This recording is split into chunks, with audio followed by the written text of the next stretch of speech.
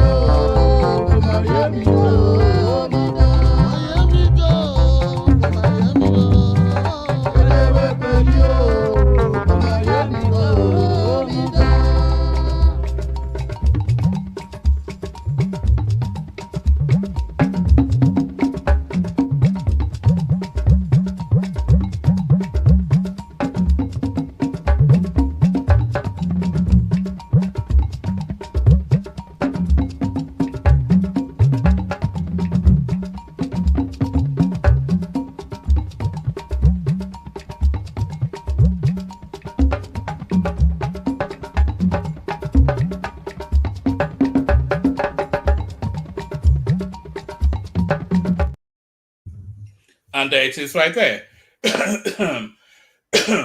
There it is right there. Here I am. So I tire of apologizing for the somewhat skittish starting time. So I tire of apologizing for that. And I'm sure you also tire of hearing the apology. So the timing is just it's completely out of skill. The timing, I know, and apologies that I abandoned yesterday as well. If I tell you why I abandoned yesterday, you might well say this man is not serious. I happened upon it's not even on Netflix, so I've been seeing clips of it all over Instagram. So I tracked it down. It's a series called Blacklist. So I happened upon it, and I happened to find it somewhere, and I watched the whole series. And I was, that's just what I abandoned the session yesterday to watch a series called Blacklist. So I highly recommend it, by the way. Anybody that's not seen it, go see it. It's called Blacklist.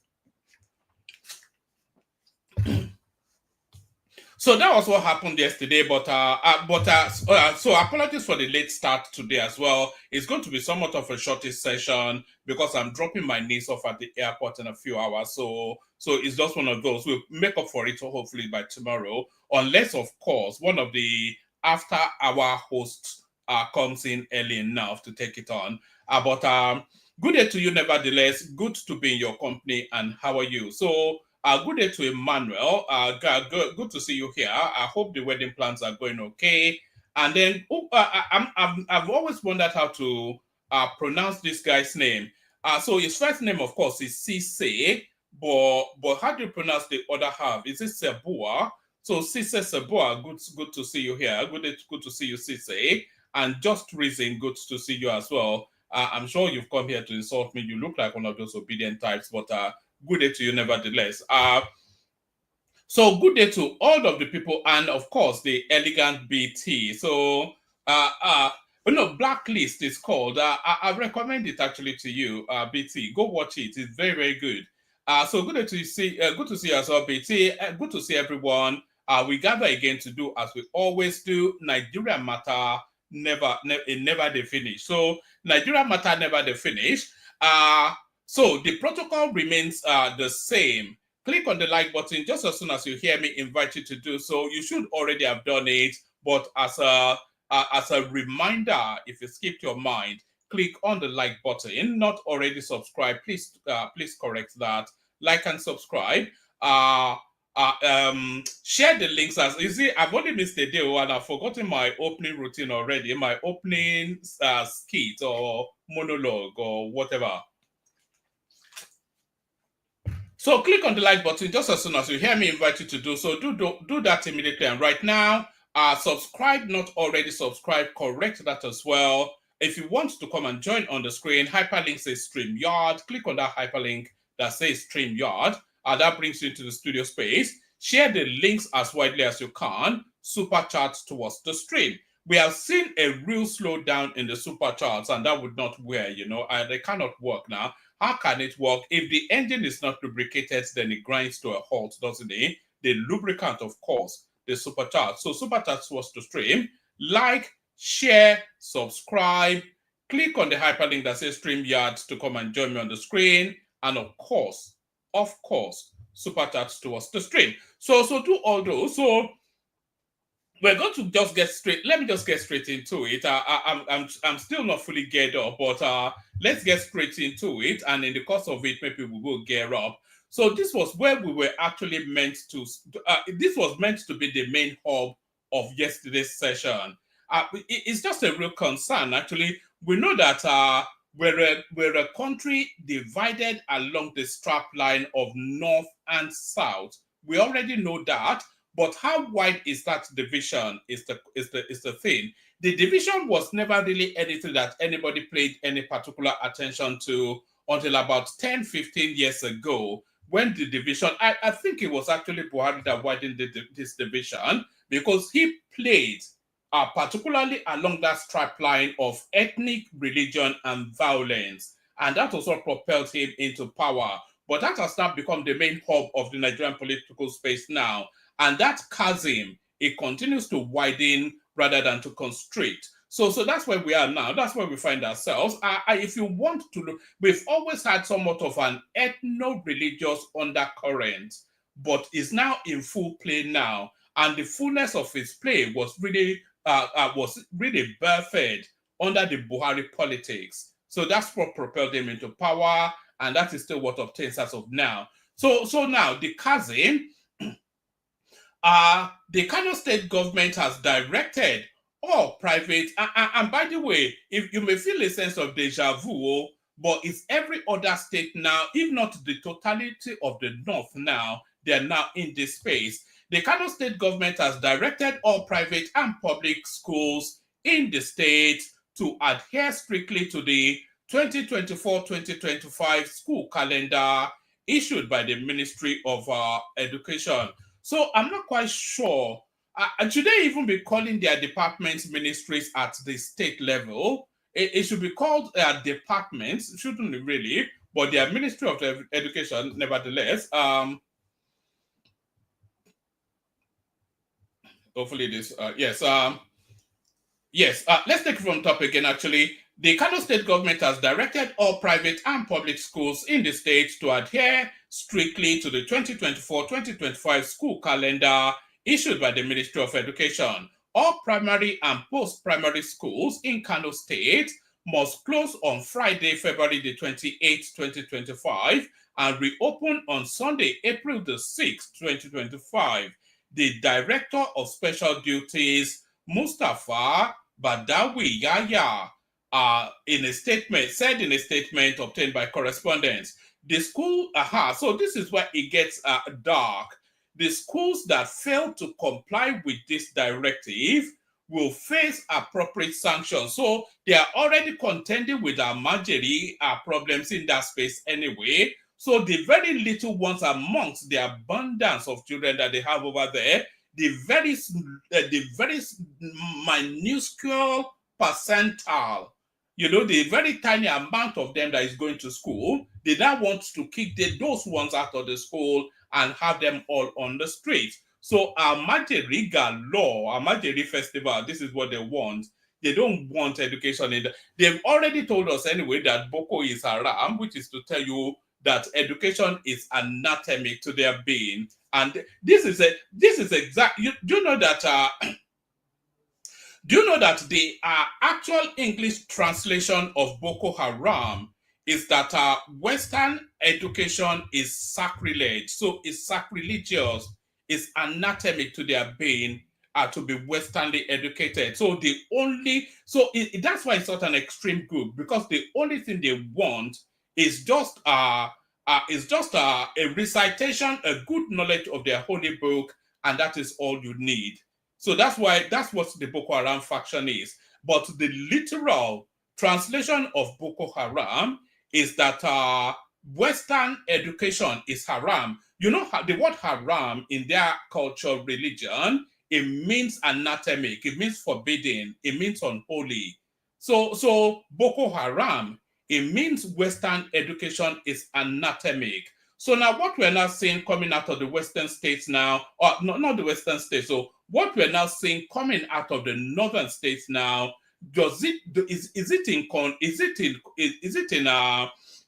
in alliance? Is it in lockstep with the doctrinal stance of Boko Haram? Is this not essentially Boko Haram, what we're saying here? This is the very definition of what Boko Haram agitates for. So here it is.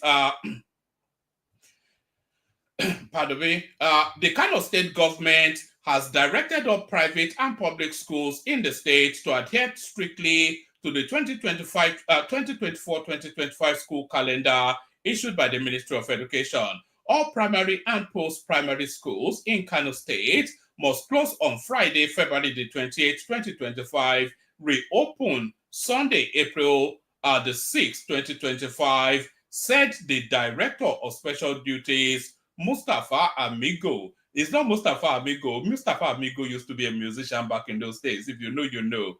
But Mustafa something or the other, in a statement on Thursday obtained by correspondence, schools that, so this is where this again aligns with the Boko Haram stance. So you adopt a doctrinal stance and then you use brute force to enforce it. So here it is now. Schools that fail to comply with this directive will face appropriate sanctions, it stated. It said the directive aligns with the government's policy under Governor Abba Yusuf to enhance teaching and learning whilst ensuring balanced and sustainable school operation. So how does keeping children out of school enhance teaching and learning?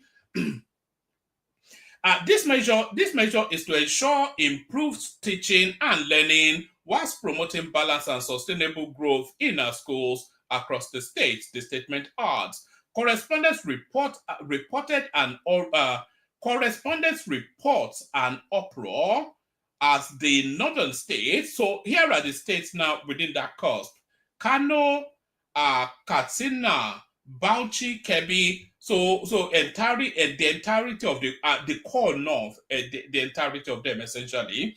Correspondence report an uproar as the northern states of Kano, Katsina, Bauchi, and Kebbi ordered schools to close throughout the holy month of Ramadan. So are they more fastidiously religious than every other Muslim?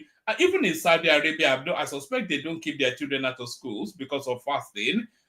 The Christian Association of Nigeria opposed the development, lamenting that school children should be deprived of educational opportunities during the period. So there it is right there. So there is that sense. That should fill you with a sense of foreboding, by the way, because now that they've done this now becomes embedded in their culture. So next year they'll do the same. And then next year they do the same. And then by the time they come back into government, they will want to make it nationwide. So this is where the concern comes in. So that's where the concern comes in. Let's go from that to this.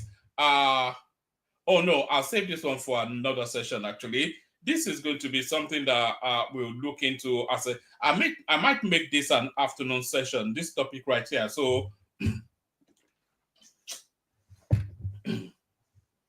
we'll skip this particular piece for a bigger session. We'll make it one of those afternoon sessions. We'll have it then. So let's go on to this one. 10 countries with largest Nigerian population or Nigerian communities around the world. So that's always been something. I wonder where the largest amount of Nigerians are. So United States, over 500,000. Canada, with over 100,000, United Kingdom 250,000, Italy 80,000, Nigeria, Germany 50,000. I don't think these figures are right. Actually, I don't think these figures are right. I suspect that in the United States there will be well in excess of 2 million Nigerians residents there. So I don't think these figures are right. So that's not right. Sadly, in the United Kingdom, even in London alone, there's close every other household is a Nigerian household in London. So I'm not quite sure where they're getting the 250,000 Nigerians in.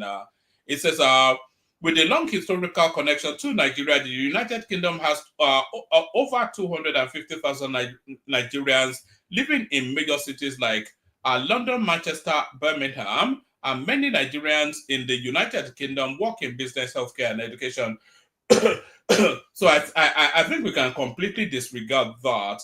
Even in London alone, is well in excess of 500,000. Italy, 80,000 Nigerians. I'm pretty sure it's in the hundreds of thousands. Germany, 50,000 Nigerians. That's a lie.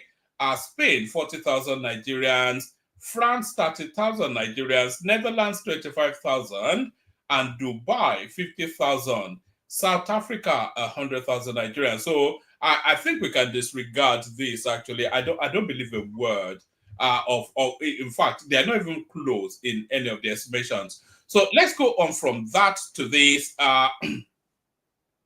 2027 presidency, Atiku speaks on dumping the PDP. So Atiku should now come off the headlines as a recurring decimal. He should accept his faith that is never going to be ever going to be a Nigerian president. It will never ever happen. If Tinubu is replaced in 2027, it will not be with Atiku Abubakar. If Atiku Abubakar is his main contender, then Tinubu gets returned. Yeah, people want some. If they are going to go from Tinubu, they might as well make a leap of faith into the unknown and Atiku Abubakar is certainly not a leap into the unknown. The media office of former Vice President Atiku Abubakar have dismissed reports suggesting that he is planning to leave the People's Democratic Party for a new political platform ahead of the 2027 general elections. In a statement issued in Abuja on Saturday, Atiku's team refuted the claims, emphasizing his continued commitment to the PDP. We have observed that some news platforms are peddling unverified information that former Vice President Atiku Abubakar is abandoning the People's Democratic Party. The statement reads, the statement further clarified that the report of Atiku's alleged defection lacks any basis in reality. So it's just ridiculous, isn't it? I think they have up to this.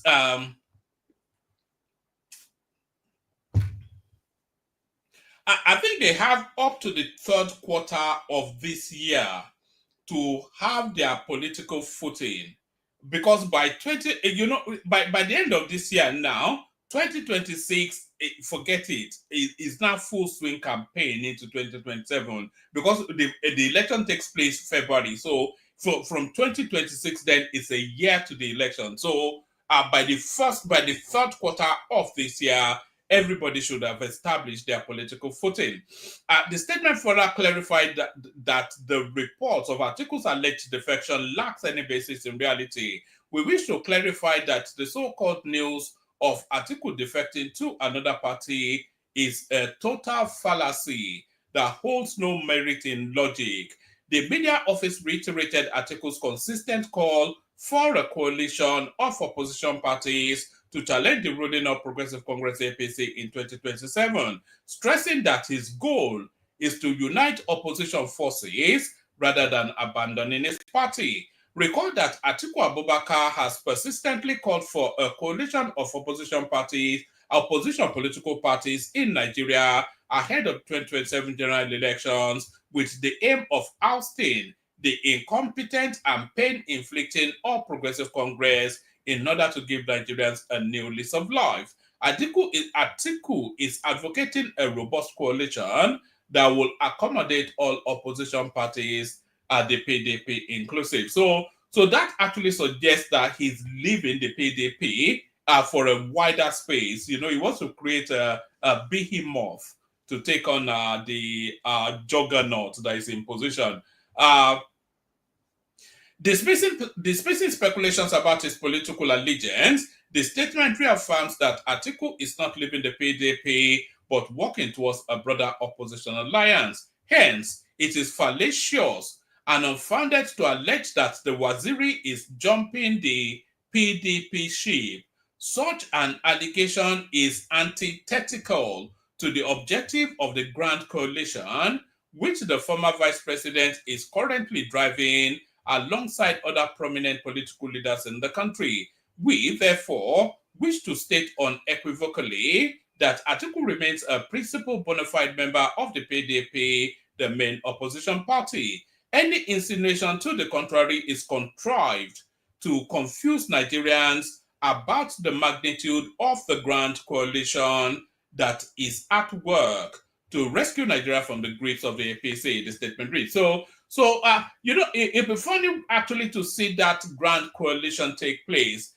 What shape or form it will take. That would be quite interesting because there's so many disparate bedfellows that do not converge both in alliance involved. There's no convergence between the politics of somebody like what's it called, El Rufai, and somebody like Peter Obi. There's no convergence there. There's no convergence between the politics of Atiku or Fayemi. There's no convergence. So it'll be a conglomeration of the desperate, the deplorables, as Hillary Clinton coined it all those years ago. So we press on, we move on. Finally, Nnamdi Kanu's case reassigned to new judge. So this will come as some sort of a victory to Nnamdi Kanu, of course, who has been shouting that she must recuse herself, will not be tried by a Fulani woman, but who have they assigned that case to? Finally, Nnamdi Kanu's case reassigned to new judge. The Chief Judge of the Federal High Court, FHC, John Tuso, has finally reassigned the case of the leader of the indigenous people of Biafra, Obi Nnamdi Kanu, to another judge. This was disclosed in a statement on Saturday, but who's the other judge? March the 8th by Kanu's lawyer, Aloy Ejimako, on behalf of his team. According to the statement, Kanu is ready to face trial because he's convinced of his innocence. Ejimako stated that on Friday, March the 7th, before the legal team conducted their routine visitation to Kanu, they received two separate official letters regarding his case. He described the letters as momentous and somewhat fiery. According to him, the first letter was from the Chief Justice of Nigeria, CJN, Kudirat Kekereekun, who responded to the team's request for her administrative intervention in reassigning Kanu's case after the previous judge recused. The second letter was from the Chief Judge of the FC, informing the team that Kanu's case has been reassigned to another judge. He also disclosed Kanu's instruction to his legal team to appreciate the CJN for her prompt response and to the public for their support in demanding a lawful reassignment of his case. It was given these untoward developments that were propelled to resort to extraordinary measures to ensure that his case was properly reassigned and conducted by law. So that's Kanu then. It won't be long before it starts raining abuse on the next judge as well. We know how this guy operates.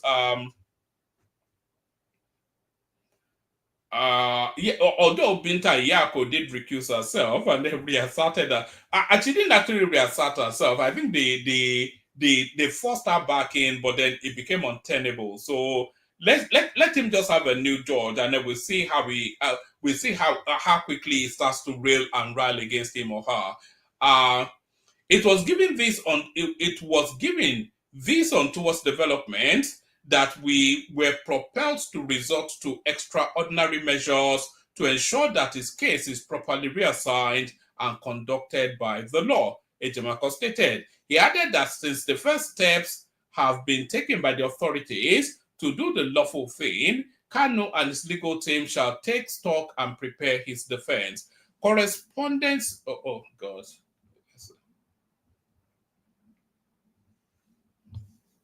All right. Is that enough? Actually, if they don't give us the name of the judge, I don't know.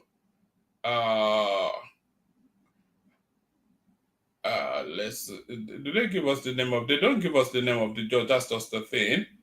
Correspondents reported that at the last hearing of the case, a judge of the FHC in Abuja, Binta Yako, adjourned the trial of Kanu indefinitely. Yako adjourned the suit on Monday, February the 10th, following Kanu's insistence that the judge could not preside over his case since she had recused herself. Kanu challenged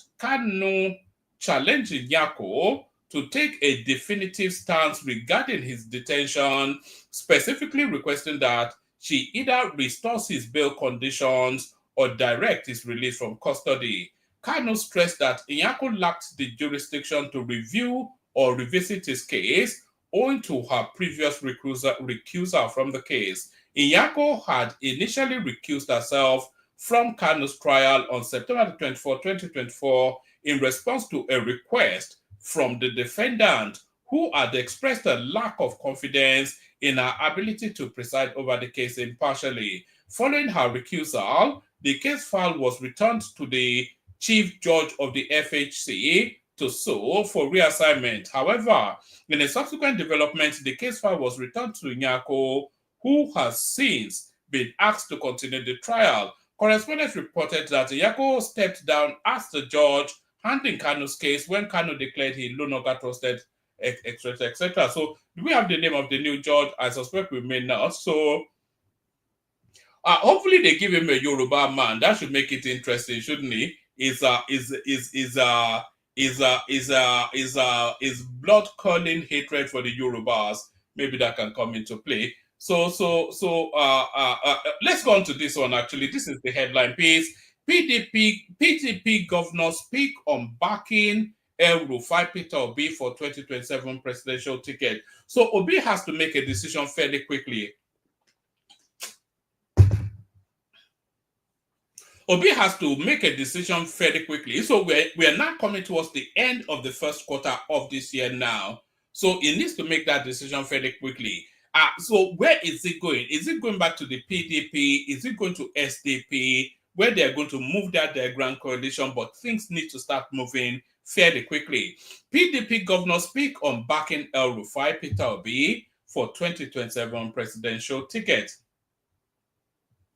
The People's Democratic Party PDP Governors Forum has dismissed claims that its members are backing a joint presidential ticket featuring Kaduna State Governor Nasir El Rufai and former Anambra State Governor Peter Obi for the 2027 election.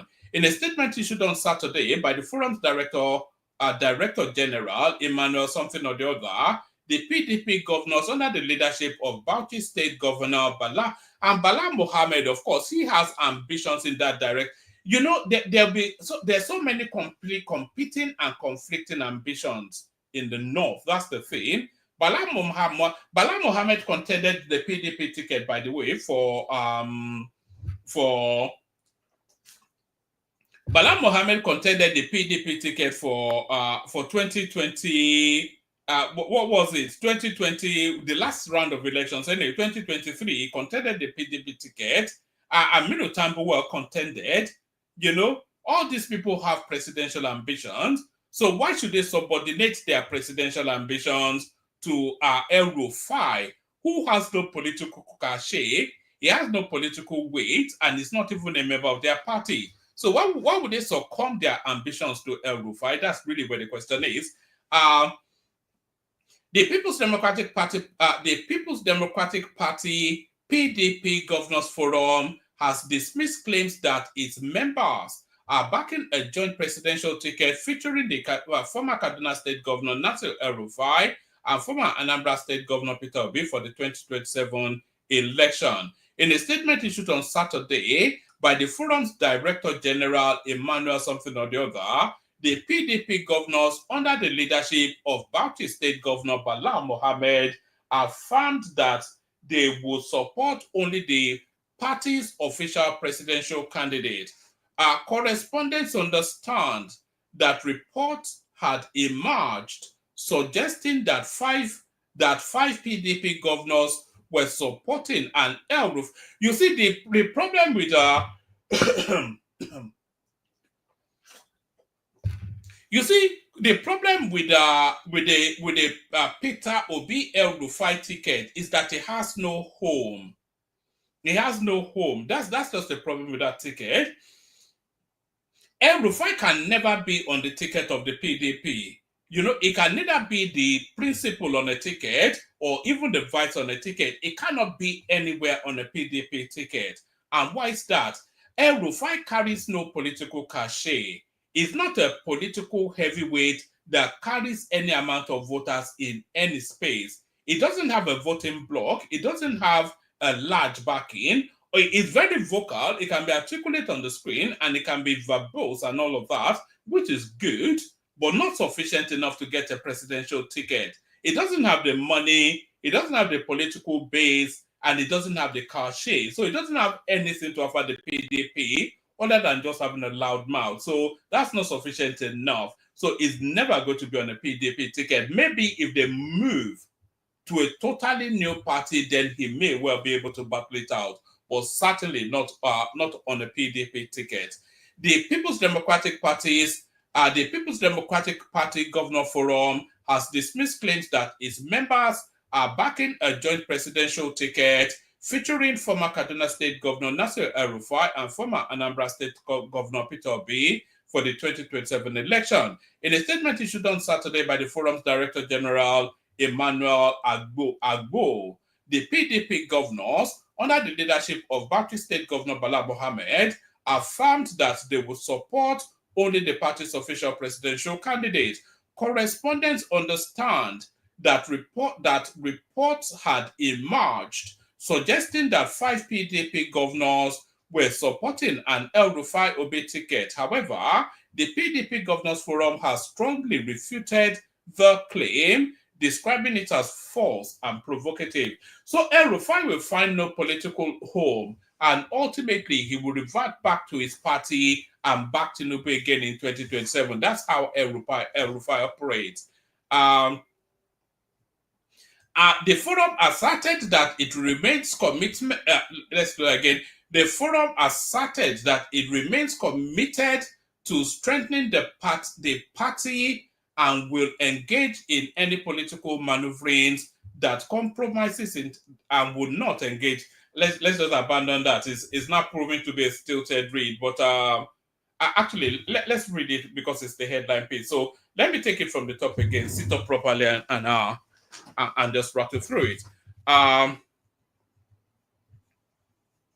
The People's Democratic Party's Governors Forum has dismissed claims that its members are backing a joint presidential ticket featuring the former Kaduna State Governor Nasir El Rufai and former Anambra State Governor Peter Obi for the 2027 election. In a statement issued on Saturday by the Forum's Director General, Emmanuel Ago, the PDP governors, under the leadership of Baptist State Governor Bala Mohammed, affirmed that they will support only the party's official presidential candidate.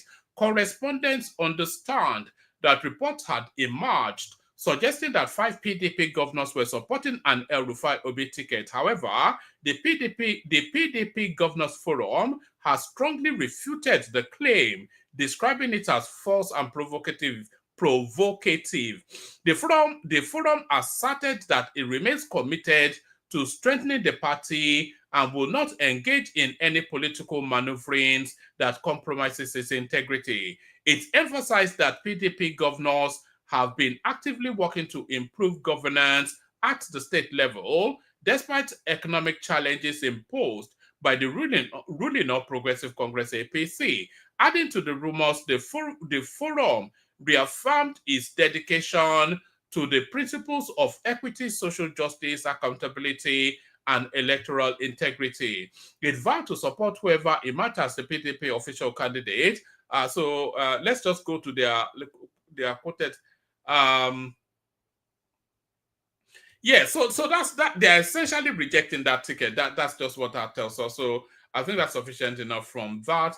Akpabio breaks silence on ex-NDDC MD's harassment claim amidst Natasha saga. So that is that Joyce Nune or something that accused him previously. So what did they have to say on that? Let's see. Senate President Godswill Akpabio has threatened to take legal action against the former managing director of the Niger Delta Development Commission, NDDC, Joyce Nune, to prove the sexual harassment allegation she made against him 5 years ago. The Senate President made the vow at an event organized in honor of International Women's Day in Abuja on Thursday, March the 8th, while speaking on a recent sexual harassment allegation leveled against him by Senator Natasha Akpoti.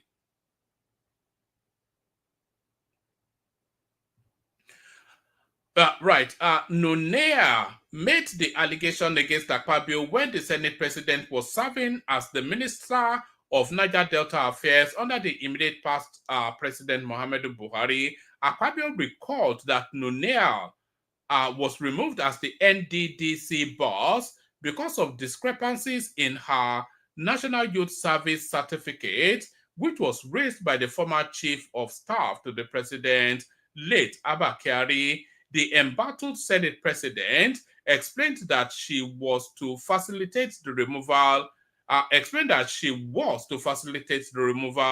of the former NDDC MD before the matter escalated.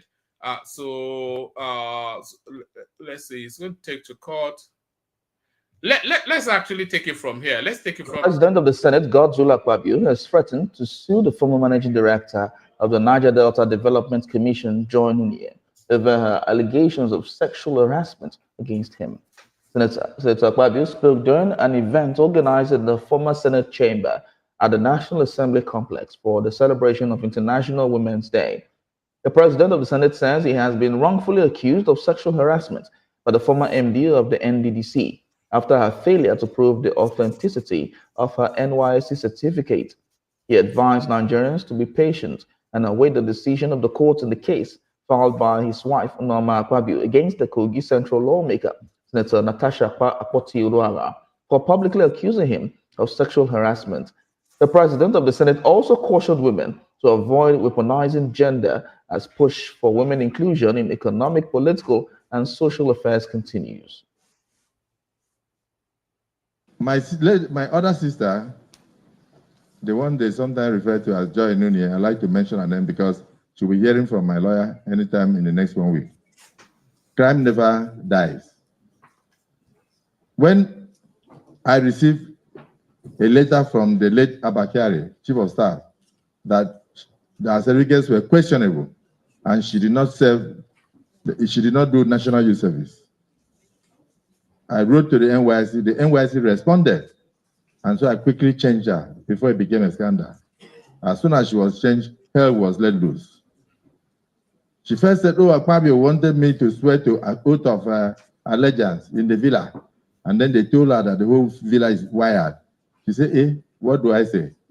The next thing she came and said, he tried to touch me, and I slapped him. I'm the first woman in Niger Delta to slap him. So Ruben Abati now said, "Is it like sexual harassment or rape?"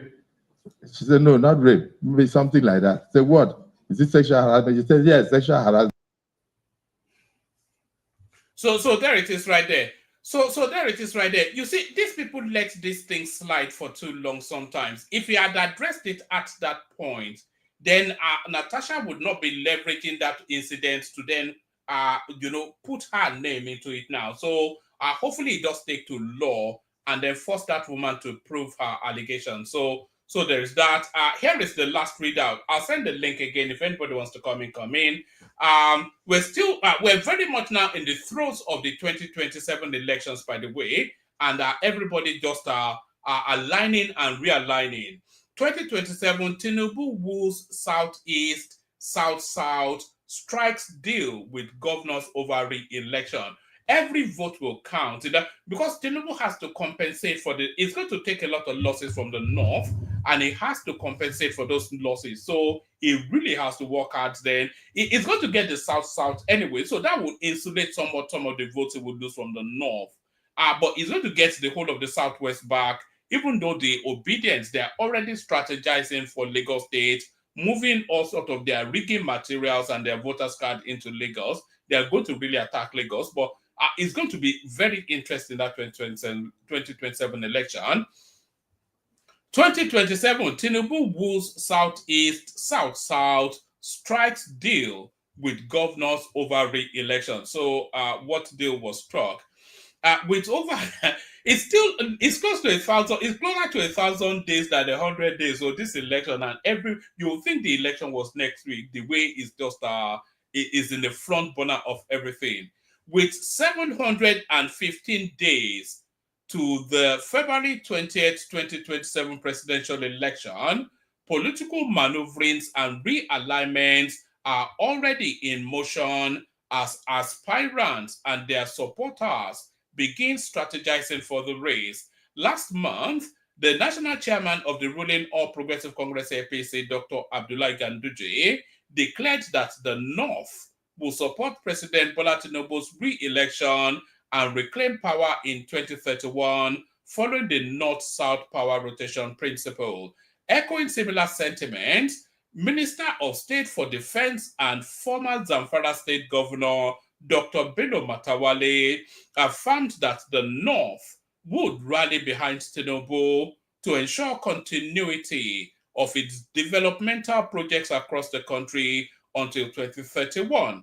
However, their comments have drawn mixed reactions from northern leaders, especially as sources indicate that Tinubu is courting Southeast and South leaders to boost his 2027 re-election. So him cutting Southeast and South-South does not necessarily mean that is as a consequence of losing favor in the North, which almost certainly it is, but not necessarily so.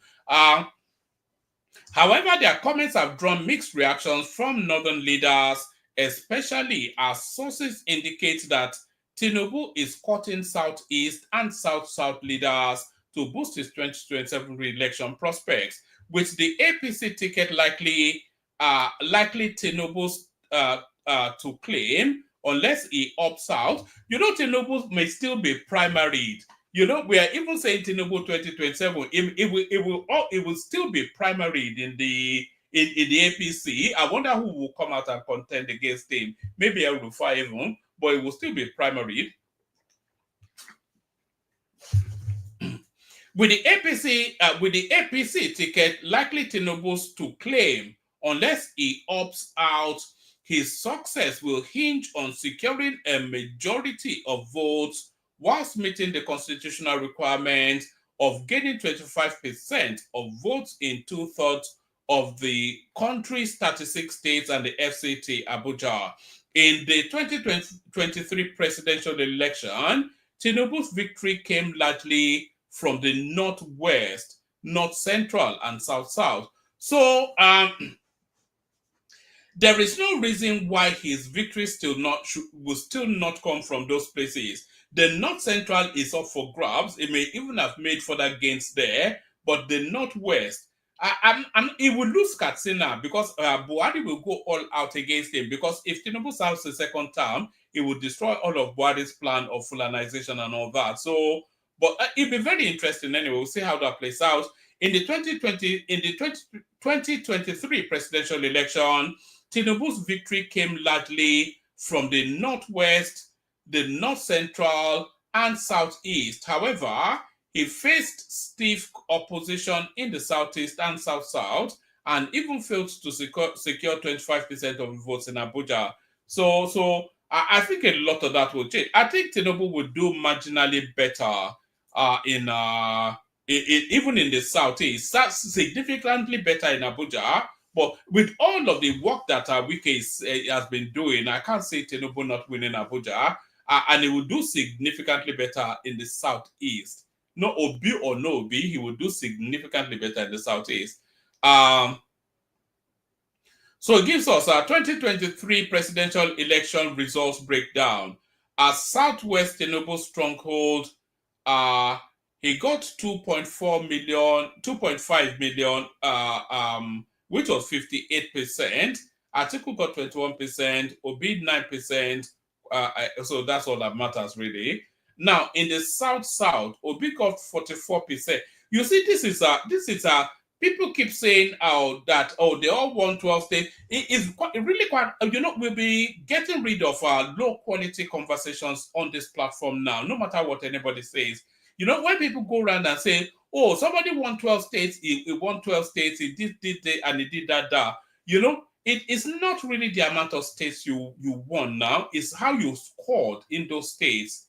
So let's take Lagos State as an example. They tell us that Peter Obi won Lagos State, but what was the margin? It was 50,000 votes. So out of roughly about 1 million votes, the differential was 50,000. But in the states that Tinubu won, in every other state, if not all of the states, if he was not winning, he was coming second. So how does that not then guarantee victory? But no, 2023 presidential election results breakdown, Southwest, Tinubu stronghold, he got 58% of the vote, Atiku 21%, Obi 9%. How Obi got 9%? It's just testament to the egalitarianness of the Southwest that Obi will get 9% and Atiku will get 21%. It's just unbelievable. But then you get even better results in the North. So in the Southwest, he got 58%. Atiku got 21%, Obi got 9%. In the South-South, Obi got 44%, Tinubu got 29%, Atiku 26%. In the Southeast, even in the Southeast, they say the Southeast historically votes for PDP, but these results don't actually bear that out. in the Southeast, Obi got 89%, 89.6. So let's just say 90%. Obi got 89%. So the next closest person was again Tinubu, who got essentially, if we round it off, 6%. So not Atiku. So the people who opted out of the Obi space, they opted to Tinubu, not Atiku. And we will see that play out again, but the margins will be a lot more constricted. Yeah, Tinubu will do significantly better in the Southeast, because a lot of people are tiring of in the North Central. Tinubu actually won it outright. He got 41%, Obi 33%, and let's see, in the spaces that Obi did not win, he didn't come second. So in the Southwest, Atiku came second. In the Obi won the South, Tinubu came second. Obi won the Southeast, Tinubu came second. Tinubu won the North Central, 41%. But Obi came second, actually. Yes, Obi came second there, 33%. I wonder who was voting for him there. In the Northeast, Atiku won that, Tinubu came second. In the Northwest, Tinubu actually won the Northwest, curiously. Let's actually see, 2.6 million votes there. It got there. So that's essentially where the margin is. You see this right here. This he has to compensate. He has to insult. It will probably hemorrhage maybe even 1 million votes from that. So he has to insulate what he loses in that 2.6 million votes by trying to harvest votes from other spaces. So that's essentially where this is. So in the Northwest, Tinubu won outrightly, 41%. It was actually a clear victory. Atiku 33%. It also depends on who contends against Tinubu. If it's a lightweight, and anybody and everybody is a lightweight compared to him now, if it's Atiku, he's not going to win the Northwest. That certainly is not going to happen. And if it's Obi, Tinubu will win it outrightly. So even if it's Atiku may even win the Northwest, but the margins will be a lot closer than when Tinubu won it. So there's that right there. So there's that right there. And then this is the total votes in the North. So Tinubu got 5.3 million votes in the North. And that was 38% of the votes cast there. Atiku 4.8, which was 35%. Obi 2 million votes. How Obi was able to garner 2 million votes in the North, it runs contrary actually to the ethno narratives of the Nigerian space that Obi will get 2 million votes, beating Kwakwanso to 1.4 million votes. So there it is right there. In the South, Obi actually won the South outrightly for reasons of the somewhat dubious votings that we saw from the Southeast. So Obi won the South by 44%, which is a clear margin from Tinubu's 35%. So, of course, we've already gone through the figures, so we know where the weight of that comes from. How many votes actually came in from the Southeast? Let's see. How many votes came in from the Southeast? Where is the Southeast? Yes, 2.2 million votes came in from the Southeast, and Obi got 90% of that. So essentially, the winning of the South is just the votes from the Southeast. That's what that tells us. Total votes in the South, Obi won 44%, Tinubu 35%. So that's that. Tinubu's 2027 strategy, wooing the Southeastern South-South to improve his standing in the Southeast and South-South. Tinubu is reportedly reaching out to governors and political leaders in these regions. Sources indicate to correspondents that apart from implementing key projects in these zones, Tinubu is exploring a political arrangement that will allow opposition governors to retain their seats in exchange for electoral support in 2027. If successful, this strategy could see Professor Charles Soludo, Anambra Abga, Dr. Peter Mba, Enugu PDP, and Pastor Umo Eno Akwa Ibom, the PDP government in Bayelsa, and Sharif in Delta State, retaining their positions whilst Tinubu secures the required votes in the state. So it's a political horse trading going on there. Even if I think this is how we should play it. I see Soludo actually weighing towards Tinubu in 2027. So we know that Soludo cannot abide Peter Obi. He doesn't even recognize anybody like El Rufai or Atiku. So the choice that Soludo has to make is between Peter Obi and Tinubu, and you cannot see Soludo going with you cannot see Tinubu going with Peter Obi. He detests the guy. We all know that. So he detests the guy. Let's see what else is there. So it says that if successful, this strategy could see Professor Charles Soludo, Anambra Abga, Dr. Peter Mba, Enugu PDP, Pastor Umo Eno, Akwa Ibom PDP, the PDP government in Bayelsa, and Sharif, Delta PDP, retaining their positions whilst Tinubu secures the required votes in this state. So he is not even looking to win these states outrightly, I suspect, but is looking to do marginally better, not even marginally, significantly better, certainly scoring the 25% required and probably getting as much votes to insulate losses from the north as he can. And he's saying then, I'll guarantee your return, you guarantee my return. I think this is sort of horse trading that Buhari did under his tenure as well.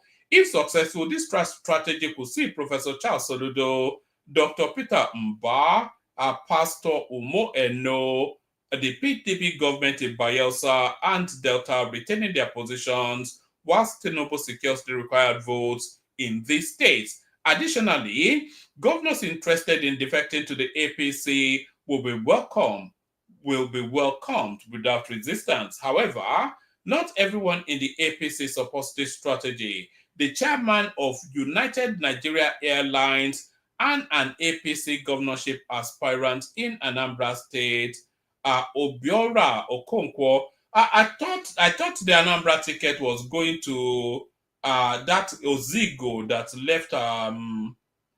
left the Labour Party to go and join the APC. It's not been decided, so I cannot see it going past that guy anyway. He would have gotten the assurances before he made the crossover.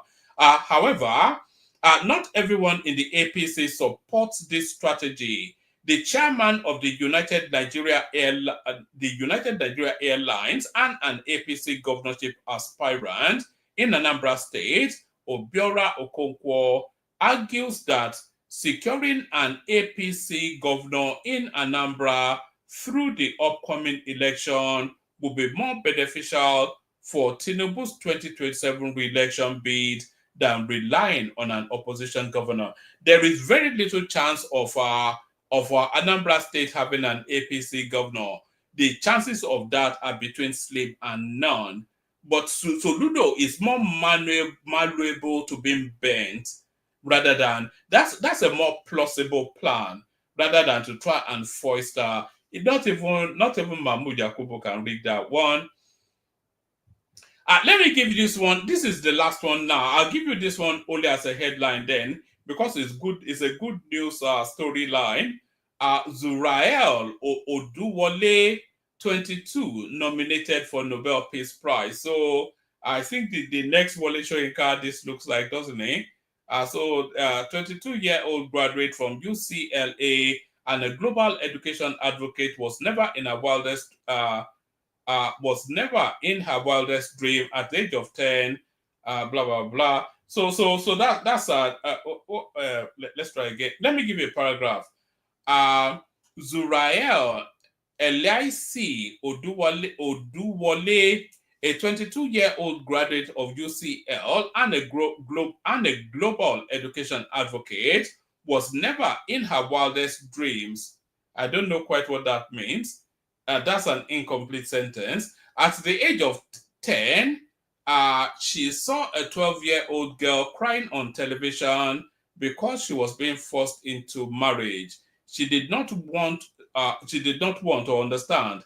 This led to her global education advocacy efforts at the age of 10. She eventually met the president of 7 African countries and became a shining example of what an educated girl can do. She co-founded the non-for-profit Dream Up, Speak Up, Stand Up to fight for equal access for girls to get educations and to end child marriages worldwide. So I don't think, I do remember that senator, what was he? Is it from Zamfara State even, that went and bought himself a 13-year-old Egyptian bride. So I don't think that's something that is stopping anytime soon. That's not something that's stopping anytime soon. Let me send the link again. If anybody wants to come in, come in. If you don't want to come in, then we'll. I'm not long here anyway. So if you don't want to come in, come. If you want to come in rather. Let me encourage rather than discourage. So if you want to come in. Let's have a conversation. I'll play you I'll play you about 3-4 clips. We play the Kegite music. We take it from there. Okay, I don't know quite what that one is. Yeah, do you recognize this man in this clip, by the way? If you recognize the man in this clip, type it in the comment section. The main guy in this clip. If you type as many names as you recognize in this clip now. It's about 40 seconds, thereabout. Type as many names as you recognize in it in the comment section.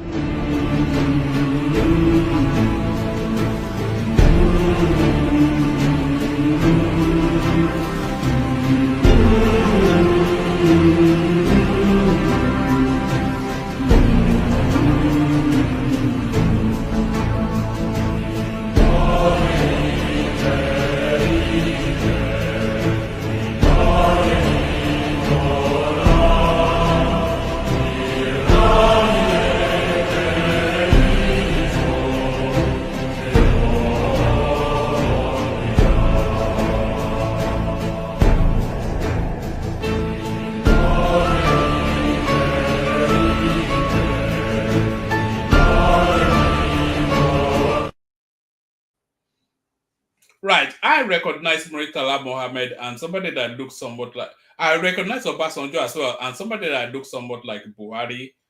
Definitely Muritala Mohammed and Obasanjo and somebody that looks like Buhari. Potato.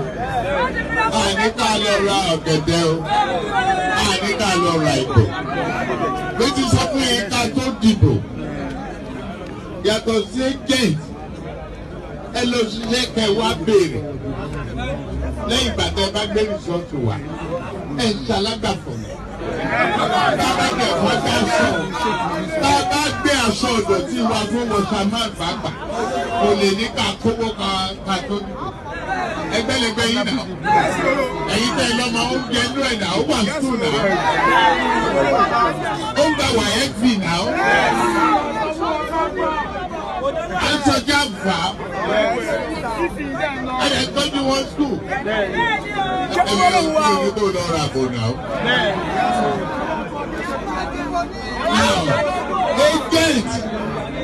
Agent wa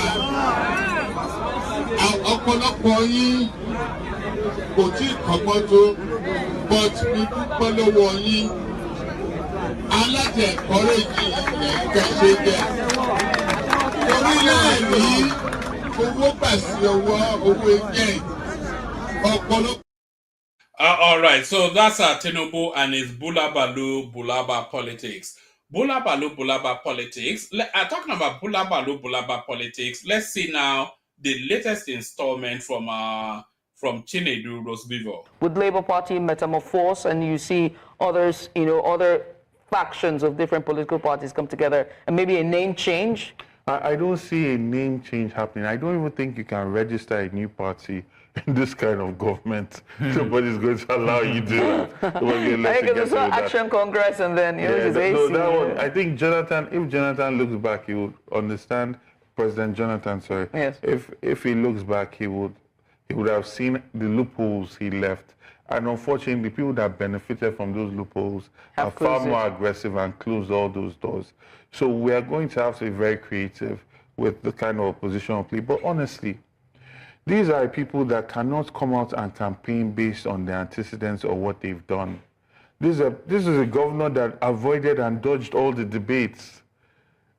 And then when we won the presidential election in Lagos State, he became a hairdresser, an electrician, and an usher all in 1 week, right? So these are not people that won based on their ideas. Let's make it clear. These people won based on violence and intimidation. And everybody in Lagos saw it. America put out a statement on that. The European Union put out a statement on that. So when we talk about them as they are sophisticated, no, they spend a lot of their energy on trying to intimidate and use money and violence to secure power. Now, the opposition must understand that you cannot be a gentleman and be going into politics expecting that the other person is going to be a gentleman. What they are is what they are. They've shown us what they are. Now we must respond to that. And that's where we are now. It's not about ideas. It's not about the benefits they brought to Lagosians. Because if they have, all they need to just come out and say is, look at how many affordable housing we've done for all these people. Mm-hmm. Look at how many children are now back in school and have fantastic education. Look at how we can open the taps in Lagos Island, Apapa, and everywhere the way we used to open it in 1910. And we could just drink water and nobody has to sink boreholes. Look at how our water corporation is working. They've had the opportunity for two decades, 20 years, to build up such amazing performance. And they cannot use the excuse that there is no money. Lagos State has the most money in Nigeria.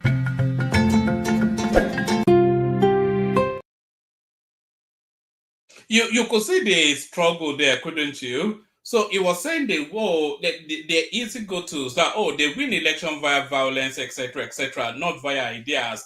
Why can't they campaign on their achievements? So he wanted to then go to list the lack of achievements in Lagos State, and he was struggling. He was saying, why can't they turn off water like they used to do in 1910? Did you hear him? 1910. That is his point of reference, because everybody can see the development in Lagos State now. Is a matter of visual. It's a matter of visual. Everybody, the Southeasterners, they are coming to Lagos to go on a train.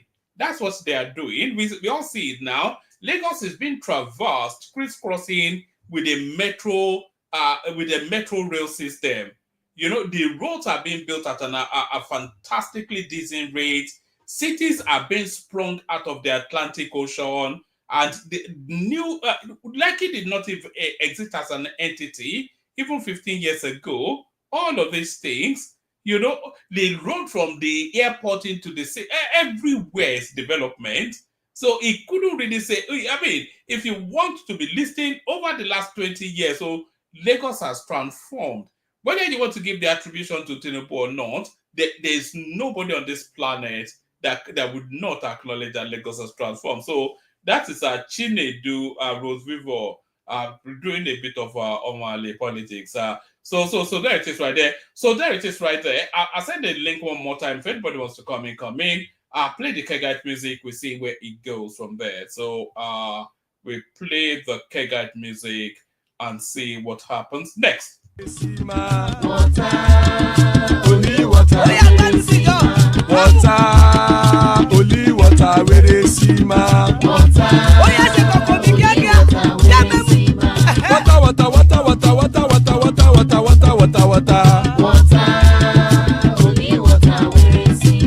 Hapa o naido. Hapa o naido. Hapa you don't come o. Hapa o naido. Hapa o naido.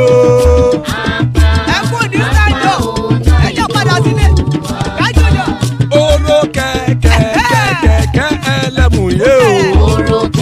Ilé sọ́dí kẹ̀kẹ́ rẹ̀ ẹlẹ́mù rẹ̀ o. Bobby master kẹ̀kẹ́ rẹ̀ ẹlẹ́mù rẹ̀ o. Chifu Faila ti kẹ̀kẹ́ rẹ̀ ẹlẹ́mù rẹ̀ o. Eruku lẹ̀lẹ̀ ẹlẹ́mù dé. Eruku lẹ̀lẹ̀ ẹgbẹ́ ẹlẹ́mù dòde ojàre o.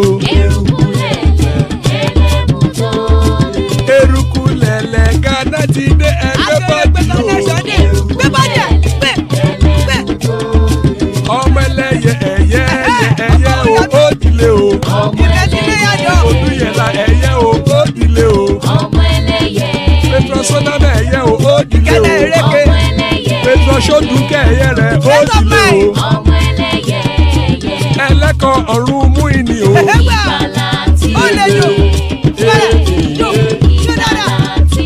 Àkùkọ ọ̀run mẹ́kọ̀.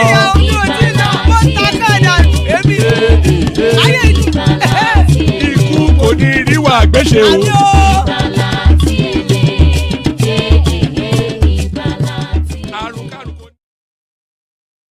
And it is right there.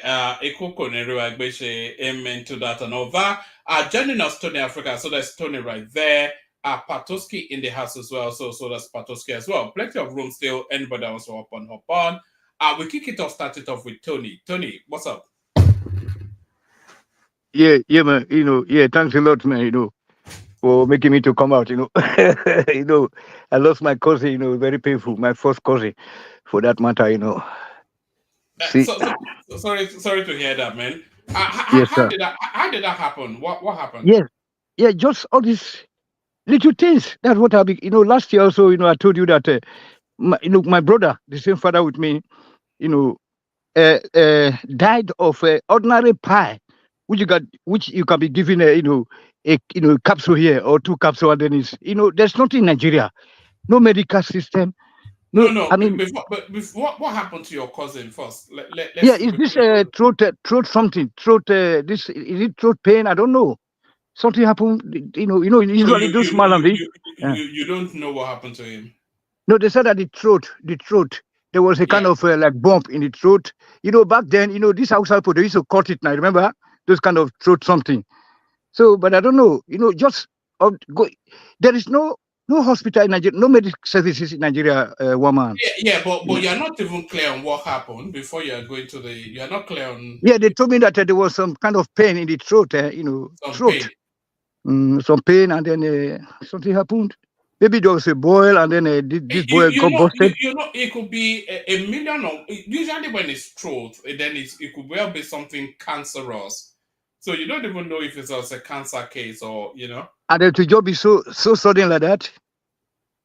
Yeah, it won't be sudden now. It won't be sudden. Yeah. It will be something that he has been carrying for a while. Maybe he has been vocal about it or not, but certainly not be sudden. Little boy like this. This guy is very, hey man, this is about 30-something years old boy, very small boy now.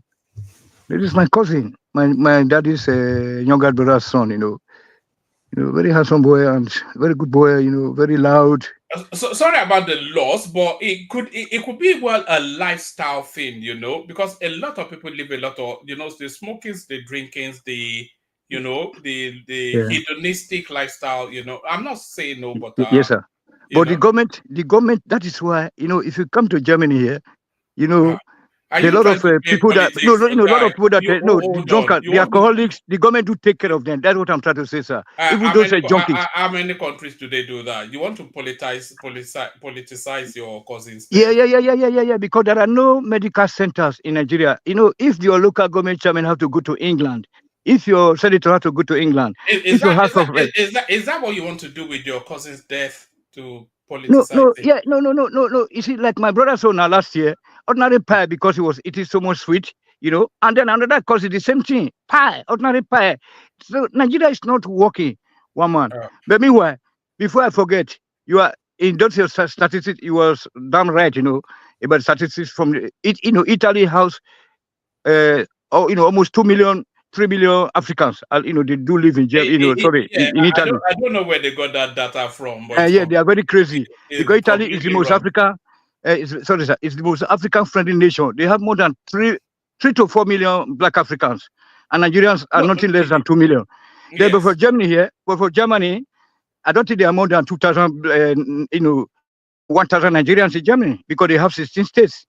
You know what I'm saying? Then you have Somalis, you have I don't think you have up to 3,000 Black people in Germany, because one man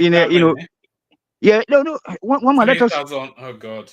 Yeah, no more than 3,000, because the rest one are just hiding they are, they are just moving like that. You know what I mean? They are, of no fees address. And once they are caught, they'll be deported or you put mean in jail. you mean registered? You mean you don't have more than 3,000? No more than 3,000 if I want to be fair. Maybe some Somalis that were here back then. But the Ghanaians, those seamen that were here that we met, and all those Americanish people, they are all old now. They are old. Most of them are dead. You know what I'm saying? They are already 60, 65, 70. They are dying, and then they can't even walk on the street. People that came to work for them, that served under the U.S. Army, the black people, most of them are dead. You know what I'm saying? So, and then, but the real black people from Africa, because German doesn't condone African people. I just want to tell you now, they don't want. I don't think you have to 1,000 registered or accepted black people in Germany, because they have 16 states. Let's say every state, let's say 10. You see that I'm even fair enough. Or let's say 20 per state. It's not like in England where England is a home away from home. Then Italy is just Italy, please. So in future, there are only 10 Africans in Berlin. Is that what in Munich? No, but no, like you may be having like 50 in Berlin because it's a big city, 50. But the rest are just living under. One man, you don't know what it's called. There are no ghettos in Germany.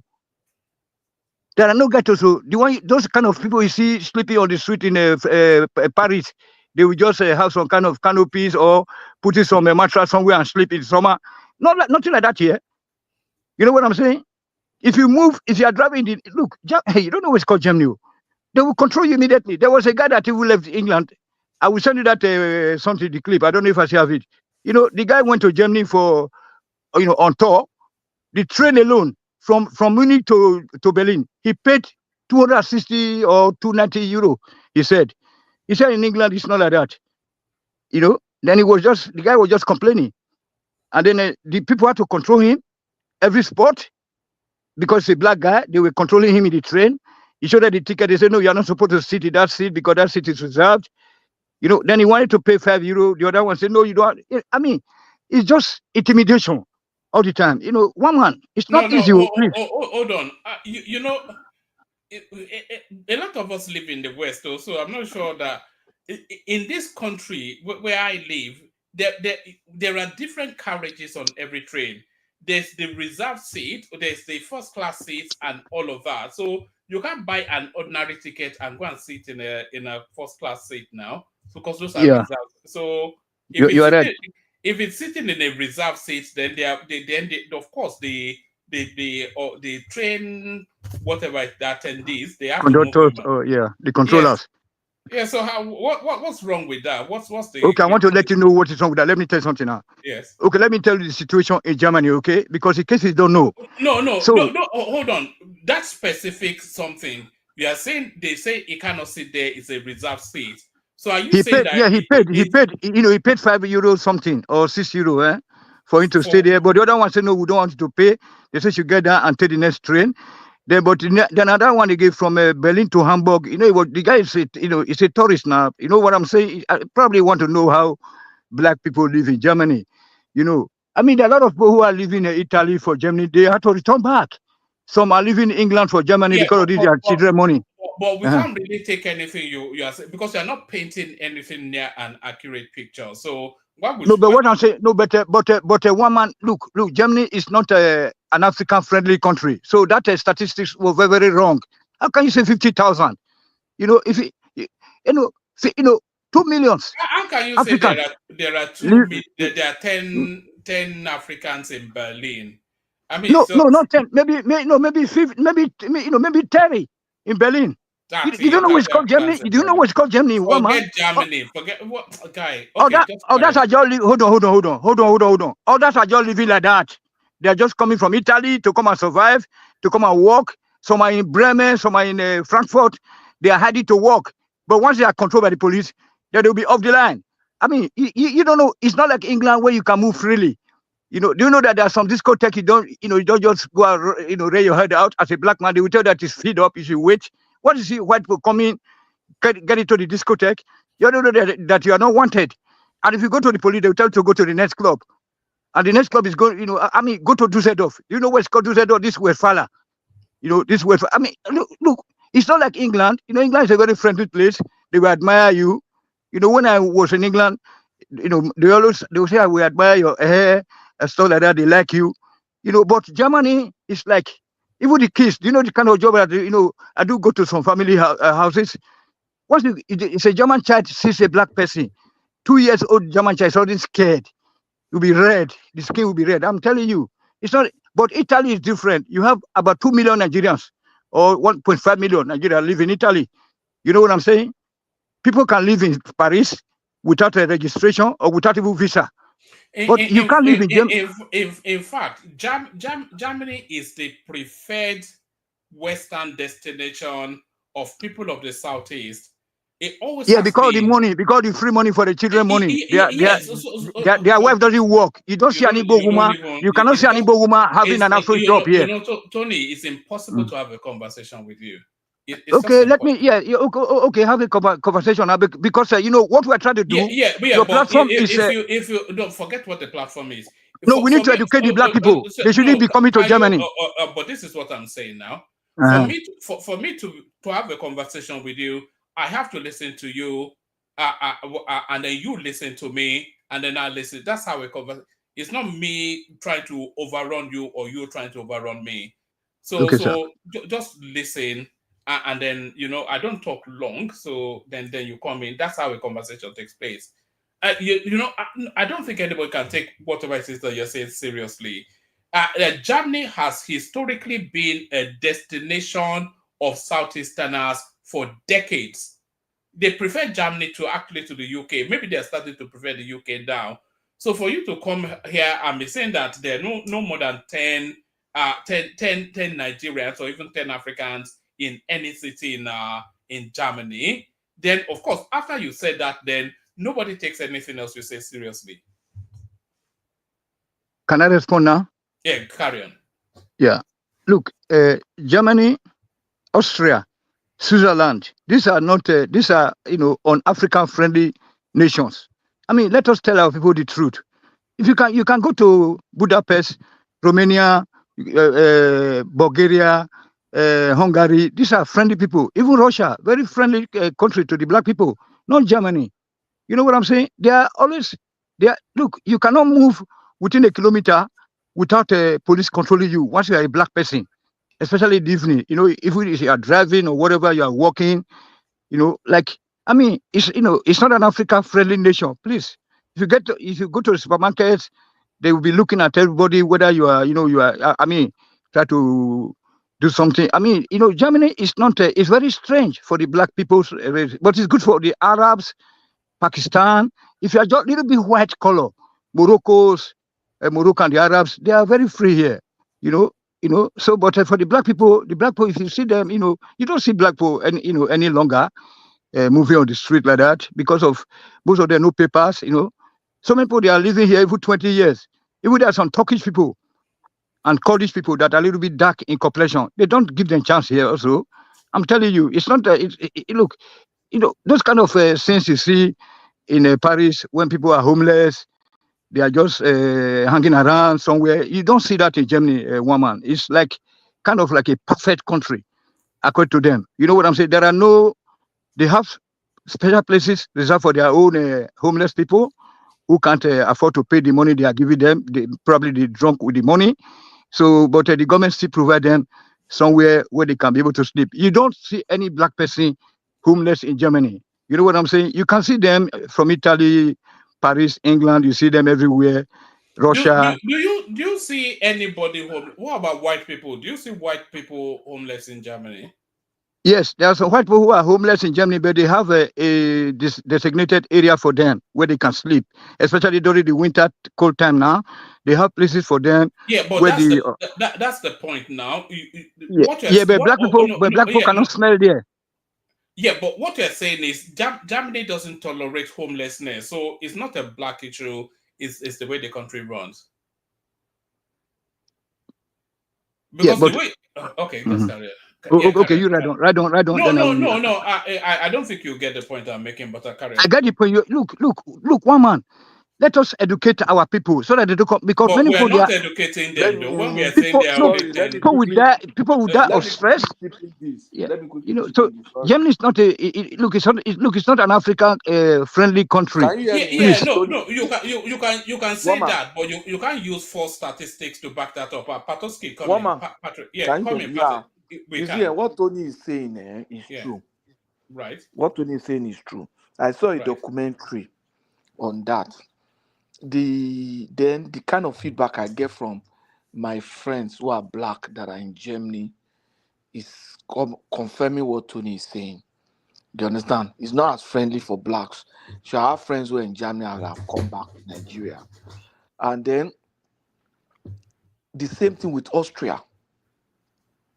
I have a friend, one of my juniors in school, was living in Austria. He speaks the language. His children were born in Austria. He said he's very intolerant for blacks. And then Switzerland, every German-speaking countries. So I think what Tony is saying is true.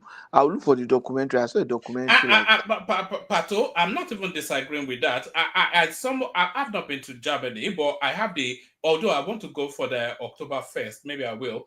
But the sense is that Germany is not friendly towards blacks, and you hear that even people put it out all the time that it's not friendly, especially towards the Africans. So that I don't disagree with, but him telling us that there are only 10 Nigerians and no, what he meant was that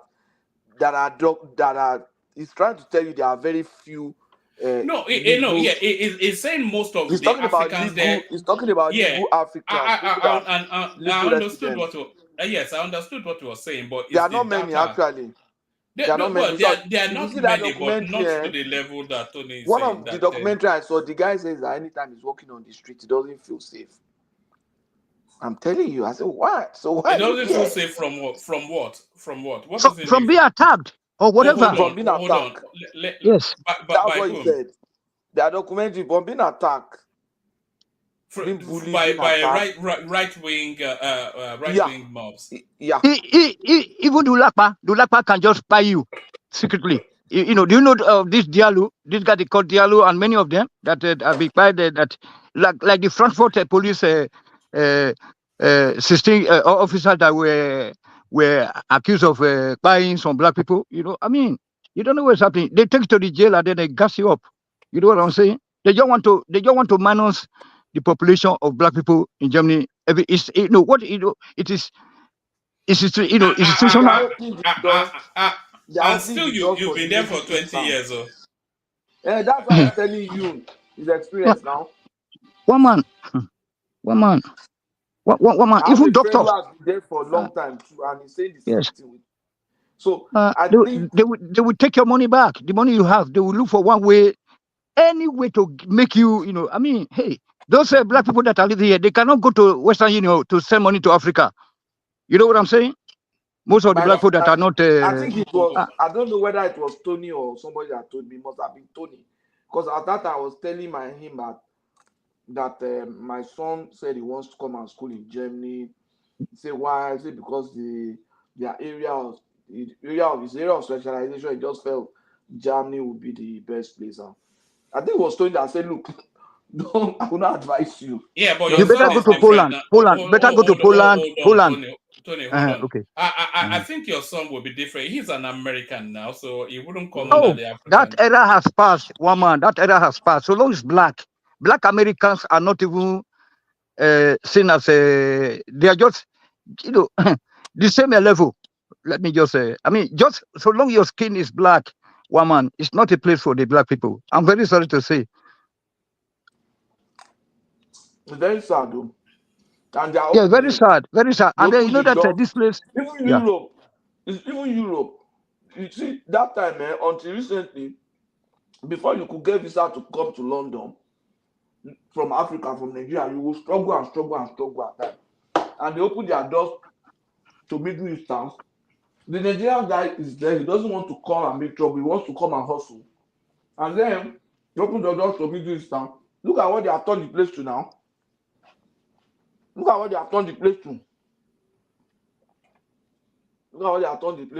So I just hope Europe I hope Europe will have sense later.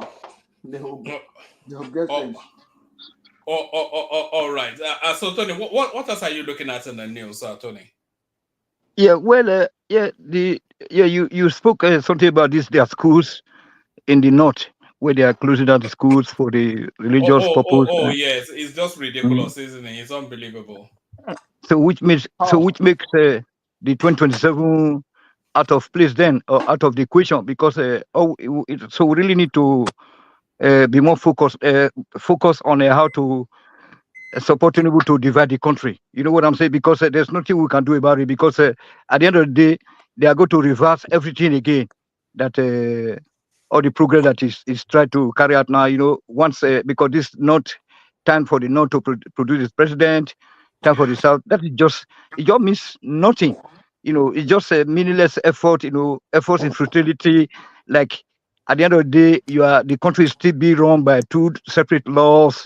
I mean, signs of that we are not that we're not the same people. We're not of the same people. You know, it's very different. You know, the way things are going, there's almost an inevitability to it that country will divide, because the North is getting more and more extreme, more fundamentalist in the way they've chosen to live their lives. And the South is getting more and more liberal. You know, the girls are scantily dressed. They are doing dirty December all over. They are drinking and smoking and getting high. And then the North is getting more Wahhabism, you know. So there's going to be because they would now want to impose that nationwide, but then would the South be able to resist it? Imagine Sharia in the Southeast, you know. I think we are heading to a collision point, you know. Exactly, because I don't know, at the end of the day, I think what is giving them this leverage or whatever power is because all this military, you know, hardware or equipment or institutions are being concentrated, you know, in the north. So, you know, so that is, they don't know that they are going to beat us hands down if there is a war. That's why it's better for us to look for another way, you know, to settle, because we are just powerless, kind of like powerless, because everything is there. There's no single fighter jets in the south.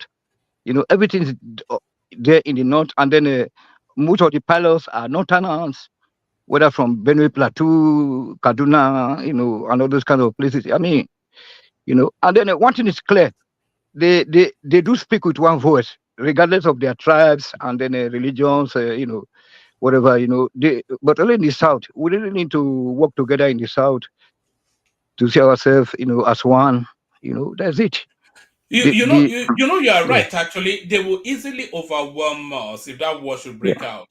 You know, because not only do they have all of the armories with them, I think Tinubu is trying to move them back or move them around a bit, but they have all of the armories there, and then they also have armories in places like Niger, Chad. So if they want to overwhelm us, they will easily. And the manpower. Waman, sorry. You said that Tinubu is trying to move decentralize the armory and the power. I don't think so. What has come about the bills that be passing in the House or talking about in the House, the tax return bill and the VAT and whatever? It's not with them. It's not with them. It's afraid of them. What happened to them? They were openly threatening Tinubu. Yes. They threaten him, and then he's. Sorry, hold on for a while, please. Sorry. Repeat what you just said, please. I said, what happened to those bills we'll be hearing in the House that they want to pass? Those tax reform bills, VAT, and the rest. What happened to them? They suddenly just went cold. No, what do you mean they went cold? They are passing it now.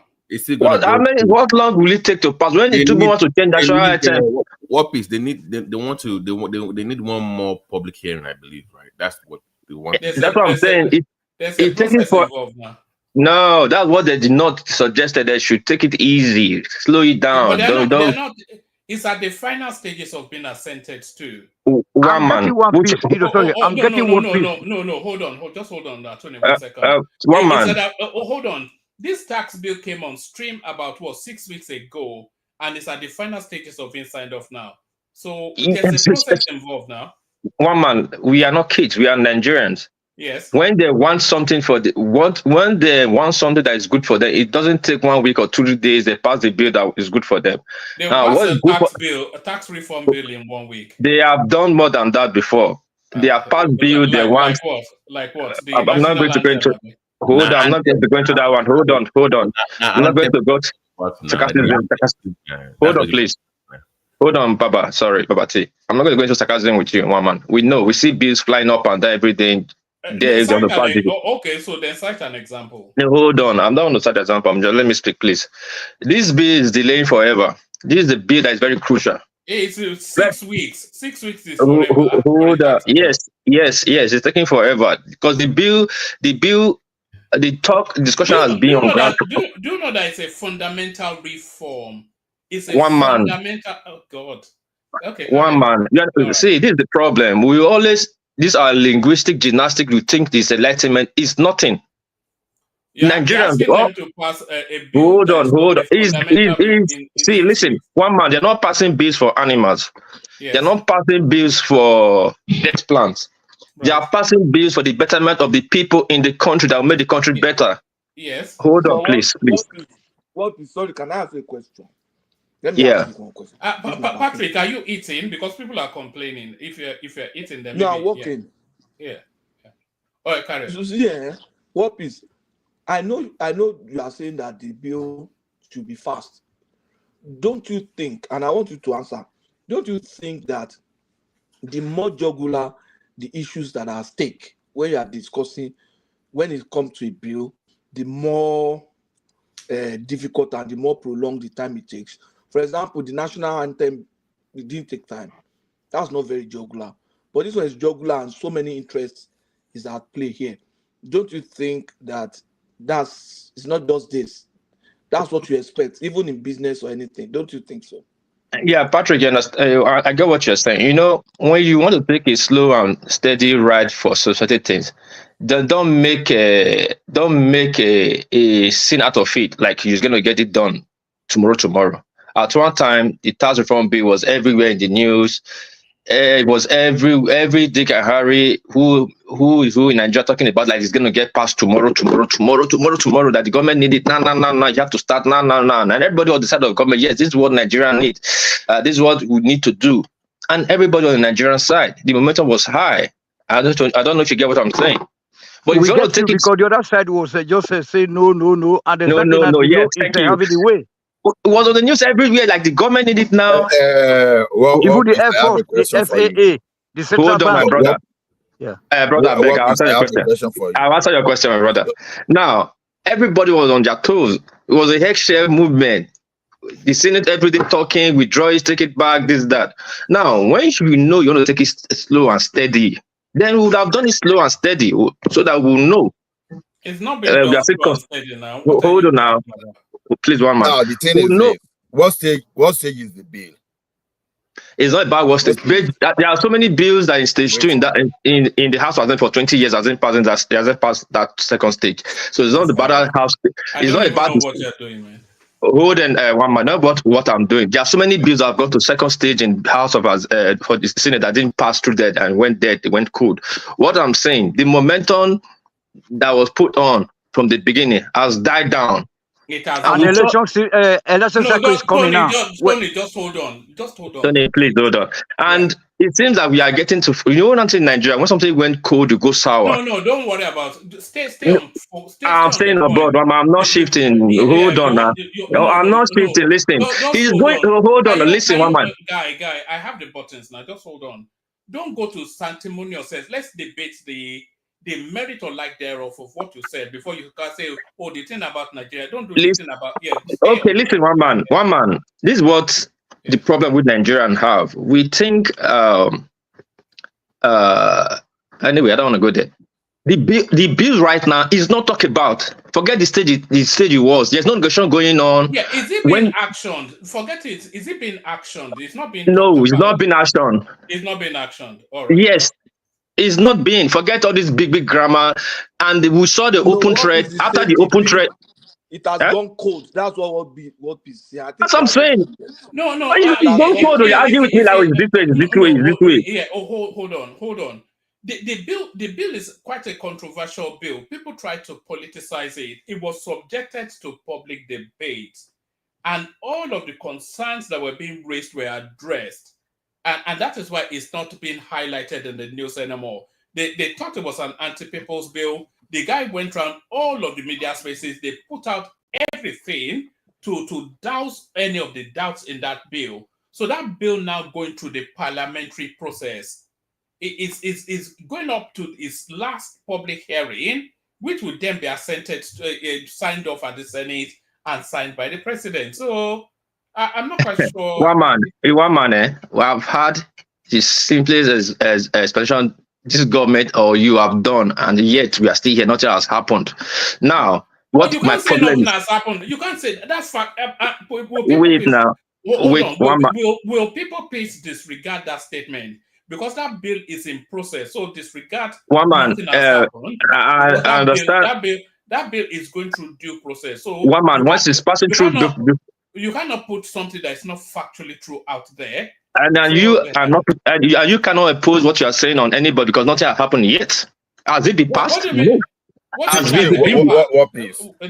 Let's just ask that. No. One man. See, hold on. One man. What please? Wait. What please? Just hold on. I just want us to reduce the conversation to a ridiculous. What was the average time of passing a critical bill in the National Assembly? There's no average time of passing any critical. Just hold on. That's not true. See, what I don't wait, guy, come. Oh, no, don't come and command me on the. Hold on now. If you want to have a technical discussion, let's have. Hold on, relax. It's a conversation between. Hold on. Now, listen to my statement. If you know the bill you want to pass is a sensitive bill, first of all, do your groundwork. But you bring it to the house. Hold on now. You're not listening much to TV now. We're all watching what was going on now. The rate they brought to the house, even cost commission. The way they were putting it through, I think that they have consulted all the arms of the government and the people that is involved before they bring it to the house. They did now. They did now. Do you want me to start bringing you everybody? The commissioners in every state was consulted. The governors forum was consulted. Every single state. This guy. Okay, now one man, you just answer yourself. If they did all these things, and they have checked out the loopholes, what would be the advantage, maybe ratified, what would be good for them, probably they push it. Why is still in the house now that people are coming up to throw spanner and wheelchair on it every day? Oh God. When you consult people, hold on now, no. One man, calm down now. When you consult people, in Japan, we see they are passing bill, dropping bills. Before they even pass bill, they'll be holding a general meeting. Not even come to the house, they'll be holding meeting. When they have politics within the house, then they'll not bring out the bill. Yeah, there'll be a little opposition, but it won't take long. They will pass it because they already done their groundwork. The problem of Nigeria, we'll bring out work before start doing our groundwork. It's not how we do things. If the people. What please? Give me any economic or political bill. Apologies, Ola, and I want us to move on from here because it's just going to degenerate somewhat into a ridiculousness. But look at this headline on the screen right here. National Assembly advances tax reform bills amid stakeholder concerns. This is as early as the 5th, which was 4 days ago. It says, as the National Assembly moves towards the final stage of President Bola Tinubu's proposed tax reform bills, both the Senate and the House of Representatives have pledged to incorporate concerns raised by stakeholders during recent public hearings. So, okay, Roman, I will tell you this. Keep this date. In a month's time, I will ask you again. And it's not going to be done in a month now.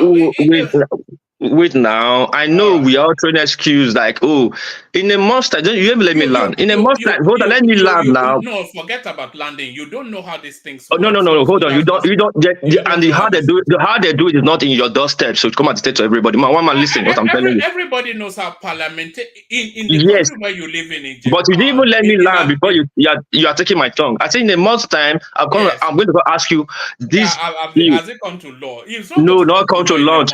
No, the progress. What Lopez is saying is that it's taking too long time, and then the military schools, bill is not yet okay. The other one is the FAA. Hold on. It's not taking too long. It's the counter argument. This bill came on stream about 8 weeks ago, not months, weeks, and then yes. When did it come up? 8 weeks is about 2 months, and by next month I'll ask you again how far the progress. That's what I'm going to ask you. Keep this date. I'll ask you the progress is determined. The progress you can monitor the progress yourself. The bill is actually going at a fast pace.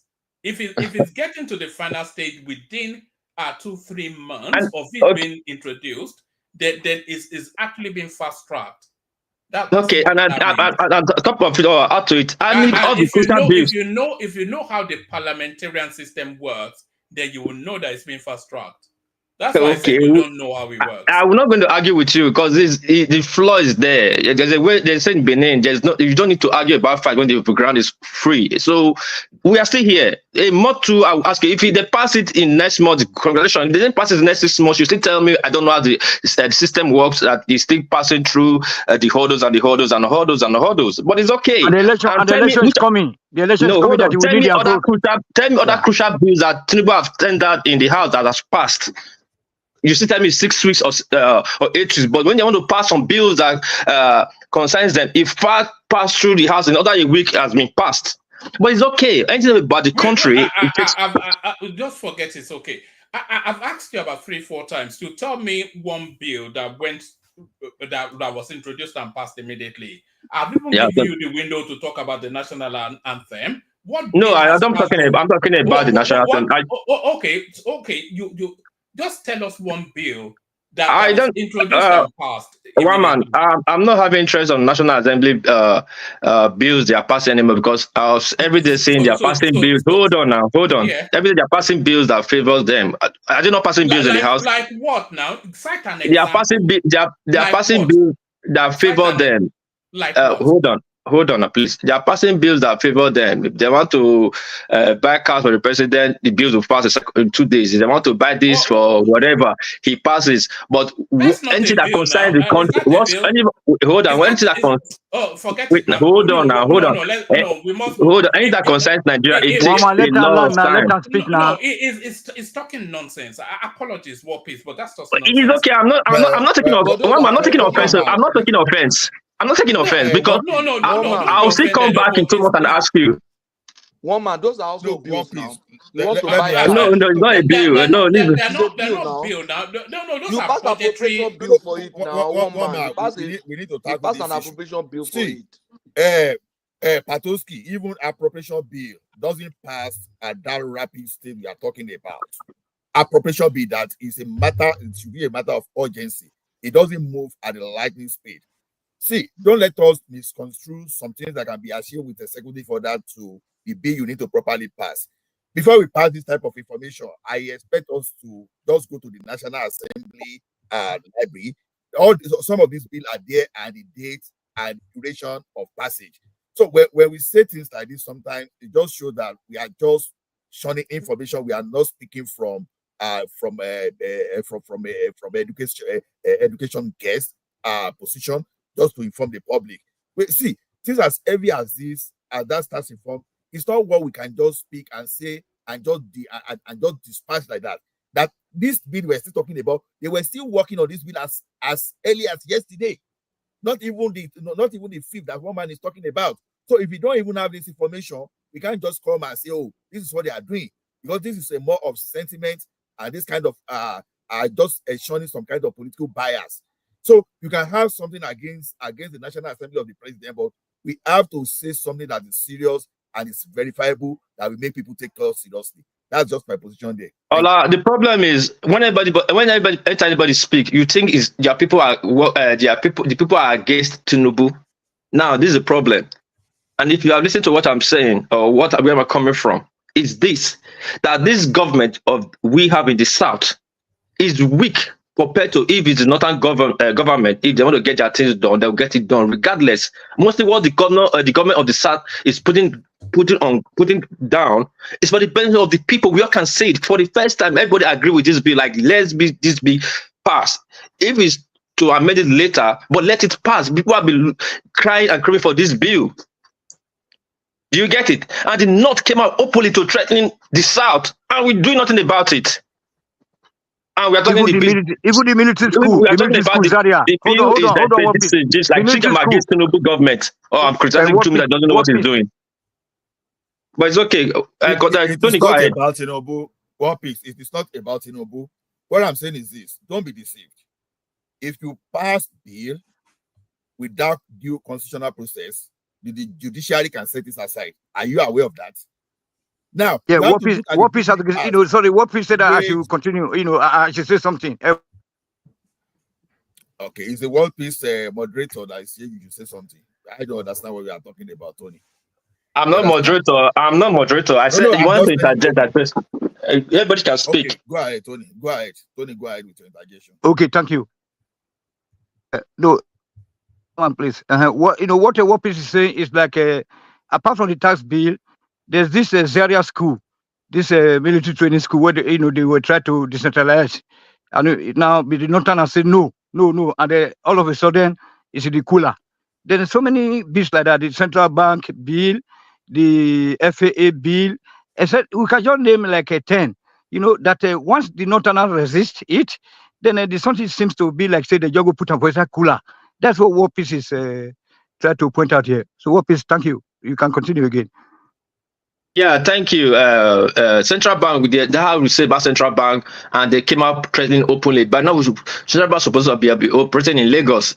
They said want to move some part to Lagos, but suddenly it went cold. That's what I'm just saying. Yeah, when these people come out the military school, so many things that is very important to the country. When you speak, they'll say, "Oh, we are against the North. We are against the North." And so at that time, we'll start being okay. Let's be like you said, let's be liberal, let's be tactical. But when Buhari was moving all this military information to Kano, who at the time did not said it's too much. The military school is too much in one place. They're the one that was saying it, but they were moving it in our presence. Either executive order or judiciary order, they were doing it. Why can't we do what is good for us? Sometimes do what is okay, not what is right. Okay, see what we are comparing now. I have an operation arm of a CBN in Abuja. It's just an office, and I say, okay, relocate this office back to Lagos. You are comparing it to federation matter. There's a difference between the federation matter and something that's exclusive of the federal government, that even exclusive to the arm. Now, you want to move a cantonment now, you want to restructure a cantonment now. It's what even the chief of staff can do in some certain cases. Or you want to reorganize the logistics within the military. So you want to compare that to something that you need to deliberate and pass a law. You have to pass a law so that when you are dealing with people based on this law, don't forget that you'll be having some kind of arbitration between the federal government and state in this matter. And you have to have law that will just take care of that. What will be the fight between the federal government and CBN departments?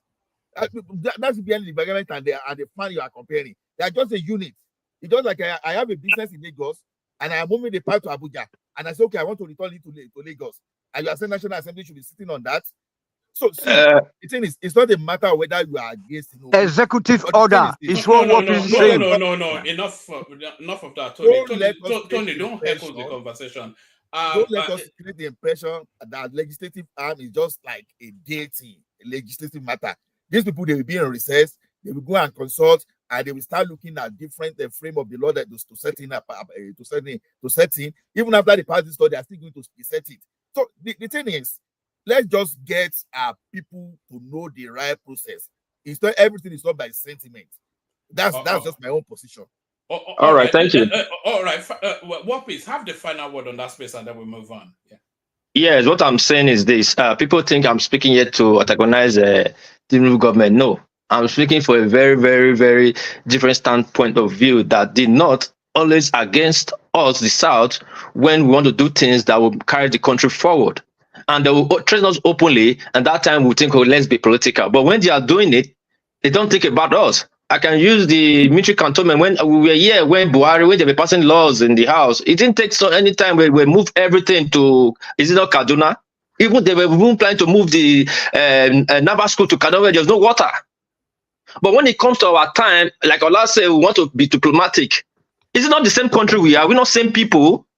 Sometimes being too rational is not nice. What they're going to do is for the benefit of the people of the country. Nobody is more Nigerian than other. This bill is good for Nigerians. There's gas bills. There's too many bills on ground that is very good that this government have proposed. But some people will be throwing spinal on it openly, and they will be saying, let's be diplomatic. And they'll be insulting the president openly. How many times have we insulted their own openly? They will keep quiet like let's be diplomatic. Sometimes it pisses somebody's off, eh? But it's okay. I use the floor. I'll wait for this bill in 2 months again. I'll still come here and interject one man. I'll be on it now. Take it upon myself, be on it till this thing get passed. Thank you, one man. All right, thank you, Opis, and thank you, Tony. So thank you. We go on from Tony to Patoski as I don't learn finish. You don't there about 40-50 minutes now. Wait till the minute again. Wait now, make a just land now. I beg. Right. You know, now you make me to be okay tonight. Thank you, sir. Right. So thank you, Mr. Waman. So yes, Tinubu to use his executive power to restructure. I think that's what people was trying to aim at, to restructure quick, whether they go against him or not, to make it one quick, because we are not expecting him to come and bring down the food prices or whatever, because there's no governmental institutions or grant to run the country. All the senators, they are only after their pockets, so it's better for him to use that one, and so that he can be able to write his name in the sand of time, that he was able to help us to achieve what we have been yearning for. We want to have a restructured Nigeria or a divided Nigeria. Thank you, sir. All right, brilliant. Thank you, Tony. So that's Tony that kicked things off for us. From Tony, we go on to Patoski. We even forgot to add Donyo Okupe's demise to the talking point. So Patoski, the floor is yours. We're talking about we were actually talking about the permutations for 2027. Still, we'll be talking about that, I think, all the way through to 2027. The latest thing that they've conjured up is Obi El Rufai in the PDP, which I cannot see. Article said he has not left the PDP, so there's that. And then Nnamdi Kanu finally gets the vexum George Inyako removed from his case. So is that somewhat of a victory for him or not? Akpabio threatening to sue the people accusing him of sexual whatnot, and all of those. And if you want to add Donyo Okupe as well, floor shows Patoski. Pato? Thank you. Yeah. Or do you need a moment? No. Okay, let me just skip. Donyo Okupe is done his own bit. So all of us that are left, we should also try to contribute our own part of it. If it's by bringing the truth to the fore on this platform, because this is an avenue where I can also contribute my quota to Nigeria. Apart from the little money we send home and stuff like that, at least we can speak to Nigerians about the rest of the world and give them first-hand information about what is happening here. And then those in Nigeria can give us information about what's happening there. We can brainstorm and try to. Sorry, Pato. Let me bail out and hand over to you, or to both you guys, to you and Ola. Ola, the super chatter. I have to draw somebody at the airport in a few hours, so let me go off and get a short eye. Thank everyone. See you tomorrow. Back to you, Pato. Yeah.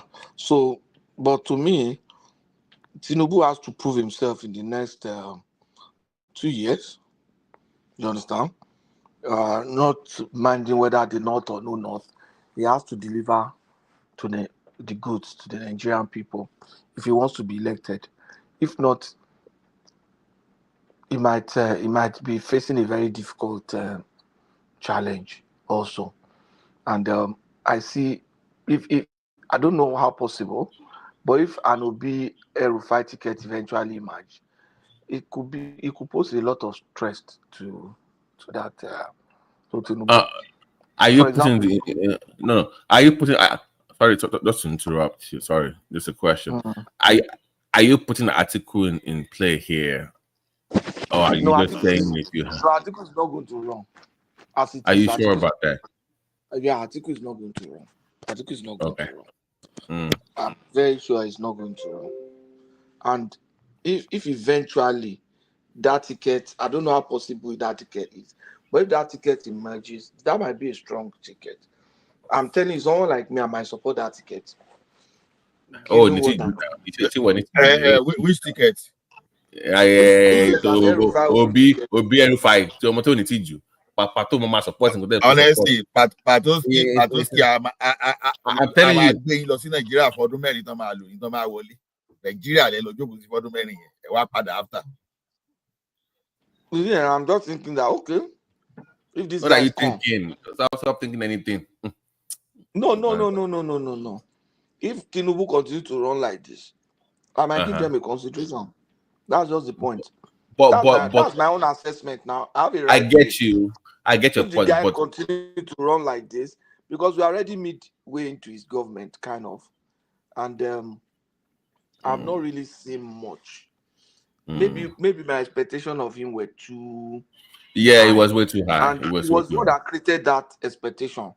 Oh, I'm going to do this. I have a strategy.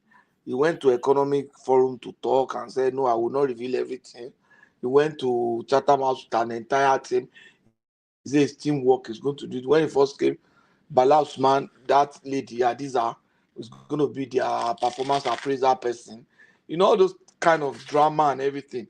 Nothing. I'm not seeing anything done by Dele Alake. I'm not seeing anything done. That's one area that they need to work with. Solid mineral agriculture.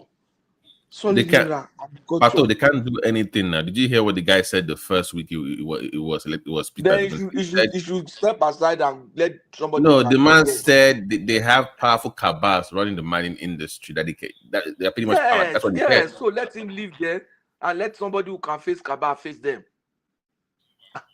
Then what's he doing there? If it's a private company and somebody gives you a job and you say, I can't do this job. Oh, these are the people that are giving me stress on the job. That's why I hire you. Oh, this job. Then do you think they will continue to keep that person? Can you imagine if Nigeria is a company that is dependent on solid mineral? Okay. Can I ask you a question? Where dependent on solid mineral? What region? Like if you have to look at the geopolitical regions, if you have a El Rufai Obi ticket or Obi El Rufai ticket, where will be that? I know Obi will win the Southeast. We know that. Obi will win the Southeast big time. What is the? Can you tell us the pathway to the presidency? And let me tell you the point. If it will be El Rufai ticket, let me give you one point that people don't realize. If Obi runs again, they will win Southeast. Okay. Listen, wait, they will win Lagos again. They will win Lagos again. And Osun comes into play if it's PDP. They might not win Osun. Oyo? That is okay, guys. You understand? Oyo, they will break PDP will win Osun. I don't know. But they might not. No, Adeleke seems to be liked to PDP and Adeleke folks there. I don't know why they like them, but it seems to be liking Osun. I don't know what they have for Tinubu. Not like they just have something that thing for Tinubu. Maybe because his brother that was there before. If Adeleke aligned with Tinubu, but you don't know that now. We don't know that. It might be difficult for PDP. No, see, sorry, Patoski, I'm interjecting your this thing. Just cut the long story short. Tinubu is going to win 2027 regardless. 2027 win has been arranged as we fixed, because right now I think APC control 21 states. Baba correct me if I'm wrong. 21 state governor, right? Or be 20? But last time I took count was 20 governors of APC. Baba, are you there? Under the control the whole system. 21. Thank you very much for tonight. Wait, hold on. Tony, hold on, please, I beg. Baba, are you there? Yes, you are correct. Yes, you're correct. So that is about 60 to 70% win for traditional politics election. That's why we are saying there might be an upset. I know. I'm not saying they're not going to be upset. I'm not saying they're not going to be upset. But with that 20, with that 20, now. I know. I said traditional politics. Don't say what I use. Traditional politics of the olden days they used to do. Yeah. They control 20 states. 20 states will come out. APC won their 20 states. You understand? Let me tell you. Let me give you another point. Tinubu no go win Rivers the way he won Rivers that time. Edo is not yet sure. Edo is still hanging. Is not going to win Rivers the way he won Rivers that time. Because between you and me, they rig am. Rivers is out of the game. Rivers is out. I don't think APC will win Oyo this time. It will be difficult from their last saga with but never can say never. 24 hours in politics is a big thing. They might give. Let me finish. Oh, yeah, go ahead. Pato. I put a link there. Do you mind bringing the link up so we can follow you when you? Because it's like a Nigerian map from the last election, and it shows. So just so we can follow when you pick this. I really want to. If you don't mind bringing the link up. It's in the. Yeah, in the private chat. So it shows the Nigerian map and shows where each party won for the last elections, presidential election. So. Because I want to see the part what you're talking about. I think if we see the Nigerian map, we can follow you better. And when you let me try and bring the private chat. I'm not saying it's a link. This thing that I have, the interface that I have is different from that. Is Ola there? Okay. Well, yeah, Ola is the moderator right now. Ola, can you bring that link up? The second one, right? Yeah, they're the same. They're the same. I just thought you didn't see the first one. State. Okay. So you just come down on the page. You will see. So why am I going to put that in on the? It might be a bit difficult because I'm on my phone. Oh, so you can. Okay. I'm not. Right. Okay, but let me try. Stream info. Setting layout. Sorry, I'm reading this thing out. I'm going to. Okay. Yeah. Okay. Good. Yeah. Now, just click on that. Right? Yeah. Then come down a little bit. Come down on the page. Come down. Keep coming. Keep coming down. Keep coming. Come down. Stop right there. If you go down, the map is there. No, right there. Okay, go ahead. And yeah. So what that's the last. Okay. You see, the point is that Obi will win the whole of Southeast. That's the point. And Obi will win Lagos. What's wrong with this guy? They will win Lagos. Do you understand? Can you hear me? Yes. Hello? Yes, we can. Yeah, we can hear you, but how can they win Lagos? It is very difficult. The way they won Lagos that time, they will still win Lagos again. But Tinubu is in charge right now. Leave that one. That time, was he not in charge? So, Pato, look at that map. The red is where Obi won, right? The blue is where the APC won. We are looking at it now one by one. They win. I told you they win all these places they won before. I'm saying the green. The green is what I'm looking at. That's the PDP. Where PDP and they will won. win. They will win substantially in the north. Obi will have more win in the north than he had before. You agree with me that if Obi had in that election, if Obi had contested with Atiku, if Obi had not run in Labour, don't you think we would be having a different president now? If Obi had not run in Labour, let's say Obi had stuck with their 2019 ticket, we will be having another president now. That's just the truth. And that is not going to play out. That's not going to play out again. Atiku is not going to run. That's the truth. So you see an Obi El Rufai ticket running under the PDP, Yes, right? on the PDP, right?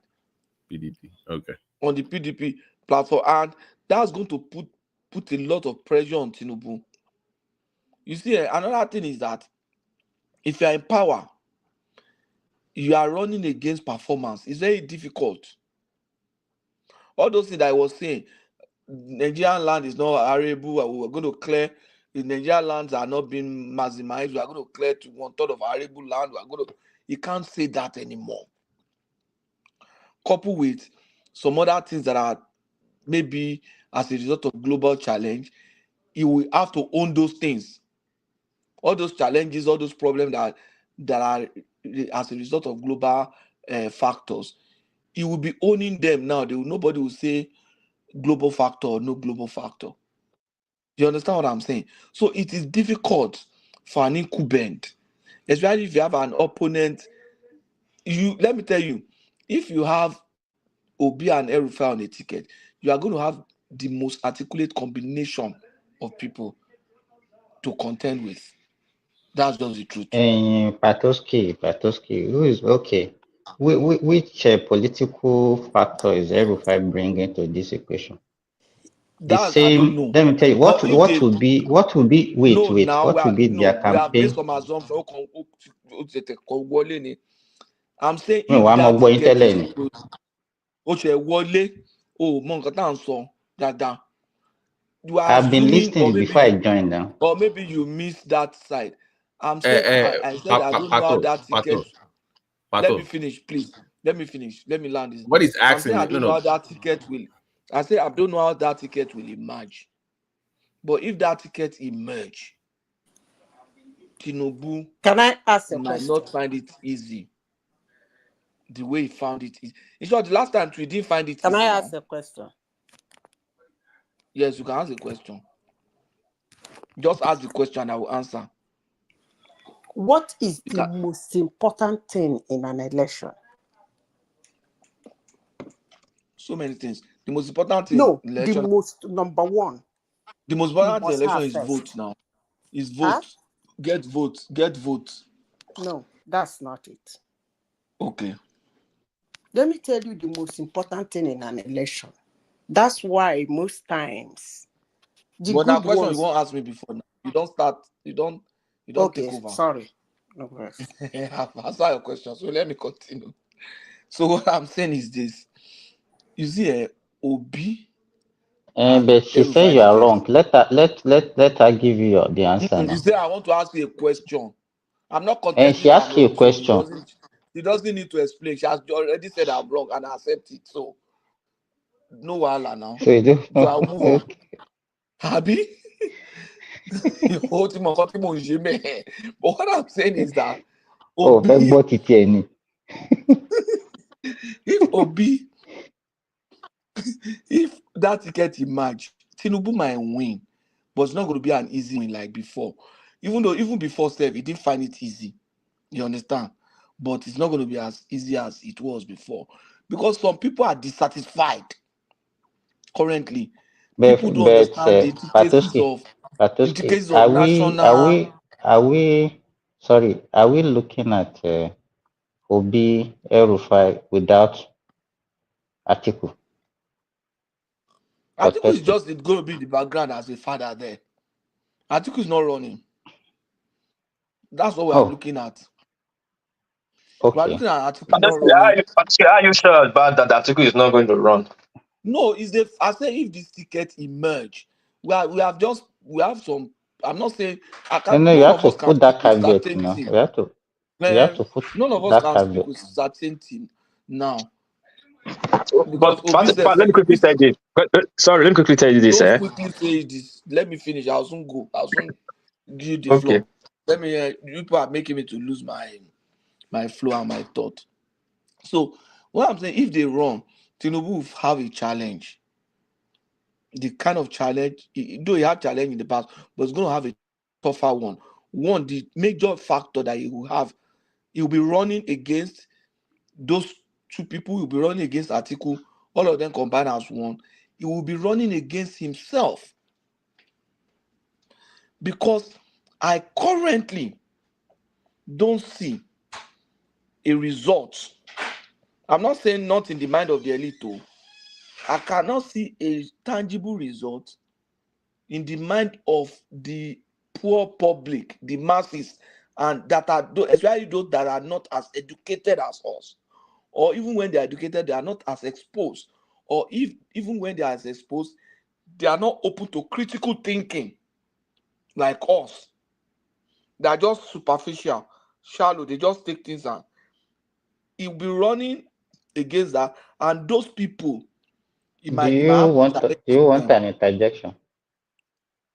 If it's not going to take over from me, an interjection. Okay, that will not let him finish. Let him finish. Okay. Okay. See, they don't control you now. Okay, make I talk. So that's my challenge. You understand? But my own, what I will conclude with is that Tinubu still has between now and maybe he has the next 1 year to produce results. And I will encourage that anybody that wants to run should produce results. But Adeboro Vivo said something. He said, look, you have been running a state for 20 years. That's forget about those ones now. It's easier said than done now. Don't close your mind to that. You have been running a state for 20 everybody that has been ruling us, they have been saying that before they get there. So forget it. It's not that one is not a. It's not about him. I'm talking of what he said. I'm not talking of. Please, quote it. Say what he said. Quote it. Let's hear, please. He said for somebody. He said, look at Lagos. He said these people have been running a state for 20 years, a particular state. You have been the one running it. And no water. He said no water. He said no water. You can only point to the last time Lagos had good water that is running everywhere is maybe 1923. And the big men are taking over the whole land. And it was alive then. It was alive then when it was alive in 1923. No, we have record now. It's the only deformation. I beg you, forget. I can't. The information you have is the only deformation that is available when you are alive that you rely on. But let him finish now, so that if you rely on the information that was available when you were alive. Why did he need to take us to 1923?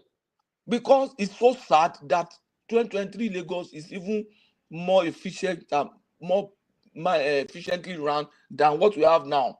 1921, yeah, 1921. So that's what we are talking about. We should not let 25 years. I'm not 25 years back. I'm not an Obi person, but we should not let because somebody said this, let it be cloud our mind. But what I'm saying is Patuski, sorry, Patuski.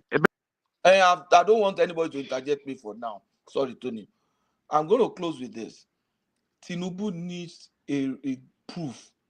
I don't know of any other person to convince someone like me to be able to speak for him the way I did in 2023.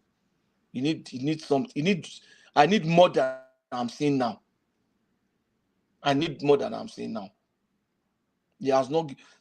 If all of us take our tribal mindset, come out and look at things.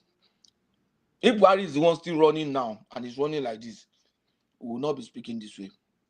Or maybe if Obi had been the one that won the election and he's running like this, we'll say, look at him, we'll be obedient, see what they are doing now. Let's be objective. Let's be objective, please. Tinubu is not doing well currently. He can do better. Not even in his mind, he knows. You said you are going to finish now. In his mind, he knows. Don't bully me, young man. You've been bullying everybody. So bully me. He just bully me now. He just bully me. He's in the power of the host to the fullest. He's the host. He's using the power of the host to the fullest. Thank you very much. Who is the next person on this thing? Let me quickly drop this. No, let me quickly down the lead. You are even the next person. Yeah, thank you. What you analyze is okay. That's your opinion. Everybody has their opinion, and we all have our calculation for 2027. You know, we can never say never. Well, what I will say first, and who will be my last, is that Tinubu is going to win 2027. I don't know the mathematics that will get him there, but according to Nigerian politics, he will be there until the country say otherwise or the nature say otherwise. But why am I saying it? Tinubu needed 3 ways or 4 ways to get into power in 2023 because the attention and the tension of the country was so high at that time. So he needed a division or diversion. That's why we have so many parties. Obi Buhaha, Kwankwaso Buhaha, Atiku Buhaha. That gave Tinubu the opportunity to come back to get into power. I mean, through APC. Tinubu going into power was 1. APC coming back was 2. Because APC was really sour in our mouth. Truth be told, nobody was happy with APC because of the past government administration of Buhari. It really messed up. The tension was high in the country. Tinubu needed a 4-way to get in. But Tinubu don't need 4-way. That was what I wanted to tell Patoski when he was saying what will the poor people say. I said, what did Buhari did that they voted for him 2 times? So now 2020 Patoski is an obedient now. Hold on, I beg. Sorry, don't forget. But 2027, Tinubu don't need those Buhaha to remain in power. Tinubu just need one party. In short, the other them coming together now is doing Tinubu a favor, and which is good for the stability of the country. So we know where we are heading to. You're all going to come together and be in one party like PDP, and Tinubu will win. Either by 1 vote or 2 vote or 3 vote. Is it by ringing or anything they accuse him of? He's going to win. It's going to be a repetition of 2019 election with Atiku. History will repeat himself. He will win and control the country.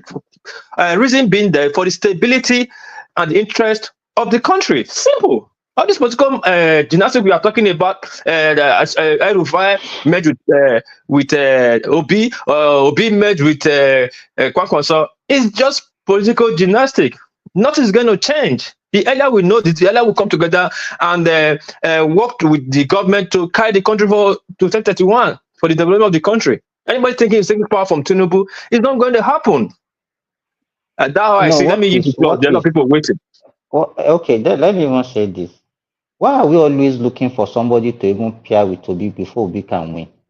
We're always looking for, if Obi pair with this person, if he combine with this person. Why are we doing that? Why can't we consider Obi alone as a factor? We are talking about Tinubu, we are not talking about his vice.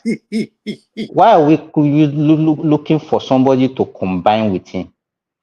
And then the factors. Or you are making a statement. Whether anything, anyhow you see it, just take it. The reason why now we combine is this. Just like I'm not asking a question. I'm the one on the floor now, so I don't want your interjection. Okay, sir. No, my brother Patrovsky. Look. If you be like me, go bring Western Union. I be European Union. Tinubu will beat them. Tinubu is the owner of the INEC now. Okay, Simba, this is it. This is why the issue of pairing Obi with the Northerner is this. You clearly know that if you mention Obi to any Northerner, except for the Christian one, you are just wasting your time. Because as far as they are concerned, Obi is an infidel. So for some religious by but anyway, don't let me pay all the Northerner. So they will want someone that will appear. So they will always, but for Tinubu, it's not as if they won't be talking of Tinubu pairing with someone too now. I believe they'll be talking. They won't be so stupid not to talk of pairing with someone. So it's always going to be pair. The thing is that why is it always between the South and the Northwest? Why not North Central and someone from South? Why not someone from Northeast and someone from the South? Why is always Northwest? Oh, from Edo. You understand? Yeah, that's why I just said. Ola, let me tell you another thing I want to raise is this. We are looking at Obi like a spirit, somebody like a saint. Now, in Nigeria politics, we are not looking at who's that saint in the north that can combine. So we don't mind a devil like El Rufai, because El Rufai has been tagged as a devil by the obedient. Now combining with a saint, and we are now looking as if it's a formidable ticket to take us El Dorado. Are we joking in that country? They will become sent devil. Simba, can I come in? Yeah. Okay, let me say this. I asked a question before now. There are two factors all over the world that is very important in an election. One is planning. That's the most foremost is planning, the ability to plan on how to edge your opponent. Then the second one is fund. These all over the world, no matter the angle you look at it, it doesn't matter what the voters feel. These are the two important things. Now, if you say you are pairing Obi with El Rufai, where is the fund? Most people did not put into factor what affected PDP in 2023. It was fund. Their ATM, Wike, did not throw money the way he used to throw money. He hid the money. And that was why the Delta State governor spent more than expected, because PDP, that kind of one party that the individuals in those parties, they've made a lot of money from Nigeria. But when it comes to building up their party, they hide their money. But APC is one party I know that the candidates and their members have a way of lodging their money into campaigns. I stop there till you get my turn.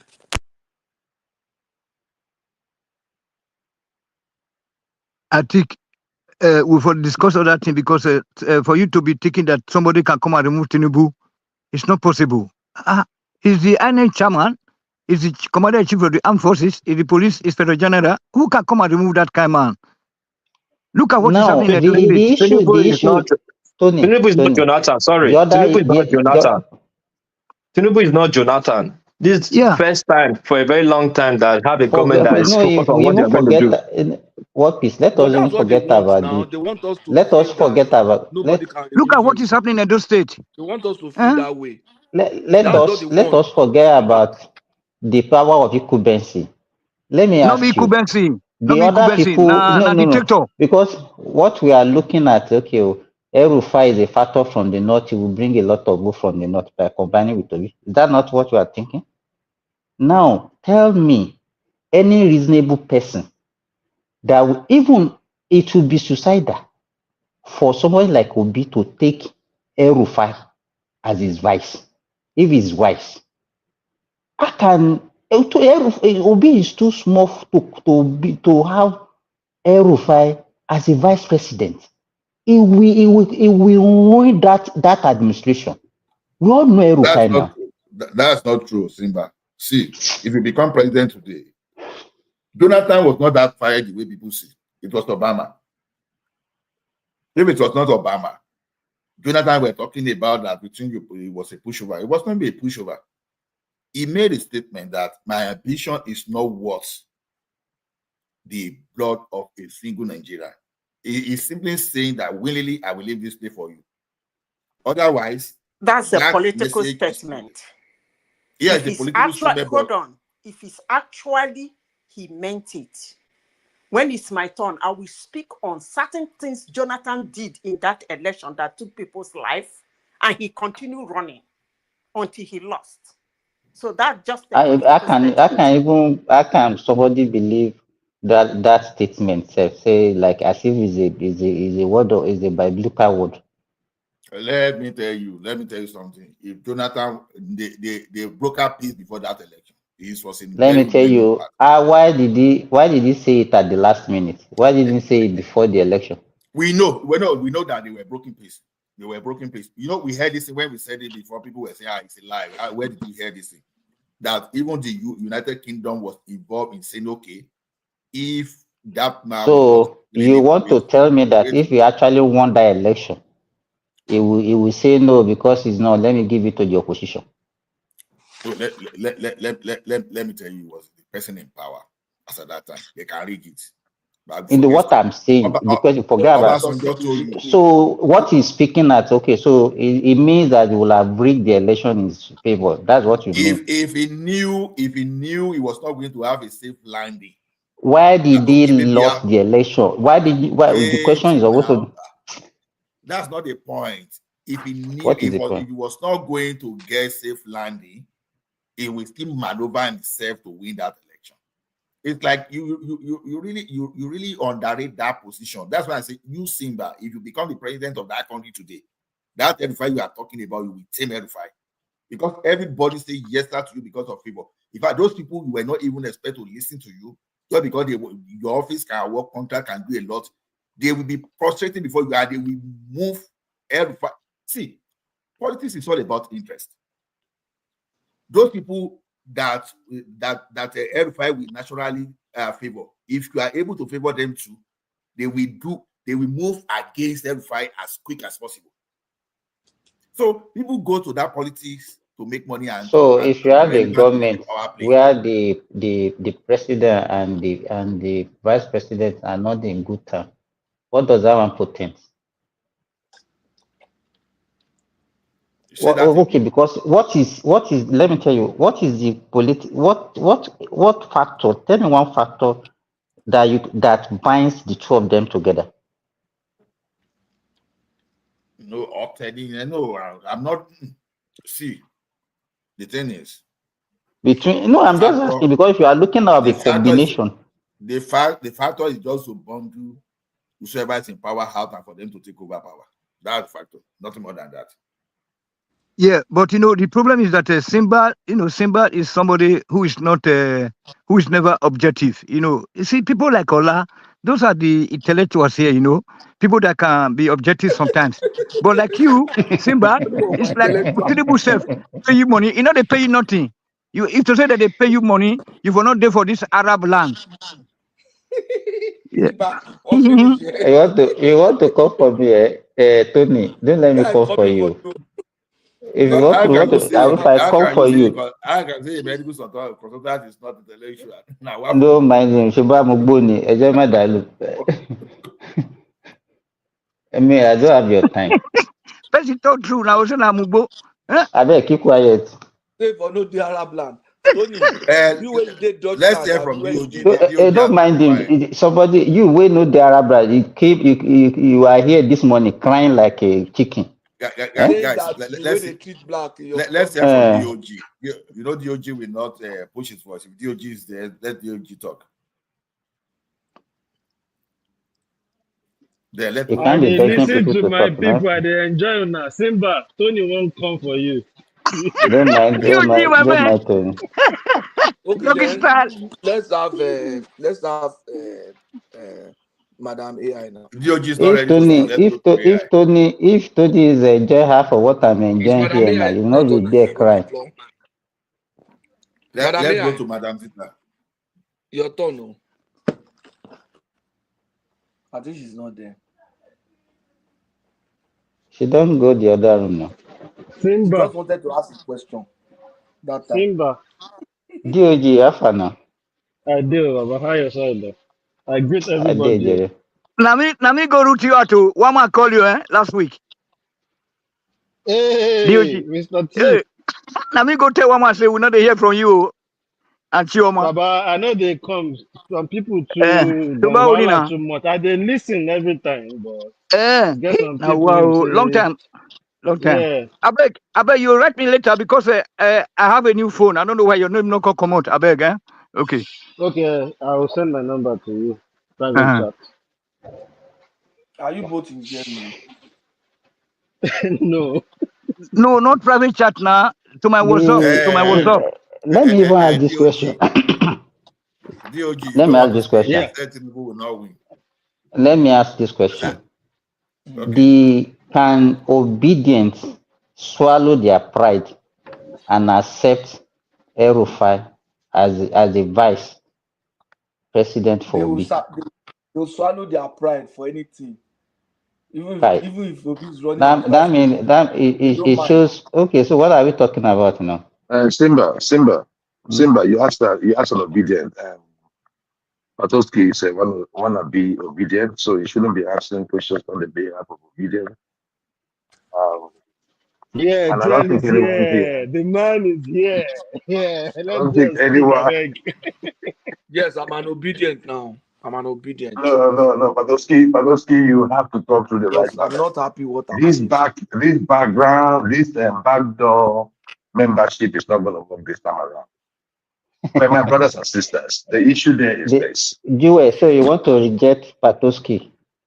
Look at this one. No. Andrew Jacob. No, Patoski is a brother. Patoski is a brother.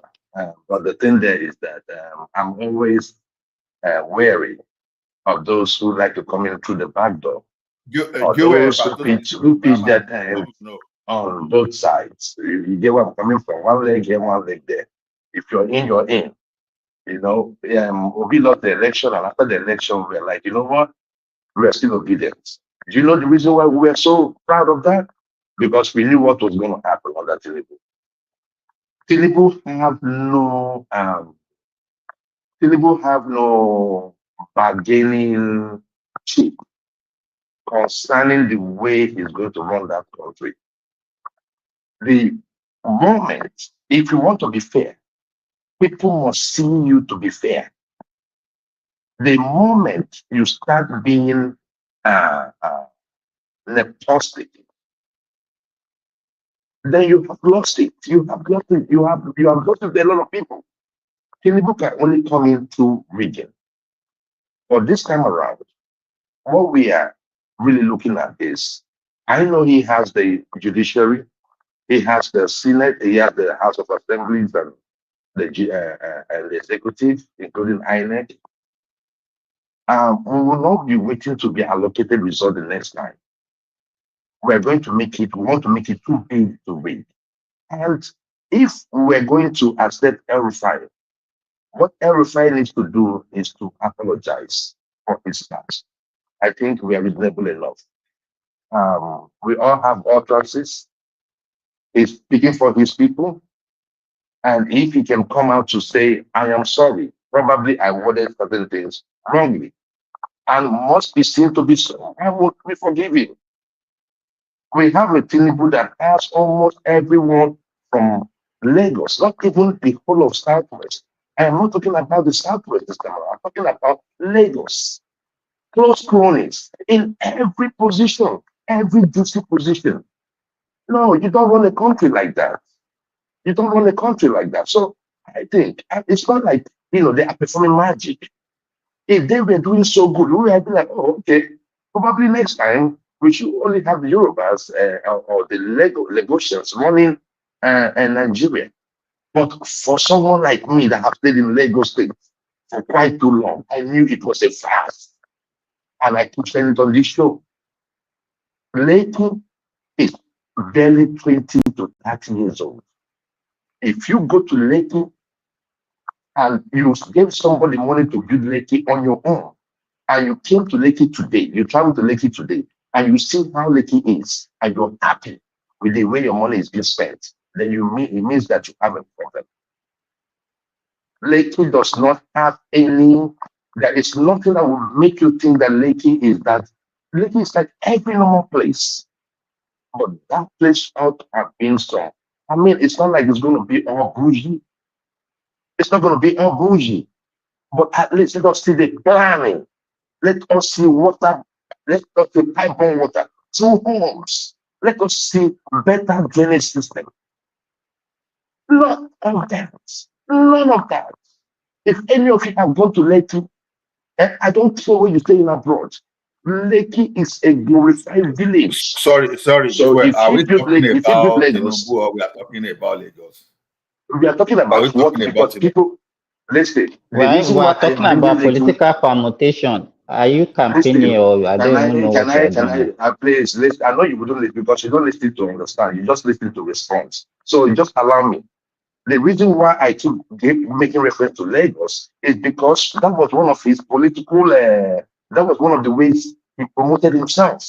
He built Lagos. And I told people then, where did Tinubu build? He did not build mainland. He took the island, not even island. We're talking about the Lekki aspect. So if you are telling me that he's going to build Nigeria so good, I should be able to see that example in Lekki.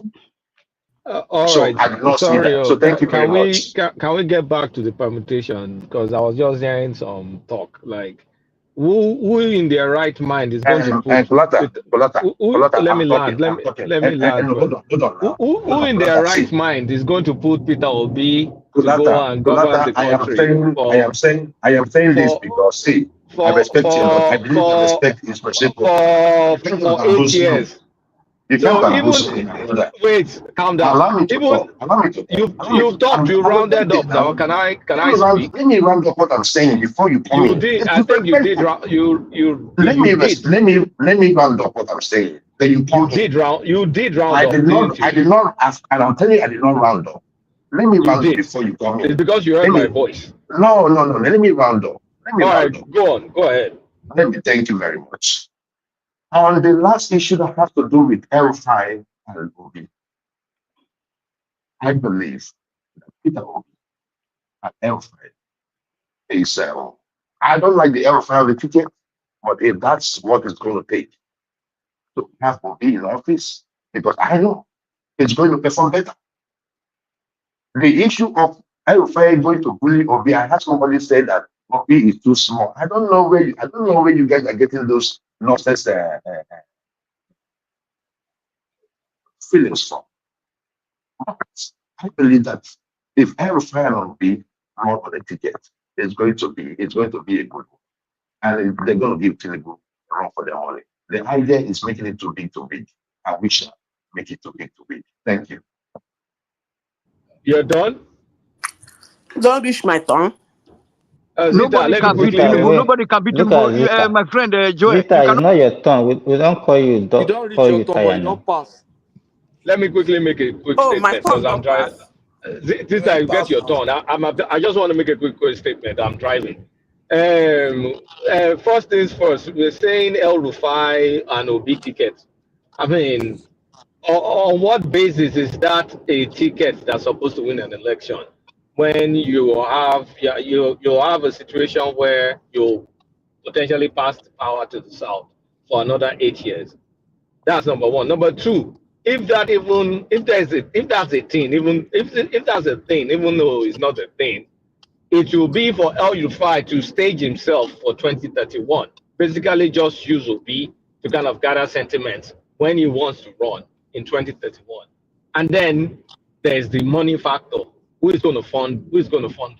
Apart from, you have like the likes of Joel that are slaving away in America that will probably donate half of his 101k to that election. Otherwise, where are they going to get money to compete with? It's not like they won't get some money, but where are they going to get money to compete with the APC behemoth that is in power, that will get the new INEC, whatever? There's no vacancy in 2027. People are just kidding themselves. By the time we're now here, there's no formidable opposition yet, and you think there's a vacancy in 2027, you must be joking.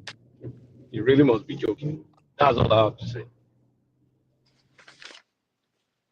Okay, Zita. You know, EJ, it's so bad because EJ is living in abroad and Lata is living well in abroad. Well, all of us, we did the same Is thing. Madam Zita All I'm there? saying is that if Nigeria is good for anybody, go back to Nigeria. If you're outside and you're speaking good about Nigeria, the best thing for you to do is go back to Nigeria. But if you're abroad and you're doing this, then it means you're a hypocrite. Thank you.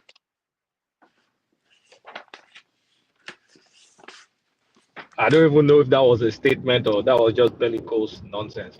But we've already said what exactly is going to happen. There's no election. There's no competition in 2027. Tinubu is just going to walk away with it. We're waiting for you to. You always come with this your bullshit. You did the same thing in the last election. What happened? And I was spot on. You had to read us out. And I was spot on. You had to read. Don't worry.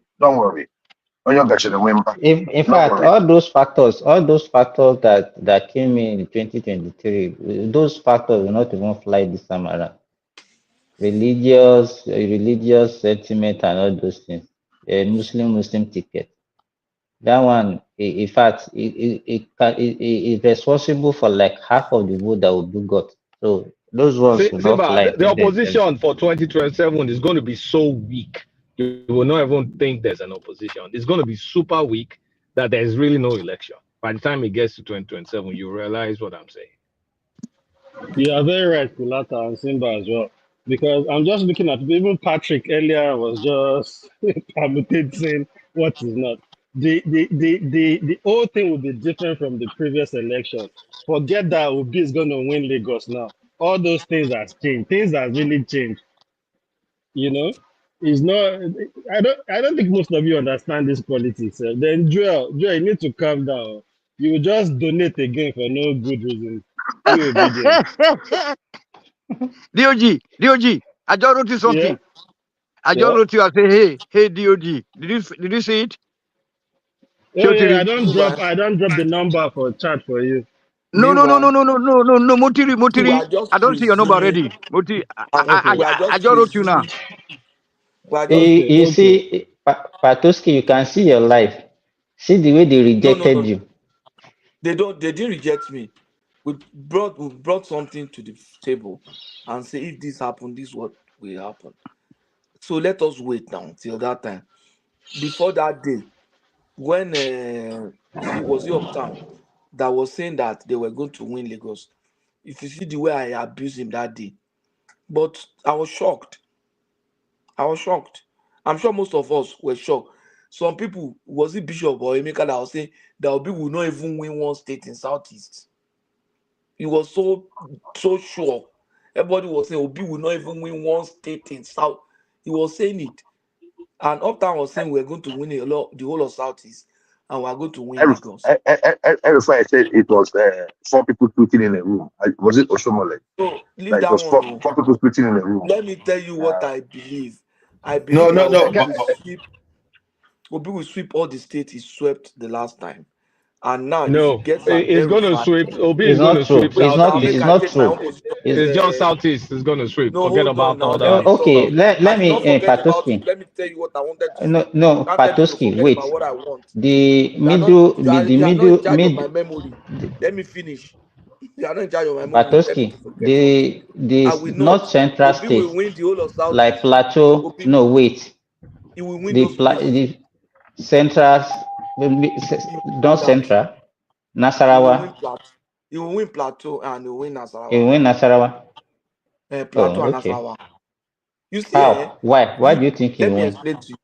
You see, you are from North. You live in North Central. But see that Plateau side there. Plateau is like Lagos for North. You see, there are some states where you have strong Igbo presence. And just Plateau State is one of them. In those days, when so you want to tell me that is because it's the Igbos that voted there that made it win? In those days when Azikiwe used to run, MPP used to win Plateau State. Solomon La was governor of Plateau State. He was a governor under MPP. Solomon La was a governor under MPP.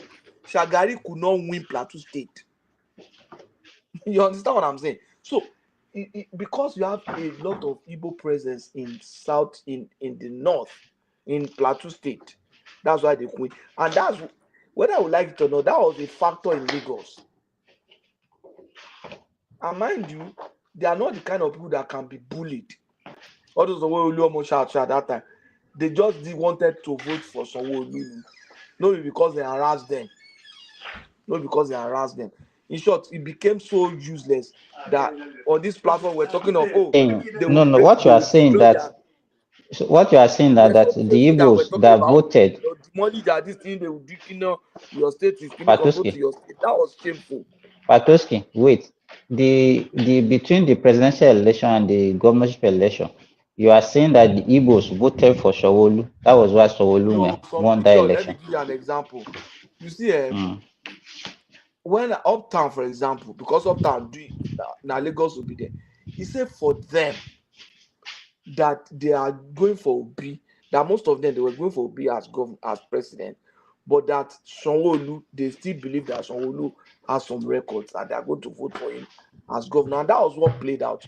I'm not hearing them, but if somebody is coming up with truth, you should accept that they are coming up with truth now. So, and even Joel Tokam for years say Sanwo-Olu will win and they like him. So I told you then, Patoski, that Sanwo-Olu was a likable person. That yes, now when it comes to that, when you look at, I even told you that I like him personally, right? Because it's not just he's not just there because Tinubu put him there. Sanwo-Olu on his own, just like what's this former governor's name, the one that became a housing minister, Fashola. Fashola was a performer, right? Even the one that they pursued out of the seat, what is his name? Ambode. Ambode was a performer. Sanwo-Olu is a performer. Let's leave that aside. If Sanwo-Olu was doing badly in Lagos, right, that election would have been a bad one, but he's doing good. So so obedience very just like following Obi, down the stretch. We in some states we recognize the effort of certain people that were certain governors, individuals that were really, really performing. So we gave them the vote. No life, So that's the thing. Now because that of Obi backfire, you just battery because there will be consequence. Because all those Lagosian governors they get weary for head. So that's why you backtrack. See, having been that Obi won that election, it will have been another story entirely. Let's not twist and get this thing twisted. Because as they done, But as you know hold on. But you people sound as if Obi won Lagos 10 million. The gap was not that much. The difference was not that much. The way you people sound as if the way they've won Lagos, as if they won Lagos with landslide, a landslide figure. No, then it's surprising to me that Joel is welcoming El Rufai to come with Obi. That's the worst thing. That's the worst thing. That's the worst thing for me too. I'm shocked that you'll be rooting for an Hausa man. No, you shouldn't be. Why would I root for an Hausa man? What the hell are you talking about? Who removed Jonathan? So do you think that Joel, do you think that Tinubu will be sleeping? Do you see what's happening in River State? No, hold on, sir. Do you see what is happening in Edo State, where PDP won? They took it. Look at the court. Do you have a court in Nigeria that will come and remove Tinubu's? Who removed Jonathan?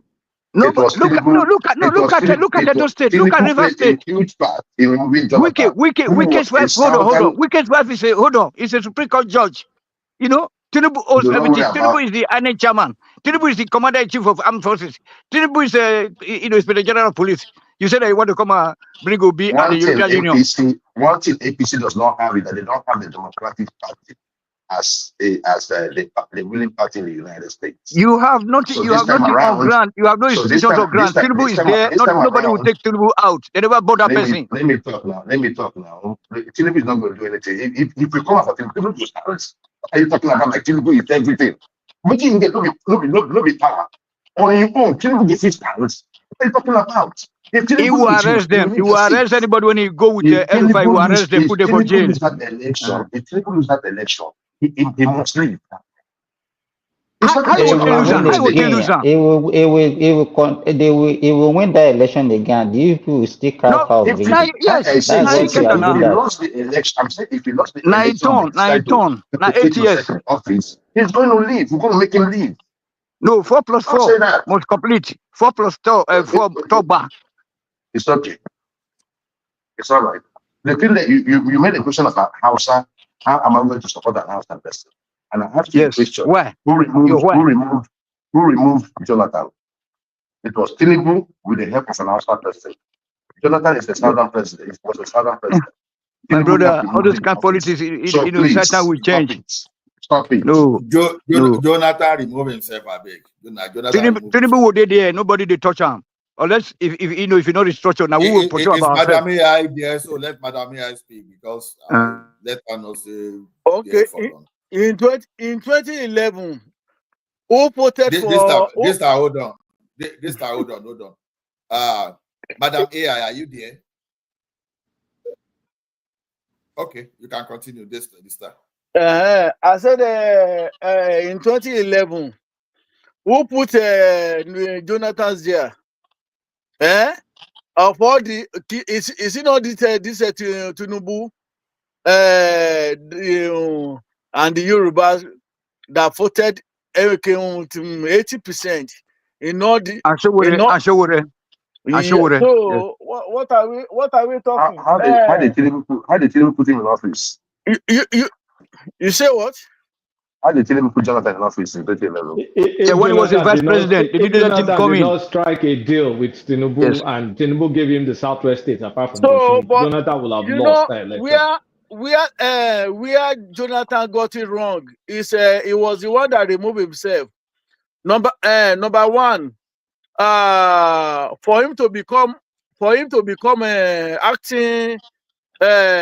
acting president, the Save Nigeria group were led prominently by the Yorubas. Yes, Shawari, Sarah reporter, especially. All this showing cars, Falano, all there, Tinubu. That guy that died, the guy that died, this governor of Ondo State that died was part of them that time. Akeredolu. With Tony Aneni. You know what? That's a dog guy, Tony Aneni. Then in 2011, all the Yoruba states, except Osun, that Aregbe wanted to prove a point there. Every other state Jonathan got almost 80%. So now, when it now goes to the dividend of the appointment, number 1 to 20, there is no single Yoruba person there, and the only minister that is significant that they gave us, they gave Yoruba is Adesina. Minister of Agric. Agagu was there too. Agagu. Wait a minute. I said significant. Then secretary to the number 3, number 2, number 7, number 10. There is no Yoruba persons there. Then secretary to the federal government that Jonathan has power to choose whoever. He never gave to Yoruba. The So chief of staff, he never. Chairman, let me ask you. You are telling us what we already know. Can you? So if you are giving Yoruba, will you allow me to? Will you allow me to land, please? You are already telling us what we know now. So let me land before. Patoski, let him finish now. Why do you want to bully him? Let me land. Now to now worsen the matter, the economy, the corruption was so high. At least we could also we could all see all this arrest owner. You could see the way they were shifting all the money that are supposed to be using to buy ammunition. Ammunitions, they were just sharing it. I am in the airport. I am an aviation person. You could see during the period of Jonathan, all these big shots. Practically, they don't fly again in commercial flight. All of them they were flying a private charter flight, and you could see go to Abuja, go to Lagos. You will see private jet all over the places. We are the one we are maintaining. So I'm a players there. So with all that, you could see that Jonathan mess up the opportunity and the chance. So then, of course, look at this guy, this man, Orista Jeffo. In fact, when the Christian group, especially the Redeem, at initial stage, they were against APC.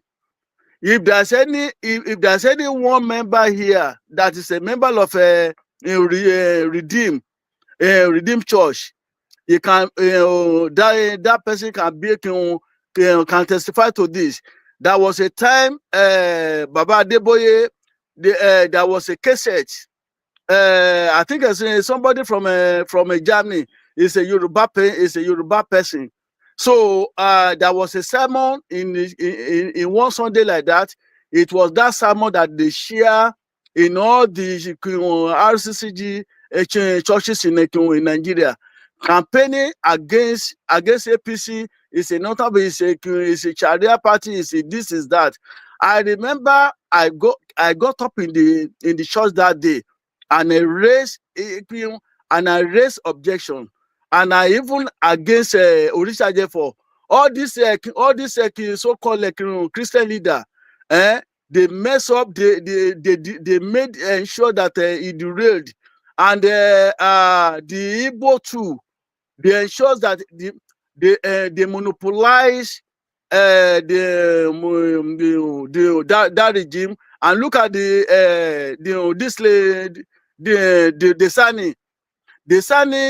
Sani had three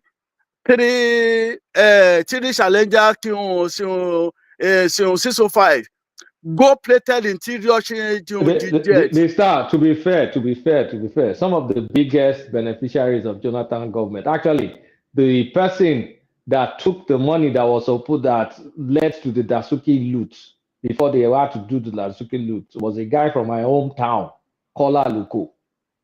So there are some Yoruba people too that benefited from it, even though the public faces, the public appointments were mostly Igbos. But when you let me quickly land. Yeah. But when you talk about money over $1 billion, maybe even I forgot the number, maybe over 2 billion. Kola took that money that was supposed to be the election money and pocketed the money. Is still a fugitive till now. Then you have the likes of Jide Omokore. He's from Kogi. He's another Yoruba guy. I just want to say that Jonathan's loot wasn't just an Igbo affair too. Even though they did not appoint Yoruba people, but Yoruba people too chopped. I just wanted to say that. Thank you very much, Kulata, the objective guy. Thank you, sir. He's not objective. He knew I was going to come. I was allowing this guy to finish what he was saying, so that I can come in and just say it the way it is. Because every part of Nigeria engaged in that meeting. Data Luko that you made mention, he was fronting for, I forgot it, Desani. And Desani, before Man and God, had 3 aircraft. And we were the one that was maintaining it. It was being done, his maintenance is being done. Their maintenances are being done in our facilities.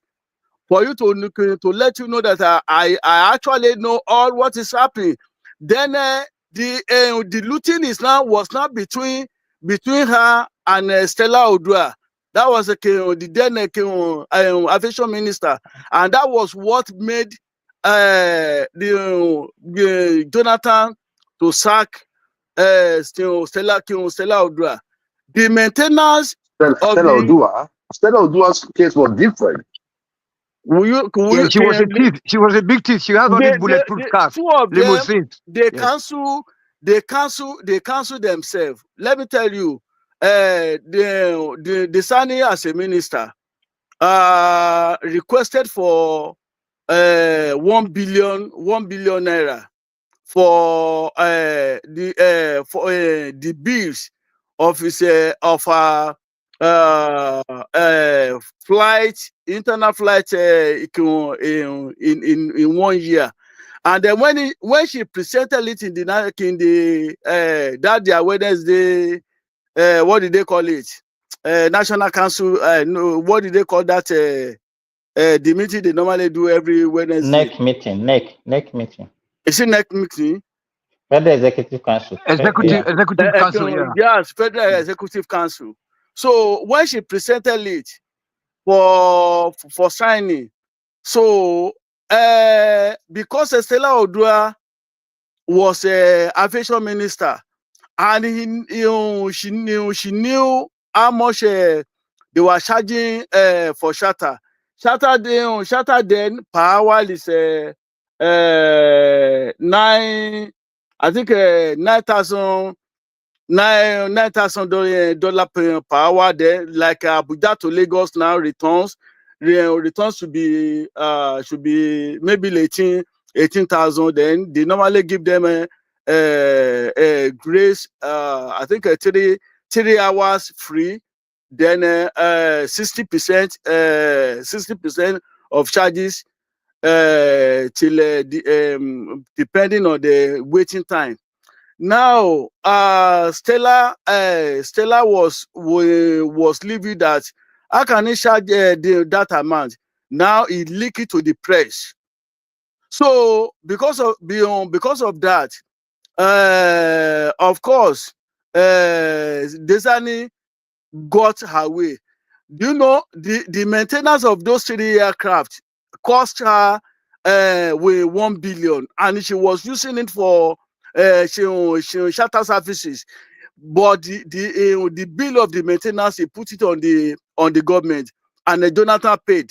So now Desani now went after Stella Odua. So he went to he used her connection in the ministry. So the bullet, I know you can recollect all the bulletproof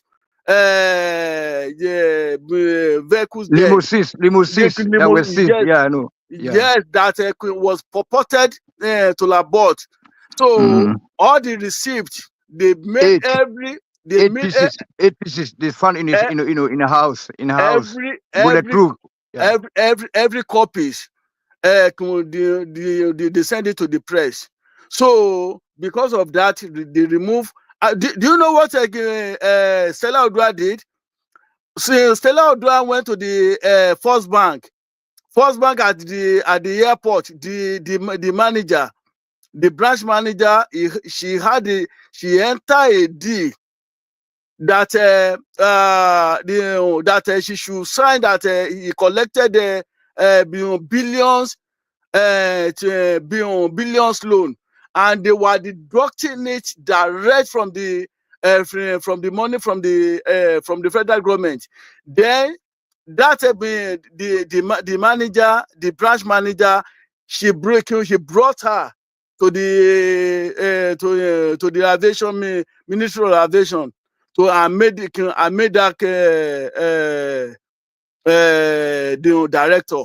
All the money this time, my brother, my brother, you have been speaking. So let me just interject you that at least Jonathan's government was better, because there were a lot of programs like Shopee, where all this Agric Bank, many things were going on. Please, my brother, and you was in Nigeria at that time. You did job correct Amala.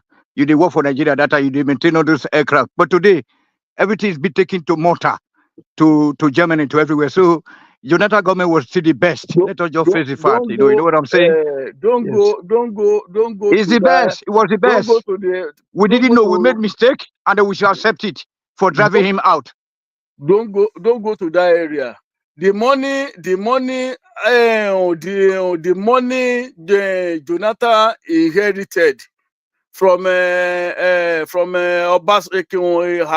his regime with this guy, for the late Yadra. The number one, OBJ council paid off the total debt, and he left with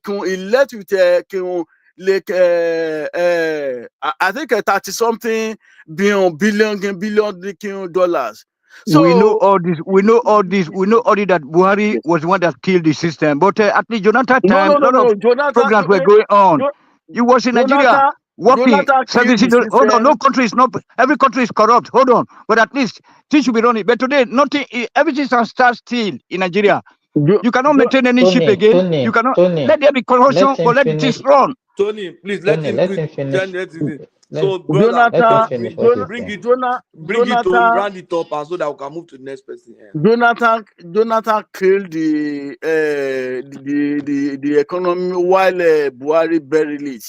So that is Exactly. that's it. I like that analogy. Yes. Then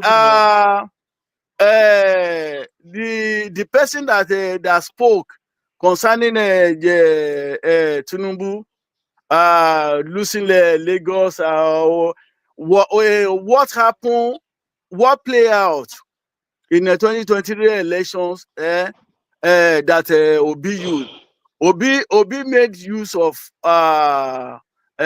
course, tribal sentiment as usual, but he now added the religion.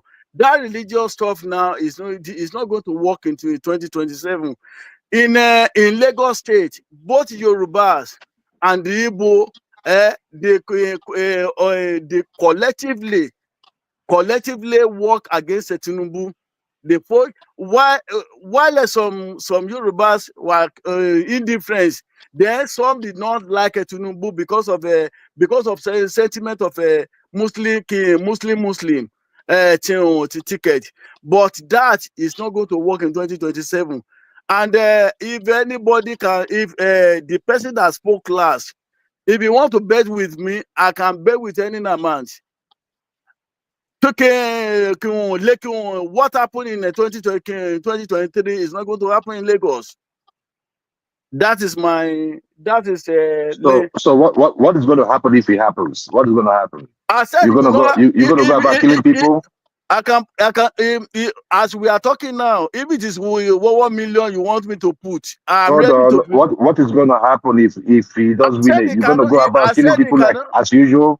I said it cannot happen because number one, number one, especially after that election, that the Igbos, they didn't do very well by saying they came up with this slogan of Yoruba is not Lagos State is no man's land. That is why some of us we have gone past that childish rhetoric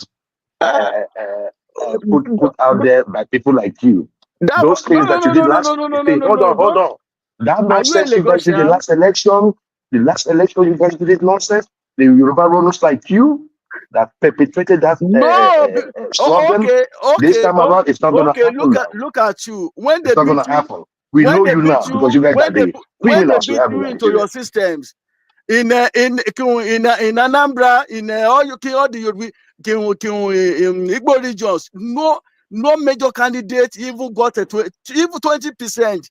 In every state, Obi, you play as usual, tribal bigotry. That 85%, 95%. Even Obi was saying that he was surprised that he didn't go to 100%. Is that not a even shameful tactics? You know your problem. Your problem is that you lack history. We voted MKO. We voted OBJ. Don't say that. Don't you will never be satisfied. You are the one that never be satisfied. Don't come and lie here now. Nobody cares no more. You are the divider in chief. You voted against MKO. It's only Anambra that managed to win. Go and bring up the election of 1993. It's only Anambra State that voted for it was only Anambra State. You were stop it. You can't come here and be lying to us now. Like this now. Then, okay, what about OBJ? What is OBJ? Who won in the Southeast in the OBJ election? It's Yoruba versus Yoruba. You don't have nothing now. No. What about Olufalaye? What about Olufalaye? Did you vote for Olufalaye? Okay. Olufalaye was the candidate of a Yoruba. You voted against him. So we cannot choose the candidate. Because The you did problem. not for Olufalaye. you did not see any any Why would we northerner to vote for vote for. Olufalaye? We don't care So about stop it. We talking voted about OBJ. OBJ. Don't We voted OBJ and you you're a are supposed. You are even supposed to be ashamed that in 2023 How many election. people have you voted? all You've not voted nobody. You just come out here, just talk nothing. You that is talking. You can never come You out here and be objective learn how about to the discuss election. maturely. Say Don't you're about abuse to do this or people. you're about to do this or you're about to do this one. Even Mind your during language. Jonathan's time, you're talking. You want to make it look like the Yoruba getting off on the ground There's no until they insult. call your Joel, attention no insult. to Tinubu, Joel, nobody can please win come Tinubu. on, You can guys, never sit go down. now. guys, hold on. Joel, don't try and If you put overrun the taking star. Let the star talk. Joel, if you are sure of this, what we are saying, let us put a 1 million down to one man against 2027. Today I'm ready with you. What are you talking? I said it cannot. What the religion card that was played, the Yes Daddy card that was played in 2023 is not going to happen again in Yoruba land. What are you talking? Is that not? Let me tell you, the certain politics of First Republic that Was Muslim ticket not religious? no. In First Republic, was Muslim ticket not religious? Muslim not religious. What are you talking about? Joel, let him talk now. Let him talk a beg. A gentleman will be the star. A gentleman a beg.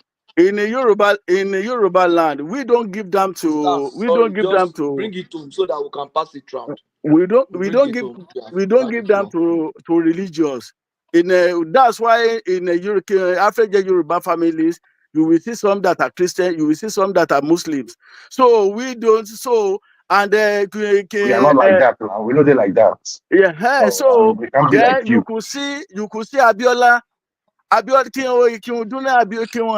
elections through. That was what that is equally the Muslim like him. What I'm saying is in 2023, in the 2023 elections, it had a reflection of what happened in the First Republic. When Amadou Bello, a Northerner, was the premier of Northerner of the North. The Okpara was the prime minister, premier of Eastern region, and in the Yoruba land in Ibadan, Sikh insisted that it will be is going to because of the liberality of the Yorubas. He insisted that instead of him to be premier in his region, he said he will be the premier of in Yoruba land, and he won. He almost won in Ibadan until there was the Ibadan parapet something cross carpet. That was where Chief Awolowo was able to beat him with a small margin. So, like it was then that the Yorubas realized that what is wrong with them? The Igbo is winning is a premier in the Igbo land. The Northerner the same thing. So it's only Yoruba that is left out. So it is the same thing that happened. That was why the Tinubu was beating the down in Lagos, because the Yorubas they voted for many of them voted for Obi, but Yorubas have that very stupid trait. I don't even know what's wrong with Yoruba people. We do stupid things like that. It has been with us. This thing that we were talking, was it not Yoruba man that that established the party? About Macaulay, Sikh was even in Ghana. He came, and the way Yoruba we accommodate, and we don't care. Look at look at in Lagos State, all the Igbos unitedly they voted for Obi, and look at the Gbadebo Chinedu that has never held any positions, and they did not even have a working experience until a contest. As a matter of fact, the PDP candidate, Bode George, insisted that Gbadebo should be deputy governorship to that PDP candidate, and the PDP candidate insisted that he cannot have Chinedu, but Chinedu contested, moved to Labour Party. Look at his score. Somebody that is not Igbo, they don't want to give them. All of them, 100% in they voted for him. So let me stop there. Thank you. But let me quickly make one comment. Maybe you will address it. I've listened to your analysis. I appreciate it. But your analysis, just like some of us, you have just analyzed tribal dimension. You brought a tribal dimension to every aspect of this discussion. Okay. And I just feel that in 2025, if we are still thinking and talking like this, then the country cannot really move forward. From my own understanding, I think we should just divide the country. None of us, no tribe is helping that country. But Patrick, I agree with you. I agree with you. Just to himself. I agree. 100%. We'll go because the last speaker, with the last speaker, the mentality of the last speaker, we can't go nowhere. I mean, he is living in the 1940s. No, but he was speaking the fact. He was speaking what is the reality on ground. Hold on, That is Patrick.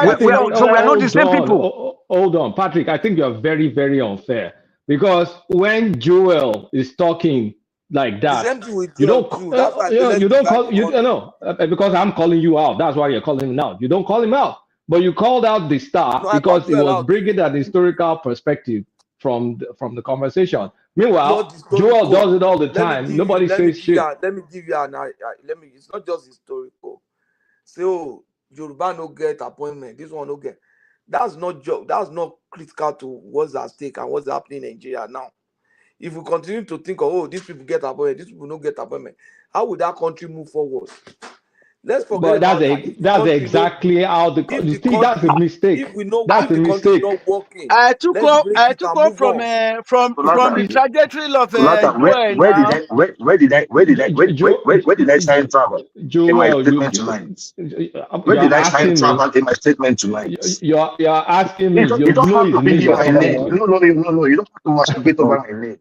Where did I mention tribe? You're asking me. Of course, you shouldn't even ask me that kind of stupid question. You should be ashamed of yourself. You were talking to the star and insinuating that the star is one of the people stopping people from election. Do you think I'm stupid? I don't think I was born yesterday. People like you. People like you. When you talk like that, you're perpetuating the exact same thing.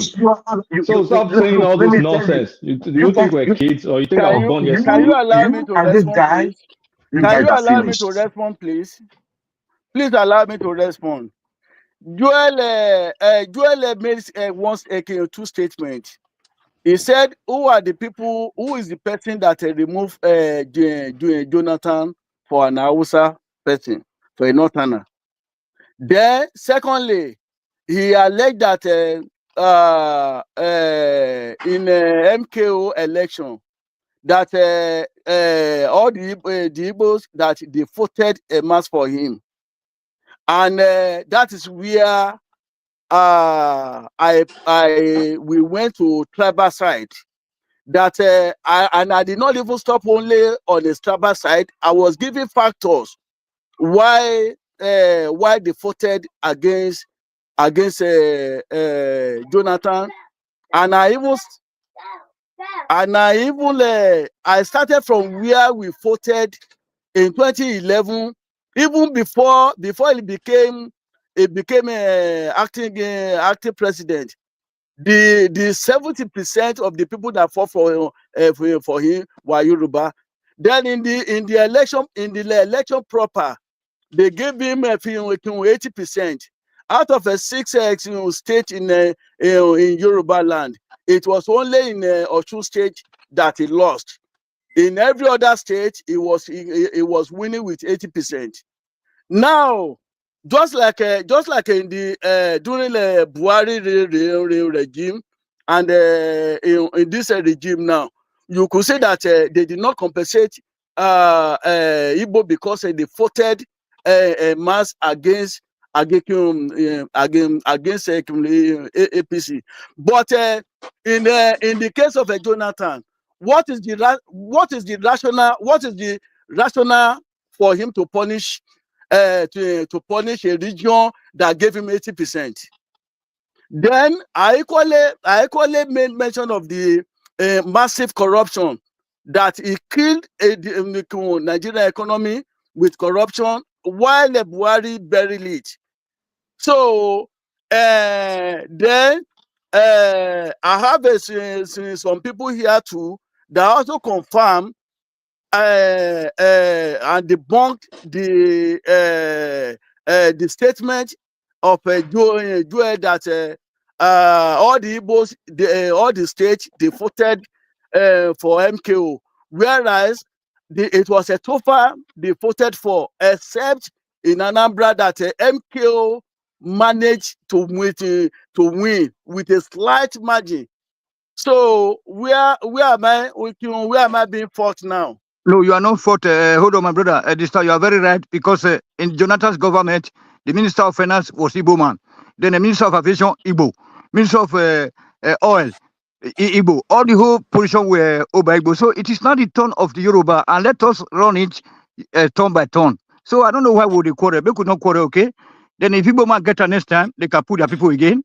If Hausa man get an next time, they can put their people again. But this time around, I want total Yorubanization, okay? So that make we for divide the country, because most of us from Edo and all these southwestern states, we want a division of the country. You know, there's no need, because we can... I think Joel and Cody still don't get what they are saying. You see, this is what they are saying. I work for you, and someone work against you. You now won the election. You now just push me aside, and you go team up with your enemy. That's exactly what Jonathan did. When I said it the other time that thank you, my brother. Election, that's exactly what he did. So there was no Edo man as a minister. So they don't tie our road. They go tie Abuja. They go build Amanjiri schools in the north. So I know they are asking questions that what does Yoruba has to do with this. Look, Yoruba, being a Yoruba or whatever, has a lot to do with it. Because your voice is too low, Ola. Your voice is too low. Okay, I say Yoruba has something to do there, because I can't work night and day for you. And you now push me aside. Then when people are talking that Yoruba are not there, we should understand the Yoruba they are talking about. We are talking of Yoruba with influence, with political. Yeah, tone by tone. With political value, with electoral value that can put in. You don't just go and say, okay, because I put Yoruba there. You go to maybe UK and bring one Yoruba there just to put as an assistant that is not even relevant to making your region relevant politically. So I think we should understand all those things. Okay, now look at the person that he went to bring down to be the what this man they put in jail for investing defense fund and the money meant to buy a weapon. So you go gather enemy and put around yourself just to push Tinubu or whoever help you away. They don't play politics that way. So that's the point we are saying here. So when someone is saying Tinubu pushing my way, but the person failed to mention that Tinubu helped him to win too, you don't behave that way and expect the same thing. So I think this thing is clear. When you want to do things, you have to play politics according to how it is played. It's just like, although I'm not saying it's not going to happen, it's just like Donald Trump now go tomorrow and push away Elon Musk. What do you think will happen next time? You think it's going to support him? So that's just the way it is. Ola, when is this man coming? This Yoruba man that we had the NNPC, when is he coming? Would they wait for him? Me, I don't know of that too.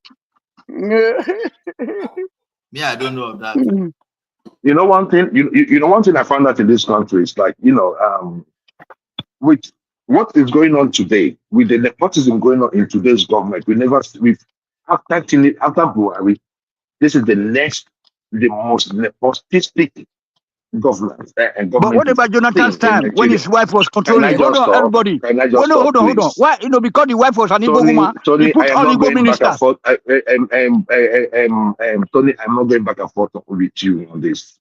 No. We are not going back and forth. We're not fighting ourselves now. Allow me. Minister of Finance. Minister of Finance. Can I just talk? All I'm saying is this, right? Yeah. Even during Jonathan's time, it wasn't as bad as what we have today with Tinubu in terms of nepotism. And if we want us to go through the positions of governance that we had then, we can go through it. So what I'm saying is that the country does not belong to the Yoruba Ronus, like most of you. But it's tone by tone. It's tone by tone. There is God. I'm talking about the Yoruba Ronus. The government does not belong to you. There is God. The time of there is God. Government they control it. Spreading your tentacles to this show and having people like the last speaker and Kulata and one man speak on behalf of you will not change the fact. You guys are nasty. You are nasty. Nigeria belongs to everybody. It must be treated so. Whether you like it or not, you can uplift your tribe for all. You can uplift your own version of your own tribe. One man was introduced today as whether you are coming to insult. The same way. And then you are really doing that now. That you guys ought not to be in any place that has to do with power. You are just an upgraded imagery. And it's so sad. I'm talking about the Yoruba Ronus, not the whole of Yorubas. You guys are sick. You see what I'm saying? Taking tribal these things. See what it has brought us. It's just that we have not matured as a country. Why should an Igbo man find it difficult to support a Yoruba or an Hausa man? Why should a Yoruba man find it difficult to support an Igbo man? Why should we weaponize tribe and religion because of election? Let's look at what unites us. People are not getting what they deserve from government. And why are we speaking in support of a government? Because they belong to our people. Why are we speaking against government? Because they don't belong to our tribe. Let's be Nigerians for once. Patrick, you do this thing a lot. The foundation was wrong, Patrick. The foundation was wrong. Tony, chill. You do this thing a lot by the fact that, saying because there's opposition, people are speaking against the government. You think everything is about tribe. You don't think things are about ideology. You don't think things about like fundamental beliefs. Maybe I'm misunderstanding. So you are misunderstanding people because you're jumping into conclusions, thinking that those that were upset about the Jonathan thing or the Tinubu election or whatever. But it's convenient for you. It's convenient for you to call it tribal when in a lot of cases it's not. It's just is a matter of it's a matter of I don't believe this guy should have done what he did, and that has nothing to do with tribe, because it's a matter of, you can call it a matter of fairness. It's the same thing anybody can come here. It's the same thing anybody can come here and say, I want an ethnic president because that ethnicity has not been president for so long. That's tribal too. So let's stop all these. Let's stop doing all this bullshit that we do. That this. That's all. People are principled. Some people are principled the way they are, and some people are tribal. And the biggest mistake this country did was to say what Zik said. Let us all. What did he say? Let us all do one Nigeria, and that is the foundation is let's all kind of like move on with our differences. No, you cannot move on with your differences. You have to acknowledge those differences. Let me. If it's left for me, if not for one thing, I will say let all go our separate ways. It's the I best cannot way. be It's the sharing only country best with way. It's people the like best thing. Kulata and the last That is talker. I can't be sharing country with these that people. is the These people are too they are that too that is the best 1940s. that is the best way because number one, as it is, no matter what, the North will still be capitalizing, continue to do whatever they like, because the Igbos and the Yorubas, they will never go along. Unite. They will never unite. Yeah. Yes. Now, Tinubu did may have overdid appointment that he's doing, but let me tell you, even let us be objective. Some of the what Tinubu is doing there is more or less like correcting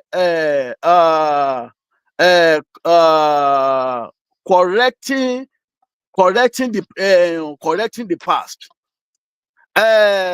We are all adults here. With our age, I don't know. Like a CBN governor, for example, now that a Yoruba person is there now, I don't know any one of us except Baba. That is the oldest person in this platform. I don't know any one of us that remember anybody that has been appointed as a CBN governor for the past is it 5 decades? Name one person. This is the first time that Joseph Sanusi. Sanusi was governor now under Joseph Basanjo. Joseph Sanusi, former MD of First Bank. Before Sanusi, you had Olabisi. Custom. Where was he from? Sanusi is from Abeokuta now, I think so. Oh no, he's not a real Yoruba. He's a fake Yoruba. It's not a Yoruba. He's not a Yoruba. I know. I was expecting that from you. What the fuck? What am I dealing with these people in the same country? Let somebody say Google the name. I know him. He's a popular person. He's not a. Wait a minute. The last I told person. I told the Patoski, they will say he's not a real Yoruba, The and he last fell for Yoruba it. is Ola Vicent. Go and check. Now, look, how can you be talking like this? So, Sanusi is Yoruba now. It's a Yoruba person. Which state is it from? Which state is it from? I think it's from Ogun State or Ondo. It can't be from Ogun State. Then what of custom? Don't worry, oh. This star. Trust me, Joseph Sanusi is a Yoruba man and he's from Ondo State. So it's from Ondo State. Okay. What of a Nigeria? What of a CGA customs? I know, but where are we going to be this? Then apart from that, let me add this thing. How can you be this tribal? You are looking at governor. Then talk of a competency. Excuse me, let me answer you. Let me answer you. The thing is this. Let us acknowledge the fact we are tribalistic in Nigeria. What of competency? But you are taking it too far now. Wait, we are tribalistic. But the thing is this. You can't be tribalistic as myself, as Patoski, as Vista, or as Kulata, and you are now faking that you are not. When it is me, I'm tribalistic, but when it is you are not tribalistic. That's all. Stop. We are all tribalistic. We are all, in fact, chronically tribalistic. I am not tribalistic like I am not. If you are, then you only know. No, I am being honest with you. Guys, hold on. Only, I think this guy is trying to buttress his point. You might be missing the information, saying he's not Yoruba, but he's trying to make a point that you guys are missing. I do not care what you are trying to tell me. You cannot tell me that I am tribalistic when I am not. Allow me to learn now. Always making more sense. You did not allow me to learn now. Tinubu want to work with the team that is sure that they are not going to derail. economic programs. Now the people that are And, there and now, in the the security CBN. system too, Wait a and in minute, the the CBN. and in the judiciary. The CBN, Yeah. the CBN governor, the CBN governor, the finance minister, competency, are they not competent? Are they not competent? They are not. They are not No, as. they are not. As They are not. competent as Stop we. making that nonsense They are not. They are argument here. not. They're not. How do They you are Let's how not. do say the you way it judge is. how do you judge that? How do you How judge do They are that, not. you Patoski? The how do Of you result judge is what that? you performance, are. because of what we The are result is seeing. what you are seeing How do now. you judge that? The result is what you are we, seeing we now, were Chairman. Which result? Which result are you okay. talking about? Okay, when you agree, Okay. please let me talk. When we both agree that Jonathan killed the Nigerian economy and the Buhari buried it, then No, he didn't. Jonathan didn't kill the economy. somebody now came now to revive. What has been destroyed, what has been You want buried. kill people. You want kill people before you revive. You want to kill who will come and enjoy it. Let me tell you, all of What them. what Chairman, you let's answer cannot you take, now. You have been what you talking. Let us cannot take, answer you. Let us what you answer can. you. Chairman, let us answer you. Hold on. Hold on. All of us are tribal. But I will put it to you again. I know Kulata might come for me again. Your analysis is not only based tribal, it's soaked in tribal water to the point that you are ready to deny an Ondo man. To drive your tribal I you are ready to. did not know now. When I said they should Google Who it. was If CBN governor during Obasanjo? Even when we were. Patoski, what you are doing, Wait now. is Let me because finish. he goofed by not knowing that. It's So not good. I want to now We use even that one told him. against We him. even told him. Okay, let's put He that one. didn't know. He Wait didn't know. He now. was He asking for didn't more know. He's trying to clarification. make a point. Why you That defending guy was him? Why trying you to make a defending point. him? I The say guy So used what the you guy why are against you him. why are I you say why are how to you win cherry reality. picking I say you and can doing? Google it. Hold on. For crying Even loud. after we have Chairman, let's bring it to you. You have been speaking. Hold on. Even when we told you that he was, even from his name, Joseph Sanusi. Joseph No. and Sanusi it doesn't sound Yoruba. Hold on. Joseph Hold and on. Sanusi does not Hold sound on. Yoruba. So Chairman, forget it. hold on. We told you the If state is you from. put What of Emir Oladele, his Sanusi? name is What of Emir Joseph Sanusi? Oladele. If you mention Okay, Joseph I Oladele agree with. Sanusi, he Okay, wouldn't I have agree denied. with you. But when you say Okay, Joseph Sanusi, it could be from North Central, it could be from anywhere. Simba, not down on people. No. It was obvious this guy was not sure. Patoski, He was even saying why Google are you it. let's behaving finish. like this? Let me Come finish on, now. and he was Hold trying on. to make a point. He was trying to make a Let, point. That was not where he was even hold on going now. to. Let's talk. He has made his point. Let's talk to And him. because what you are saying is you are trying to accuse the guy wrongly, man. Come We on. are not. I'm not accusing the guy. I'm bringing his point to him. When I'm done, then you can accuse me. You can accuse me. You allowed him to talk. Don't bully me. Don't bully me. Don't bully me. Pato, don't Don't bully worry me. me. Don't I'm worry of me. You the didn't do opinion that to that him. we should be sharing. That was what he has been doing since morning. Don't mind We should Patoski. be sharing Don't worry me. our views without Chairman, sentiment. let me respond to you. Your argument analysis is not only painted, it's soaked in tribal ideology. I'll give you a good example. You say, when has Yoruba man become CBN governor? Knowing fully well that Yoruba man has become president now 2 times in this republic. You are talking of CBN governor. When Yoruba has become president 2 times, second time now Yoruba presidency. But that's not even my issue. I want anybody. Hausas has also become president 2 Chairman, hold times on. now. Now So you see what is the problem? your own tribal side is coming out too. I don't care who becomes president.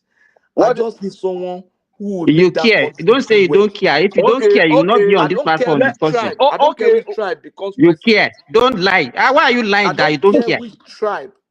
Are you not supporting? Are you not supporting Obi? Obi, I was supporting Tinubu. What is Hold on now. Chairman, hold on. I was supporting Tinubu fully with my full chest. Carry enemy. My relationship with my friends were strained. But it's not true. What you are saying is not true. Those are not as your I speak friends, to man. you today, No, Not your Patoski friends, supported man. They're not Tinubu. your Only friends. that They one never been Tinubu is your not. friends. Patoski, so it doesn't How make sense. can your relationship with your friends today because you Those guys supported are not your Tinubu? friends, Why man. I'm telling Agborodun you ló ń sọ yẹn just what Yeah, Agborodun? yeah, You because know things what are not Yoruba pe working. I'm Agborodun? telling you Patoski, so you don't say Let I'm me calling talk you out now. again. Look, give me It's 5 big power seconds. now. It's big power. Pato, give me That's how 5 me some seconds. So you obedience don't say happen. don't say I'm calling you out again. You are a Christian. Yeah, but let me finish now. You're probably a pastor. Are you going to Let me tell finish me? now. Are you Let me going to tell finish me you now. are supporting Tinubu the way you supported Buhari? With Let me finish. every mistake Buhari took, you stood by him. Gidigba. This Let guy me is finish now. barely 2 years in. You are wavering. I'm not saying you shouldn't waver, but let me give you don't pretend that you're supporting Tinubu with your let me full tell chest. you the You truth can say now. you have a tepid support for him. I will be fine with it. It's okay. I supported Buhari. Abi? I'm still supporting him. I'm still supporting him based on what I'm seeing now. I'm still supporting him. But the point is that I supported Tinubu and I spoke for him. I campaigned for him too. But And with the that's the scorecard meaning that of I'm seeing, supporting now. the If you support scorecard that somebody, I'm you are seeing speaking on now, their baby. Anyway, I let's give it speak to for him him. then. Let's I give spoke it on to this You know him what, then. platform. Pato? We've heard you. Let somebody else say something else. No, let me finish now. You better not allow me to. You So never I'm finish. Now you they talk. Now you they handcuff prayer. Now you still they talk. Now you go finish. You go no still now. take I over must talk again. today. Oh. You they Hold bully on. us. You I are must talk bullying us today. now. This not bullying. Hold on. During his analysis, I'm saying that we should pass that point where we say, oh, how many Yoruba man has become this? How many Igbo man has become that? How many? You understand? Currently, the Yoruba guys are running the system. The point is that they are not running it well. I don't know if you like, come do and see anything. That's what I'm seeing. Except you are So who telling me has that run it Nigeria is well? good now. Tell me who has run it well. Who has run it well? I don't know who has run it well, but I'm saying that the people running it currently, the people But running the it fact currently remains have that not run nobody it can well. run it well because there are no institutions on ground. That's how we separate the country. Everybody's Let us go back home. is lining his pocket. Everybody's just seeking his own personal interest, tribal interest, political gbogbo interest. tó ń sọ I yẹn don't gbogbo know. ẹ̀ náà la mọ̀ Let náà. me yield the That is floor. what Make I we yield the floor. know what you are Patoski. saying. So what is So we've obviously deviated from what we were discussing we about were the discussing that election, which about election, yeah, I and agree. there are some other I agree points. with. I agree with what Kulata was saying in the first place. Like there is no contestant, there is nobody, there is no opposition to go. Anybody that is coming out is just probably working their way for when Tinubu finish the second time. So when you people are now bringing Obi and El Rufai together, and Joel was happy with it, like Joel is happy with El Rufai. no, they can even down with the devil. I do They not don't mind. care. I do not care. Every other If you thing can is align secondary. yourself with Don't a mind drug them. with a They drug can addict go like and even with Satan, they can Tinubu combine Obi with because he's Satan. They from will your both. place, then I should Obi support with Satan. anybody. I don't think you I have think any right to ask me Patoski, you or should tell stick me to anything your about it. accounting and finance and banking because what you're doing tonight, we don't understand. So stick to your accounting, Patoski, and banking. I think you do very well. I'm not even sure I can even do very well in accounting and finance. Sef. The way he's talking this morning, Simba, don't go there. Don't go there.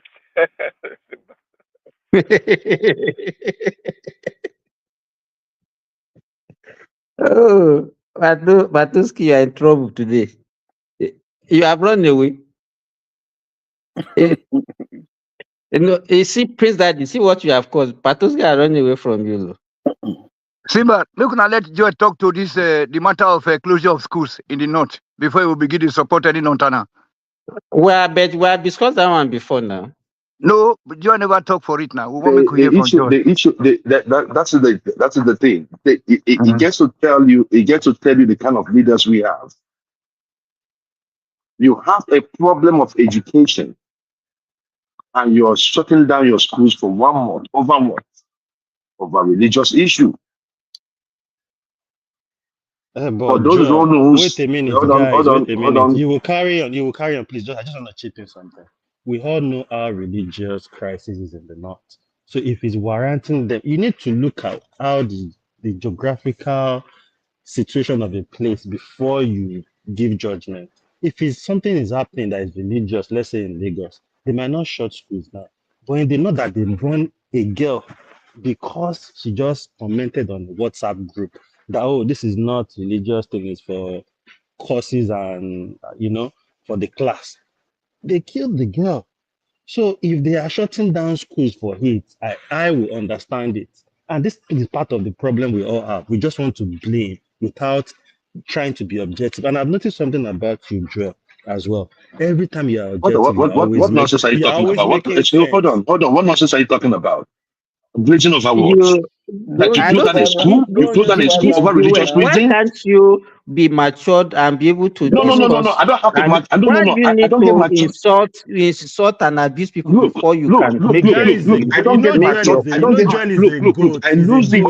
I lose But the. you I put lose to it with allow people Joe that to are comment gone. now. Let it comment on the See, say about the shortage hold of on. sorry see the shutting down of schools. He was about to comment on Tony, that. Make na leave and make na let him talk now. look. We have already Let me passed tell you that something. Let me tell you tribalism something. something. If anybody wants to interject me intelligently, or I will curse you out. How can you come Joy, here and you are telling me, Joy, hold on, please, hold on. right on. Make the Hold on. commentary. How can you Say about come this here? shutting How down can you of come schools here? in the north. And you're telling me that I should be afraid of the North because what are they going to do? If I tell them that they should not close down schools, are you guys serious?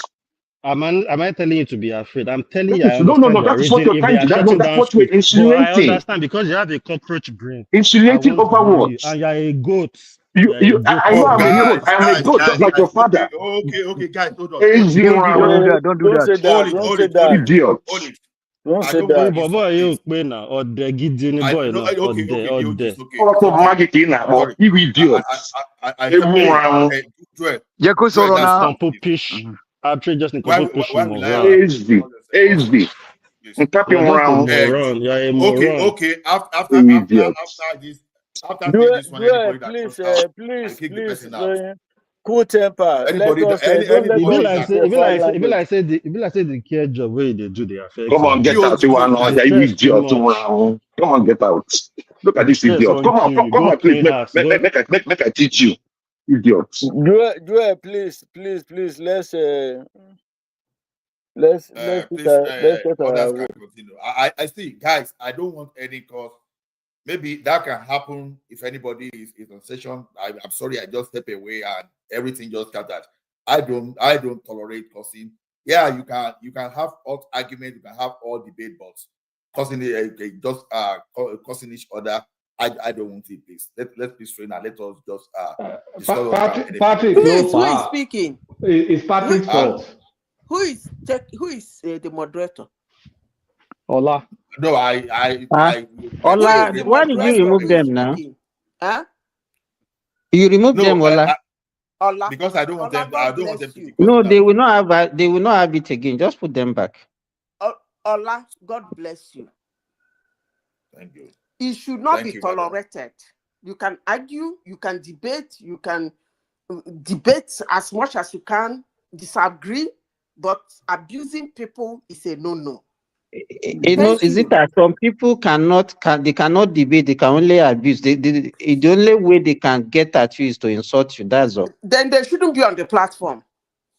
So They Even should be in the comment section abusing each Tony that is other. on platform is one of them. Is one of them. Tony is one of them. no, Simba. This one, Leave me alone, I beg you. I'm the one directing for now. Now my And you trouble now you know I will define. not. Tony, please. And I will not tolerate causing each other out. I will not. So let me just say it now. I will not. I'm allergic to that. You can shout, you can do other things, but once you step like abusing or causing other out, no, it's not going to fly with me. Trust me on that. Please. Let us just show good example. Thank you. Yeah, but I think it's good to call out the hypocrisy, the staggering hypocrisy tonight between led by Patowski. No, I'm not talking about the abuses. I know I don't deal with all those abuse and go. Led by Patowski with his, wavering, being partial, then getting caught and then sidestepping, and then the obedience to saying they'll take El Rufai. Not that that's shocking anyway. They're generally unprincipled. But when we see things like this, we need to call it out. I'm not going to curse anybody. I don't know anybody personally, so I don't have to do anything. So like that. can I continue, please? No, you can't. I'm talking. So you just bumped in. I said you can't. I'm talking. It's courtesy. It's called courtesy. If you don't understand, No, we were talking, so you just have to do the stuff I you normally said do. I'm talking. Please go ahead and talk. So respect your elders. So I mean, we can't come here and then be saying, oh, anything the star says is tribal. Anything this one says, you keep silent about it. That's bullshit. And it shouldn't be tolerated. Let people speak how they want to speak. If You they can view whatever speak. they want to view, Look, let them view it. you can speak what you want to speak. Debate with that person. Debate, Even don't abuse. Fact check the person. Bring your own argument. But abusing people is supposed to be a no-no. That's gutter. That's kind of like lack of home training, but online. So you guys can continue. Thank you, Zita and Kulota. It started it Okay, because so I was saying something. Point. Can I finish what I was saying, please? Okay, go ahead. Then Okay, so my anger is this, and I will restate it. As Nigeria is today, if I have a problem of hunger, you cannot tell me that the market, that the farm should be shut down because there is some religious issue. I don't care what the religion is. I do not care. And if it's going to, my statement is going to make them start killing people in the north, who cares? That's what they've been doing. And who are you destroying? You're not destroying me, you're destroying your region. But this over-pampering of the north, this trying to please the north, it's killing our nation. And we must call it out. Over-tolerance. Yes. It's too much. That you have to shut down schools in a region that have over 60% of illiteracy, and you're shutting down your school for real. And Tinubu is not saying anything. You see, that's the reason why I say leaders think about the next generation. And, corrupt leaders like Tinubu think about the next election. That is my reason that I hate that. Because you cannot tolerate that. You cannot say you close down the schools. It's not reasonable. I don't know where they got that from. The place that they took religion from. Can they, for crying out loud, these people have been in power for over 40 years. And they, for crying out loud, give us, even if it's do bad, with all the money they're stealing from Nigeria, at least they can give us Bahrain. And we are talking about issue of common sense, and somebody is telling me that somebody is going, Unplug is going to feel some type of way. Damn you and damn every one of you that think that way. We must correct Nigeria. We must correct Nigeria because when we look at the amount of money that we have put into fighting Boko Haram, a war that has refused to stop. And I had some people come up here tonight talking about what happened during original Foster. They were talking only out of ignorance. If you do not know the role Obama played in bringing Buhari into power, then the game is on you. You please concentrate on this Northerner. So we want you to the give us is a on you. solution It's the same Northerner I'm what is talking the way about. out? No, don't go to that past son that is bringing I am a commotion. talking about the same Lord. I am talking about the same thing. No, It's the same Northerners. Remain focused then. Don't talk about. Tony, please don't rail me. Don't rail me. Yeah. Please. No, tell us the solution. Solution. What do we do? The thing is that the federal government has to rein those people in. They have to rein them in. How then? Because this has been in existence for a long time. It has not been in existence for a long time. I've never heard that during Ramadan season, right? Yeah. Or during fasting period, that schools were closed part of the Sharia. That is part of the Sharia they have been operating. You cannot do that. And that's the same thing they're trying to bring in Southwest. And somebody will come and tell me that the Southwest to the next level. So what do we do? Bring it to the Southwest and close down the schools. Biafra and to do a nation? What do you think? Sorry. So the issue there, please. So the issue there is this. If I could land, please, let me land. The issue there is that the president of the Federal Republic of Nigeria had to call those 4 states to order. And they must resign that decision. They must resign that decision. We cannot live in a country where we have 2 laws guiding us. It's either we have 1 law guiding us or we forget it. Let's go our separate ways. If the Yorubas want to be with the Southwest, if the Yorubas want to be with the Northwest, if you want to form your own country, you can form your own country. You can. That's no problem. I have no problem with that. I believe that both of you, you share religion and you share everything. So you guys will be good. Can I come in? Okay. Hold on. That's okay. DOG, do you have something to say? Because we'll be calling Madam AI. So if you want to say anything, say so that let Madam AI speak. No, DOG. Can you hear me? To me, I just believe the case of the North is very sensitive, and we all know this. We've heard a lot, and if they deem it fit that that is what suits them, the way and manner to approach things. If I have two dogs, I know one is wild and one is playful. If you are coming to my house, I will cage the wild one. I won't leave it roaming around like the playful one. So I don't expect Tinubu to do anything drastic. There is a way and manner they will have to approach it. And if you say, you've called the governor, are the other people that will do anything drastic? Are they going to even listen to the governor? Or did they even ever know that Tinubu said anything about it? So the case of the North, when it comes to religion, we all know how it is.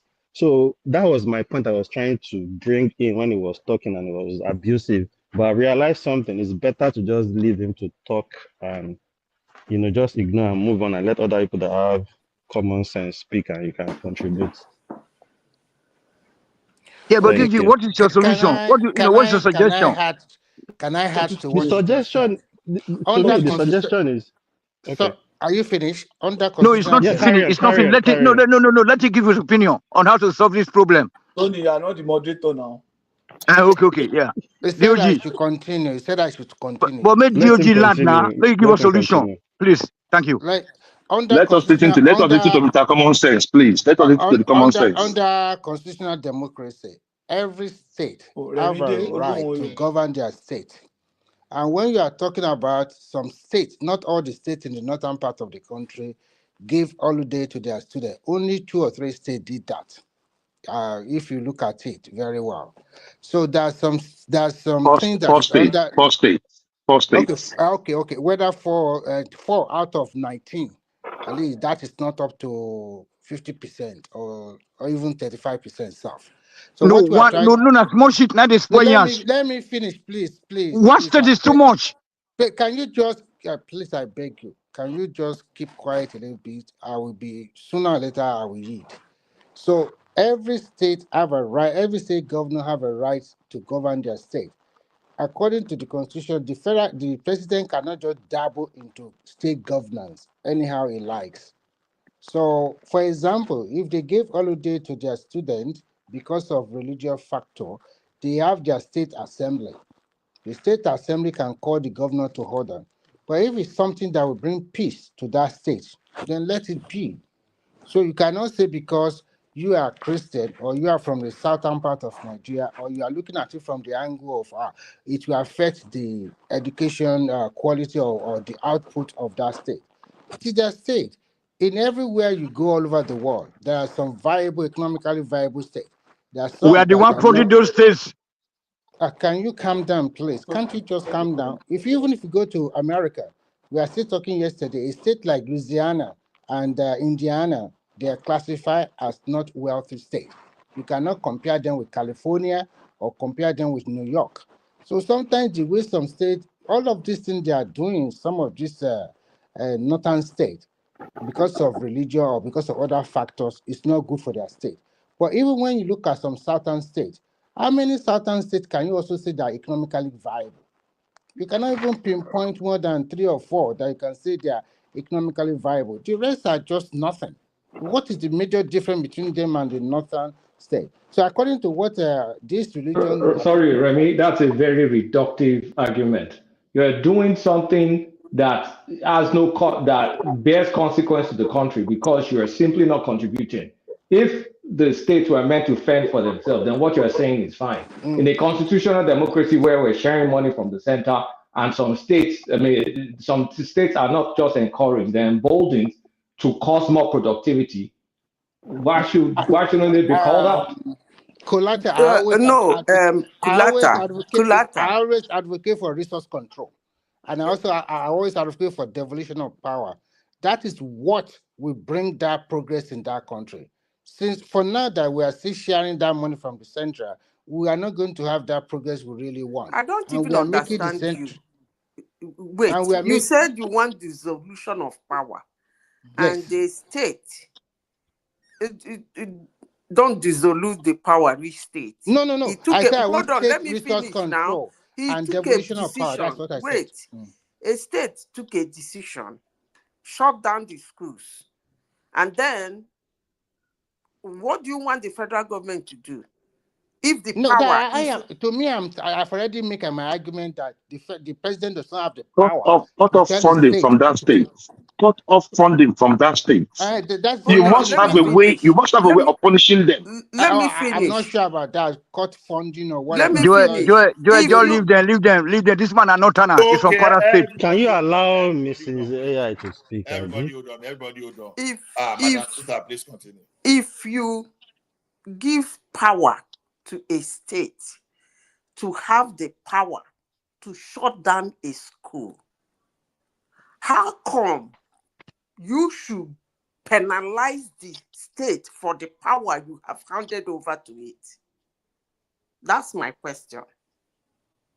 If a state has the power to open and close a school, somehow the Constitution or the federal government of Nigeria gave them that power, and then the state shut down the school, how come you have the power now to penalize it for taking a decision you have handed him over power to do?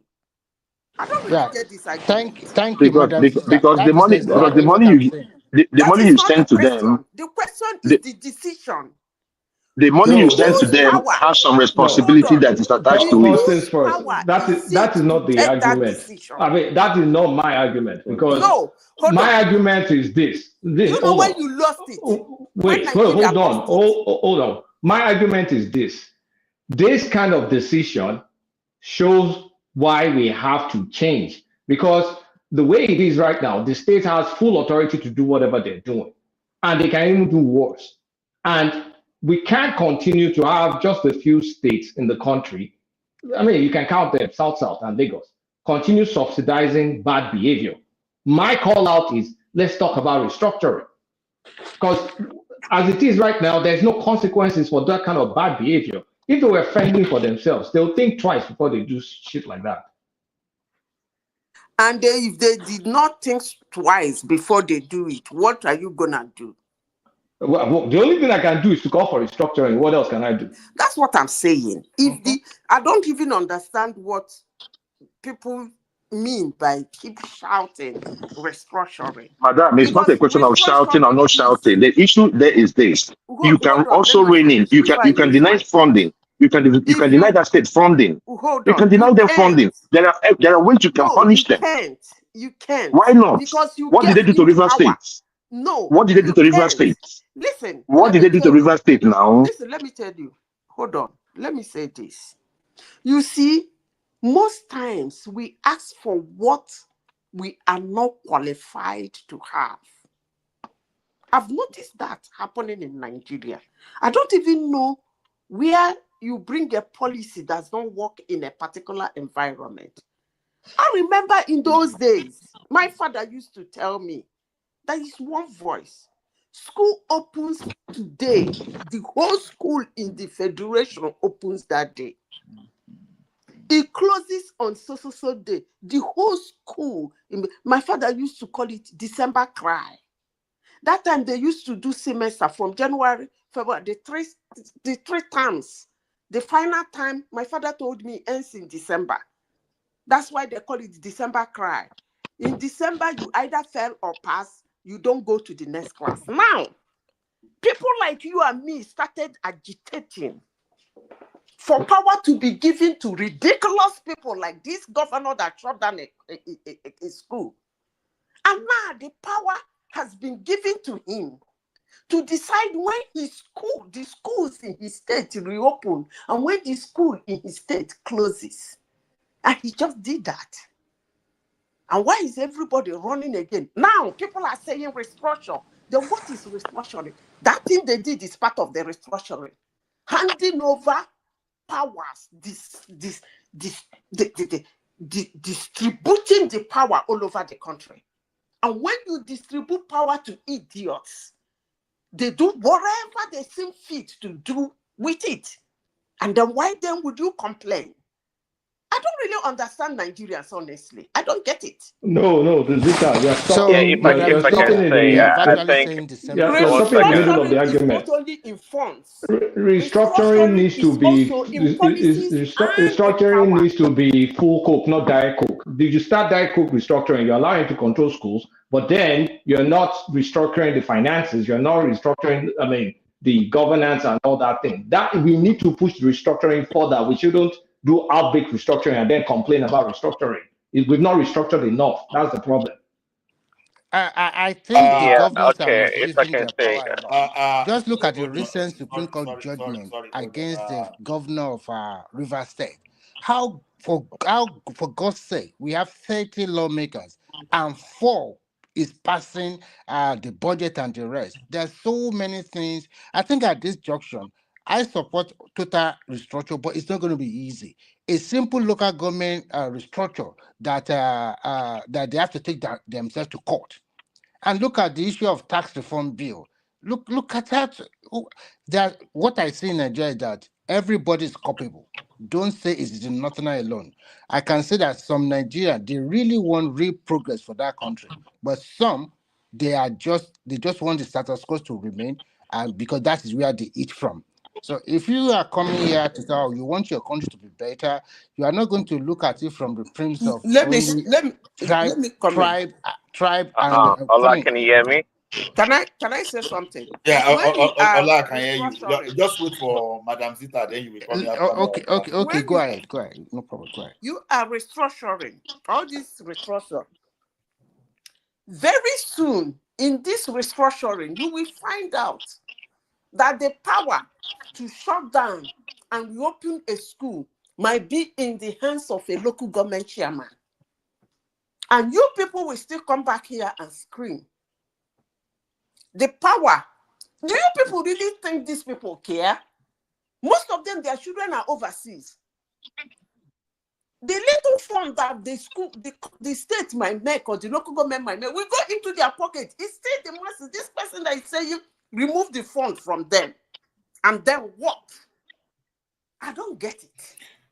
No, Madam Zita, what there is this, we need to let everything be uniform. That is what I think I agree with. Okay, see, now, when we talk of police, each bar or whatever they call it in the north has existed for a very long time. And where's Prince Daddy? Prince Daddy, I said I'm going to come back to you. Where's Prince Daddy? Why did you Ola, I have one question. How long is Christmas break from school in Nigeria, sir? How long is it? Most time depends. it I think always it's like fall 2 weeks. into the holiday period. It No, how only long is fall into the holiday Christmas period. break? Well, what is holiday period?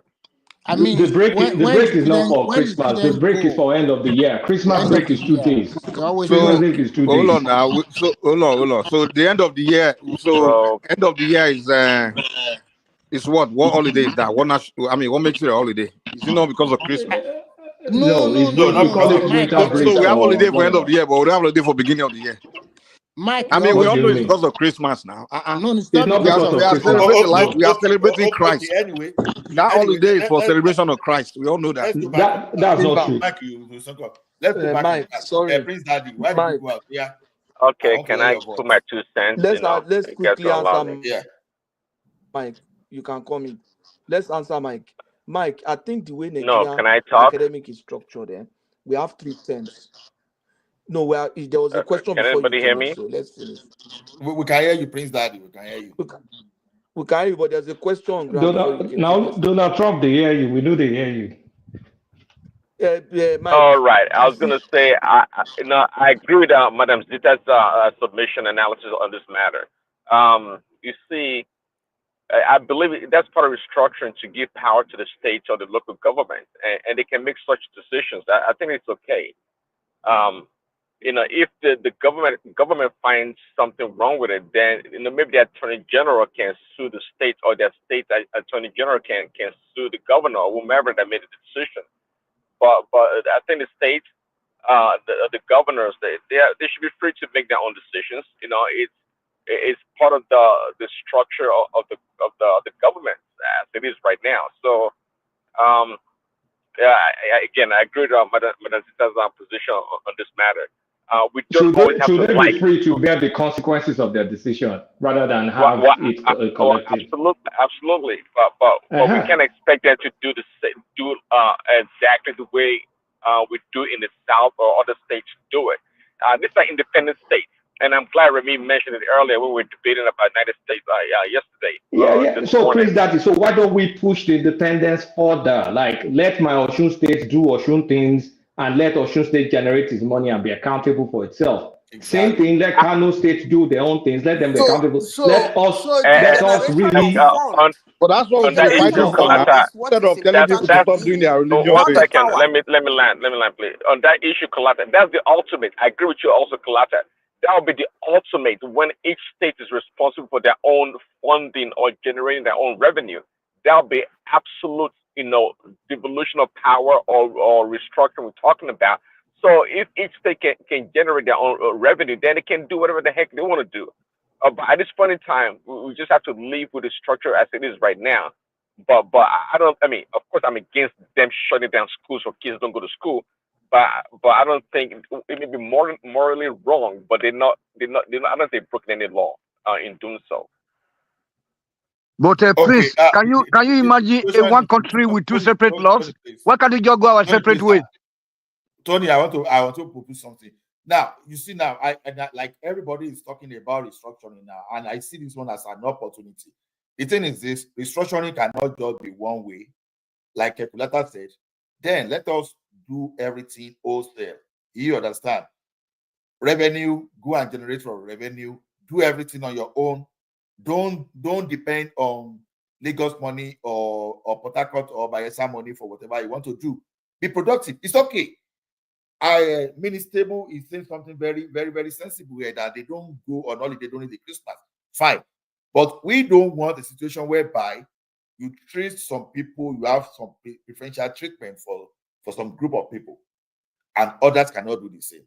That's why I came to the area of police the other time. Do you think that's you can give some people license to police the environment in the name of security, but when Amoteco was created, you can't give. So the thing is, but they give Amoteco. You said what? They give Amoteco the same AK-47. They gave Amoteco AK-47. Did they give this by AK-47? That's at least that's what we used to hear that time anyway. So it's not true. That Meetiala, the Meetiala also they were heavily so anybody can debunk it here. But that's the impression. Don't shift the argument. So that's the pressure. So if you want to go federal, let us go fully through federal, and we have to talk. That's what Kulata is saying. I agree with him. We have to talk. I think everybody's agreeing with federalism, because that's what we all agree with that now, but that's not what we spend our energy fighting for. Even these so-called let's go our separate ways, we don't actually fight for these things. We just cry about it. But what we fight about is what we hate about ourselves. That's what we spend most of our energy fighting about in Nigeria. That's why I always laugh like Nigerians. I can't take you seriously. None of us, let's go our separate ways, or let's our freedom. We don't spend energy fighting for that. The only thing we do is cry about it. And then what we spend our energy actually crying up fighting is what we hate about ourselves. That's what we do in Nigeria. But we also antagonize those that go like, for it. Here, we're not going to tell Barry Bay and all those Igbo senators to go on the floor and fight for separation. But you come here and be crying on my head, like, let's go, let me go. You see many of them in the street of Lagos telling Yoruba people, harassing them to let them go. Well, they haven't told their own senator to go to the floor in the Senate to go and fight. Nobody's going anywhere. They don't want to go anywhere. Exactly. So these are the things that irritate me. Just like this North, for example, what I want is every state to produce for themselves and do for themselves, mind their own business. But instead of when we trying to fight for let's mind our business, at the same time we are fighting, getting in people's business, crying about what they are doing in their business. So Mike, there are issues. Mike, there are issues that should be central. Right? When it comes to issue of education, we should be able to say that we have a holiday. Remember, it used to be more Christian holidays than Muslim holidays. They rally around and made it like it should be equal. So we are for every day. We've now come to because they made it equal Christian, equal Muslim holidays. But even at that, I don't think it's equal. In fact, almost the entire Well, December, we are all if the because of states want to take half of the year off, I think they should have the right and the power to do so. but But I'll we tell you, shouldn't be in sending the addition to money. 1 second, Prince in Daddy, addition, I don't have problem with you making your decision, but we cannot be sending you money No. as a federation because the thing there is that this is the thing. But Joe, I did Joel, not I send you agree with money. that also. Don't send money to Enugu. Is Enugu producing anything? Listen now. So which But northerner is coming to Enugu to say why are you taking Christmas off? Patoski, this is where I'm coming from. There are certain issues. If it has, Mike, if it has to do with education for crying out loud, there was when the issue of holidays came up, they said there was more Christian holiday than Muslim holiday. We said okay, it was able to come to par. Now it is now par. Why should we now say that in school we go to holiday for a month? Well, you see, they tell you in Enugu, in Anambra, that you should not go to school for you understand what I'm saying? See. No. See, let me tell you, we are Nigeria. If they were in their own country. Now we are Nigeria. First of all, so see, my brother, Mike, this is the thing. In that KB, in that Kano, I think I've forgotten the other two states. I know Kano and KB was one of them, right? There are other people from other states. There are Christians that live in that state. No, that are from the same states. You cannot do that. Well, no. Well, you are the one. There are Christians. There are Christians from Kano. You are not from there. No. But there are Christians. Hold on. Look, see. We have to protect the rights of everyone, especially in Nigeria. No. Come on now. I am not changing it now. See, Mike, understand where I'm coming from. We cannot, on an issue that has to do with education, you cannot shut down a school for 1 month. But in your state, in your region, you do that. If somebody wants to shut down school for 1 month in your region, your ethnic region, you fight against that because that's where you're from. In Nigeria, we are divided. We know we are all different people. So why can't we all mind our business? Mike and Joel, hold on. See, it's okay. Joel asked a valid point. What they are doing in the north is it affecting the south? Yes, in several ways. In terms of insecurity, in terms of people paying for the mediocrity there. So we can't say those people in the south cannot speak. We can't. Hold on. That's why we are saying everybody Wait, must go. let me respond to you. You don't think, okay. You don't think certain culture, criminality culture that are practiced in the south, it doesn't affect the north. For example, they should be concerned too. So the fact of the matter is, okay, now people are saying the solution. Mike, you cannot compare criminality. Hold on now. You can't compare criminality with there's certain behavior. Hold on now. There's certain behavior. Hold on. There's certain behavior that breed criminality that we do in the south. It's not like we deliberately say it now. You can agree that there's certain things that we thought we allow in the south that breed to certain behavior that you find more in the south that you don't find among northerners. Certain immoral behavior, right? And it requires them to shut down their schools. It doesn't give them the right to now be saying, oh, because of this thing that you tolerate in your region, it breeds this kind of bad behavior that your people now export to the north. So therefore, we want you to change your ways in the south. You need to start doing things the way we do in the north, like practicing Islamic customs, so that way you eliminate all your behavior. You eliminate Mike, my brother Mike. They marry their cousins. Do you marry your cousins in the south? Dude, that's not what we're talking about. No, it's part of it. If you say that we should let them do their culture. Well, are they coming to tell you to marry your cousin? Nobody are married their cousins. Okay, so we don't do that. But that is not your business now. You can go and marry. It's our business. That's immorality already. It's not your business. It's incest. Business. It's not your business. If you want to be part of our country, if you go your separate ways, they will stop doing it. Okay. Mike, European Union, you have to look. You have to meet some certain policies before you can join them. If they want to be part of Nigeria, they have to be like us. They have to do like an Edo man, like a Lagos man, like a Enugu man. Otherwise, they can go to their Arab way and form their own country. Nobody has to be like you. Nobody has to be like you. What we're saying is let people move at their own pace. Give everybody their own space. Don't let the behavior of some people be detrimental to another thing. If you want to sit down, wake up every day and shit in front of your house and call it state policy, okay, pay for it. That's all we're asking for. That's why I agree with you, Lata. The money Okay, part. okay. Can we also tell them to? Can we also tell them to manage the insecurity that comes from their areas as a result of all this? One thing we have to look at also is the movement of people in that country. I think each state should implement some kind of immigration policy that, you know, if you want to migrate or move to another state, it should be well. Prince Daddy, you scatter everything. That is essential. You are talking about state residency. Yeah, residency. You have to establish residency. All the Igbo traders have to go back to the southeast. I don't know why you guys are focused on Igbo. Don't focus on Igbo here. Focus on the north south. No, don't tell us how to talk, man. No, talk about the north and south first. Don't tell you talk to your talk. Let people talk. No, okay. Let me chip in. Let me quickly chip in. What we are saying here is that I agree with you. We are talking on residency, not origin. We are talking about state which if you introduce that in Nigeria, it's not good because Nigeria is still a secular state. You have free movement. You can move from Sokoto to Enugu, from Enugu to Shaki or anywhere you can do your business. Nobody is stopping you. But what we are saying here, the Constitution of Nigeria of today, give each state governor to administer their state. In some cases, the president has some power. But in terms of telling their students not to go to school, in terms of their real thing, it's not a good thing.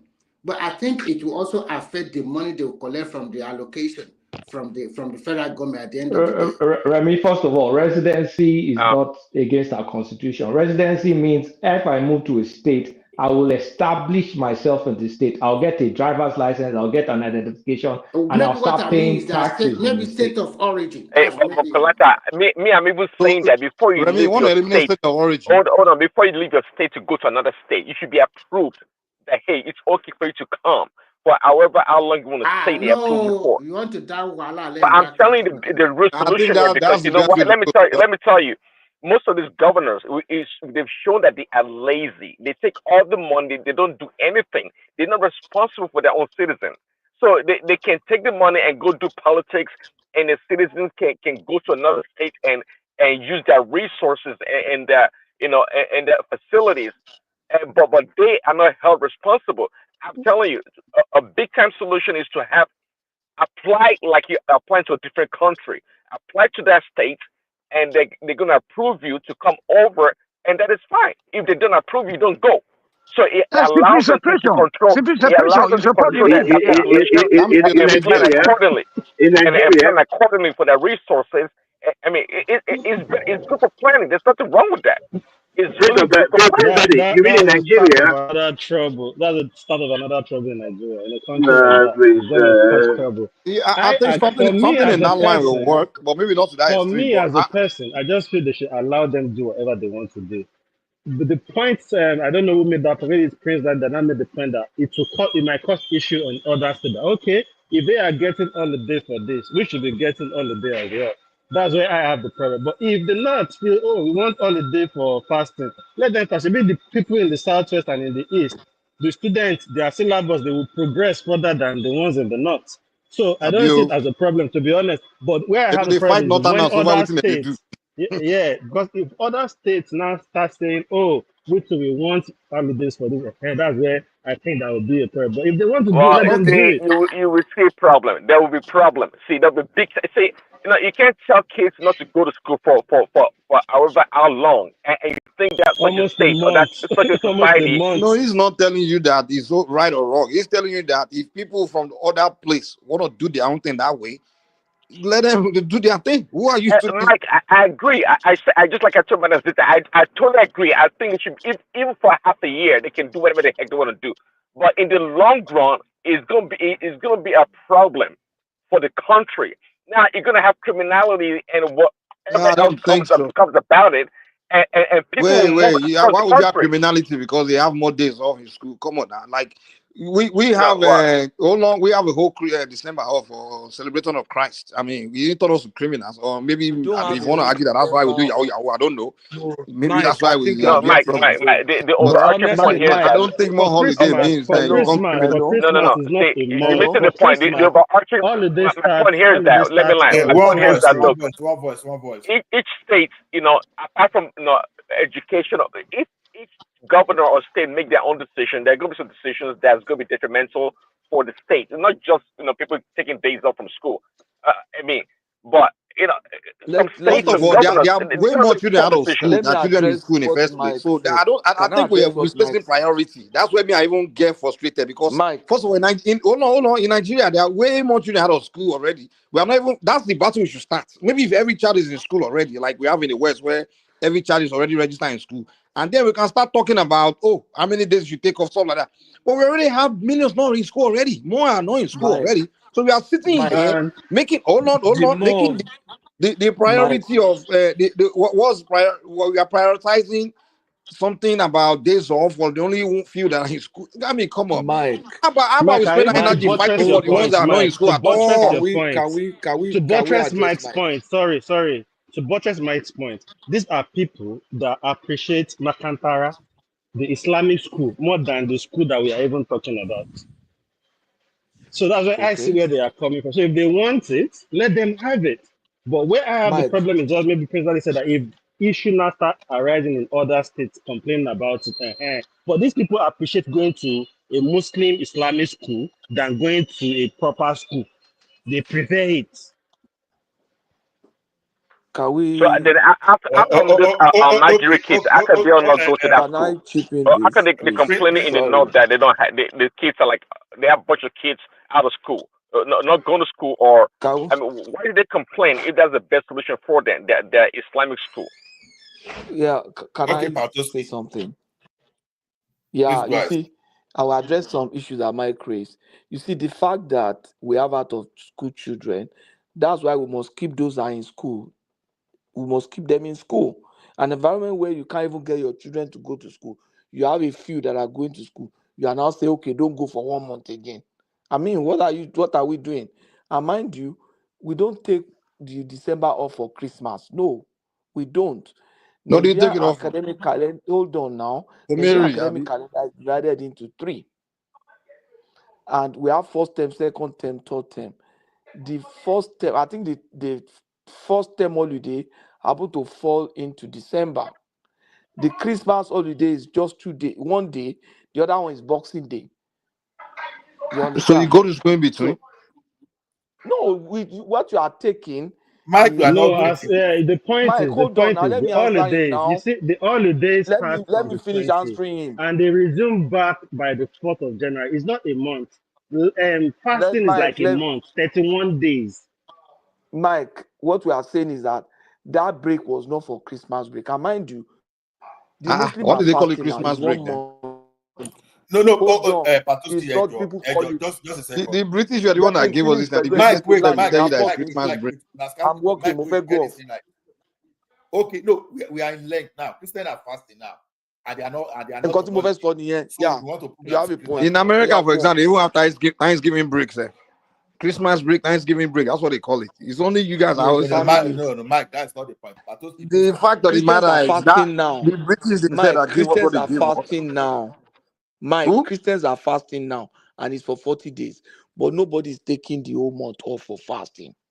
Christians are fasting for 40 days. Wait. Which part of the Christians fast. which Now, part of the Christians Bible? fast. Hold on now, hold on. You don't start. Which part of Christianity say particular time of the year was fast for 40 days? Christian fast is currently on. That's what we are saying. This is the Wait. Lenten season. What do you call that fast? What do you call that season? There's the fasting season for It's Christians. Now you're Lenten telling me. season. Lent. It's called Lent. Season. It's called what?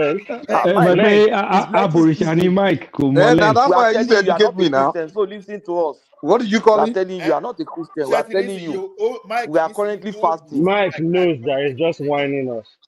No, now I'm trying to learn which part of the Mike, you which don't know what fasting Lent is. You know Lent. Which it's part called what lens? Don't fall for it. I beg. Is it Catholic Matthew or chapter Baptist? 5. Which one? Which one they practice that one? Go and check Matthew chapter 5. Don't worry. Check Matthew Matthew chapter chapter 5 1 to say 6. Check it, Matthew chapter 1 to 6. Mike, you know now that the Easter fasting, whether they get Good Friday later. I mean, what the hell are you doing? But it concern me Don't with mind him. why Just doing Jesus his wrong. religion. It concern me. But anyway, I just know, Sha. Say Nothing really get concern you now. As nothing also Christmas concern us holiday. with the far religion. So Mike the point is, Ifadola. Okay, nothing concern you with the far religion. We will not even allow him to get our own 30 let days Patoski holiday. finish. You are on your own. So my point is that this is the fast is not for Christians. The holiday is not for Christians. It's for the term. And mind you, we must, just like I said earlier on. Patoski, but you have to bear in mind that the original design was actually to suit for that purpose. I don't know. That's not true. If that's not it true. is You wrong guys if are they do giving that. a lot of wrong information. That's not It's true. wrong if they do It's not. that. No, I'm not using it to back whatever they are doing. But It's that wrong was if they it. do that. It's wrong if that's the original design. It's wrong. That The was point original is, design. That's why they call it Christmas season. Santa Claus, everything. No, not Why? that. Why is it? Why did they structure? Why The did they? We all Gregorian know that. calendar, the Gregorian calendar, end of year. So end of year, people wrap up things. Christmas How is really just did 2 they come? days. Kulata, how did they come about the Gregorian calendar? You Guys, we are show just basing on my lossy history, man. Come on, man. It's But there are reason behind all these things now. it's check this from Western calendar let me now. give you another But point. Check we this for you all know another that point. most of the So, things you call Simba, Western are let me actually give you another Christian-like. point. They are Let me actually give Christian-like. you a point. They even name Not they even created. not really, Simba, because Let me give you actually a point. the West hijacked Christianity and turned it to culture. And that's what Those I'm things saying. are not. Christmas is not a Christian thing. Actually, they made it up. It was some Still god. Christian. Either way you flip it, it's still Christian. It's not. See, It's not. Simba, It's really you not. see that For the December. fact that we all know that even that Christmas was an idol It worshiping was time that time. idol worshiping time. Now they just made it up. But Yeah. they now adopted it because for them to gain more people towards Christianity. It's still Christianity. It's not That's Christianity. not. Let me tell you what happened. It's not. Let me tell you what happened. Let me tell you what I feel happened. That year was an end of the year holiday. Jesus was not born then. So Christians just decide to tailor their this thing to that time. But for Islamic holiday, you cannot fix a time because it depends on the moon. It can be April this month, it can be May next month, it can be, you understand what I'm saying? So it's difficult to even fix it.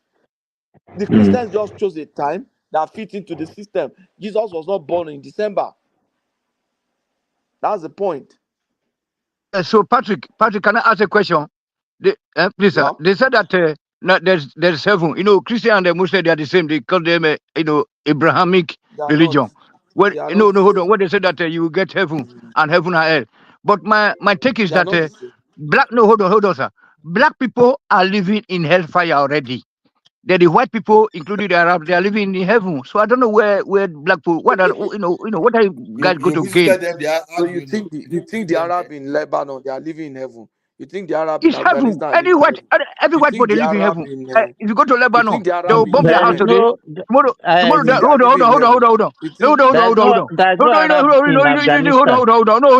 Let me land. When they bomb their house today, tomorrow Germany will come beat them for them. You come to Germany, they will take aeroplane. Hold on, they'll take aeroplane, go to Lebanon, carry their refugees, come here, go to Syria. But look at black people, they will pass through the desert, and be hellfire, and black people. Thank you. Okay. Thank you. Who wants to So what you are saying, Tony, that black people they are going to go to double hellfire. They will do one here now. How would they hear? There's no heaven. If you die, you dream on.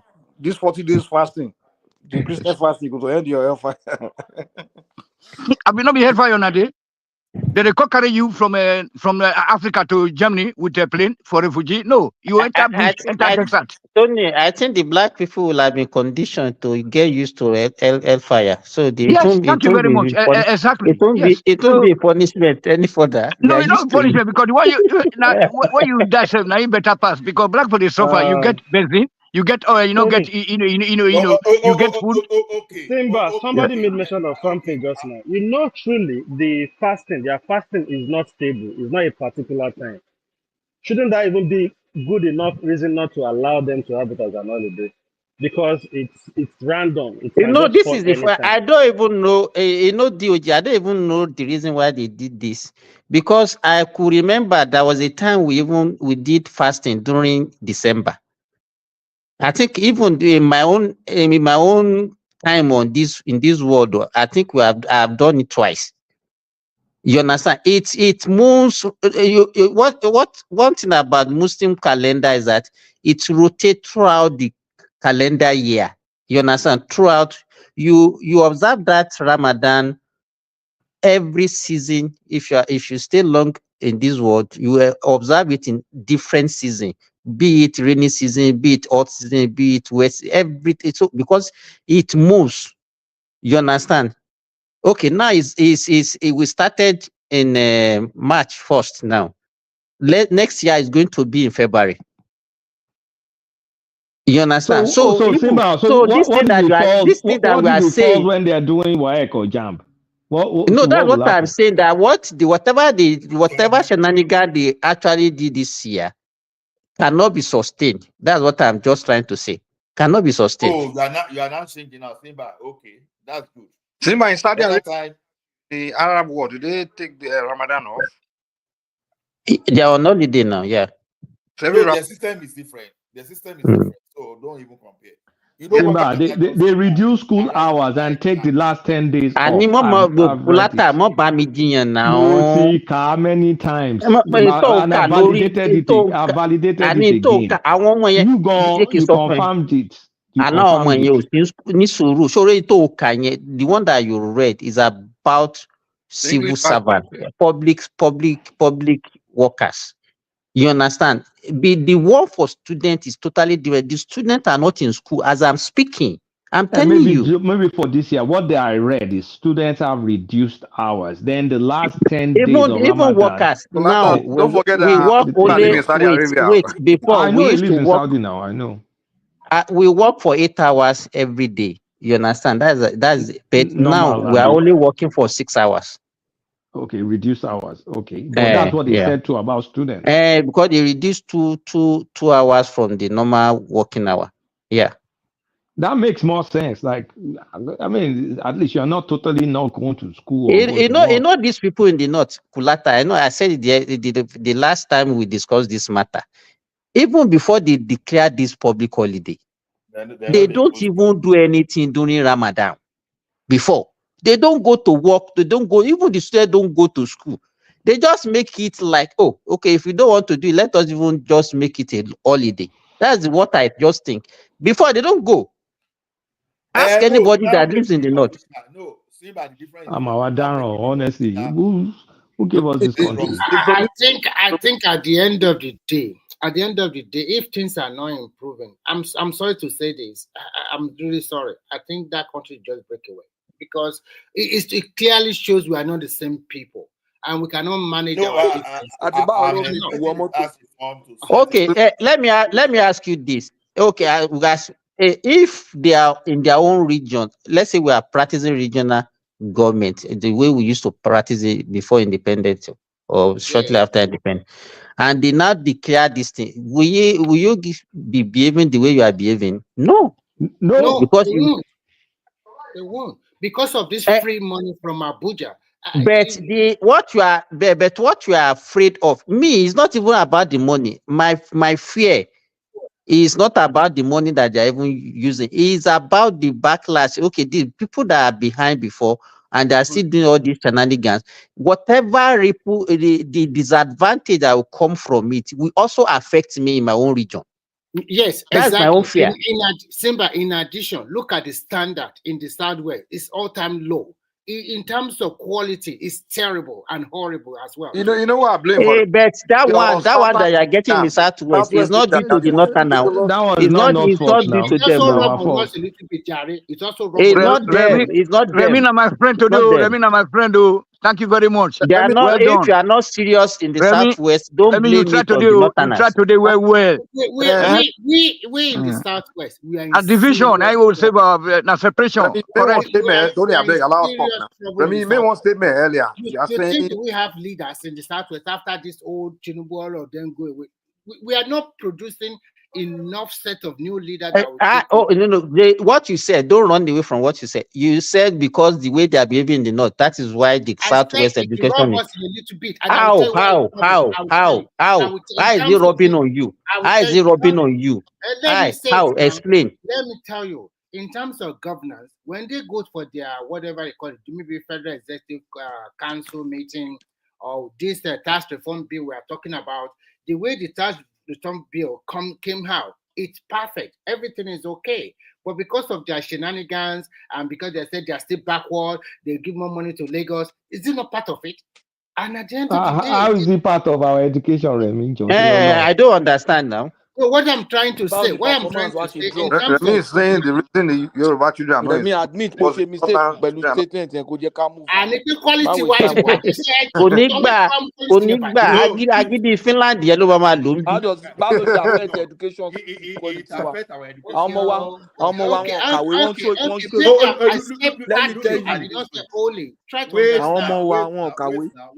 They shake bomb for social media. They talk say this. Now what affect them that they follow the video. Let me tell you something. When my papa left military and he want to go back to school again, right? I know how many times my papa. Ola, don't take us to that quota system again. No. Quota system, it's not part. It's not part of it, Joe. It's not. Every state has their own institution. In fact, there is no state now in the Southwest that doesn't have a university. It's the state. It was higher Northern. You can't argue that in a way. Don't argue it in a way. Because I know where it's going. Wait, what are you talking about? Now, you see someone from Anambra scoring 300, and someone is scoring 65 from Sokoto, or maybe scoring 40. Now, you are now saying, okay, he must come and school in Akure because it's a federal school. So, what signal are you telling? Okay, you are not a cut off man for the South. Now, that's applicable everywhere. It's currently happening in the US. Even US has diversity, equity, and inclusion. So Ola in the Southwest now. No, Remy. I want to challenge Patoski because some things I will allow something to go away. Where is he happening? I remember when I want to get to. What do you mean where is he happening? No, there's diversity, equity, and inclusion in US. In America, they have something called that's what we are trying to explain to you now. In the USA, they have something called affirmative action. Hold on now. Diversity, equity, and inclusion. Yeah, the DEI. Even in Canada. What do you mean it's not the point? That's not what you're asking. Canada. That's what we are telling you. The point Remy made was the backwardness in the schools in the North is what is affecting schools in Yoruba land. How can that be?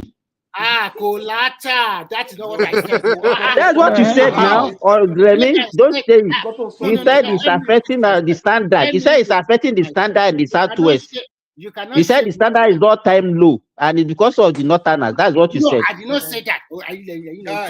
That's what you said. What I'm trying to say is that what is happening in the North. Even if that is what Remy said. Even what if that was may not be far from the truth. We all I know that most of us I wait now. I will know what we call diffusion and osmosis. Now, if need diffusion, right? So what diffuse that Kano day or your state? Kulata. The diffusion can only come from the north southward. It cannot come from the south. From the west to the north. Why is it cannot go coming from the east? It's only the bad one that can come. Results. Let the diffusion come from the east and come to the southwest. Now, osmosis. Kulata. What's up to the students from the south now that are based in the north? Kulata. They What we are have now not are our students. students. They are not our students now. Waiting concern me No, with no, students no. I based mean the on. southern students that are based in the north, whose parents are working in the north. Only Baba on look being now. Come back, Pada, but Social State. So So the thing is this. so they wouldn't go to school now. Those guys in the federal government colleges. Titi no day for road to drive come back or Edu. Go shift on. So all the children now they will stay at home, because they are living in the in the northern part. Let their That is how it parents send affects them back. our. Let their parents send them back to the south, to the west to come and school. That is what he was talking about. That is how it affects our students, because our students that are based in the north. Let me give you another example. Why are you helping Remy? Why are you helping Remy? Let me tell you So Remy is my friend today.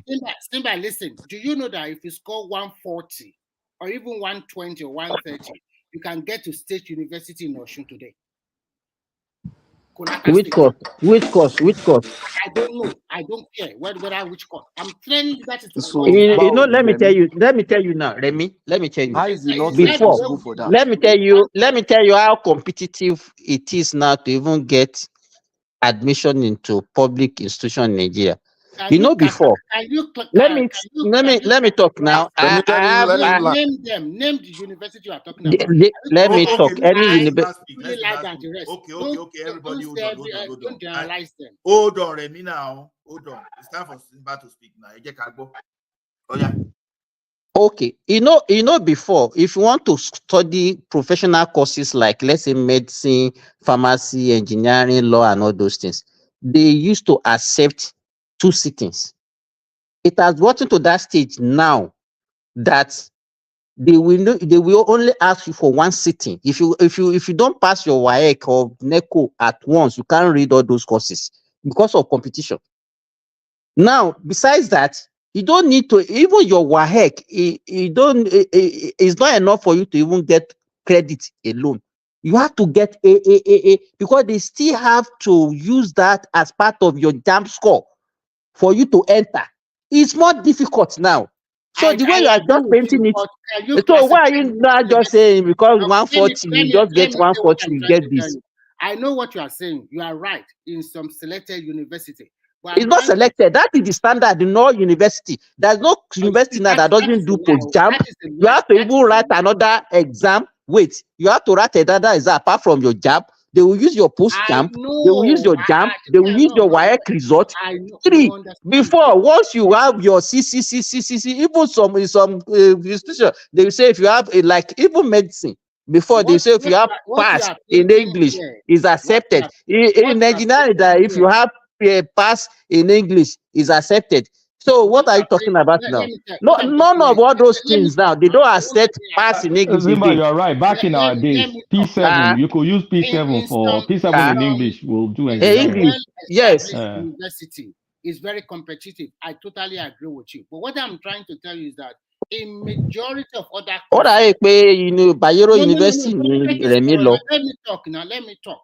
In established university and those ones that are famous, those ones that are really good, to get in is very difficult now. You have to get a good JAMB score, and you have to get your 1 seat in your WAEC, and you have to also do post-JAMB. So many factors.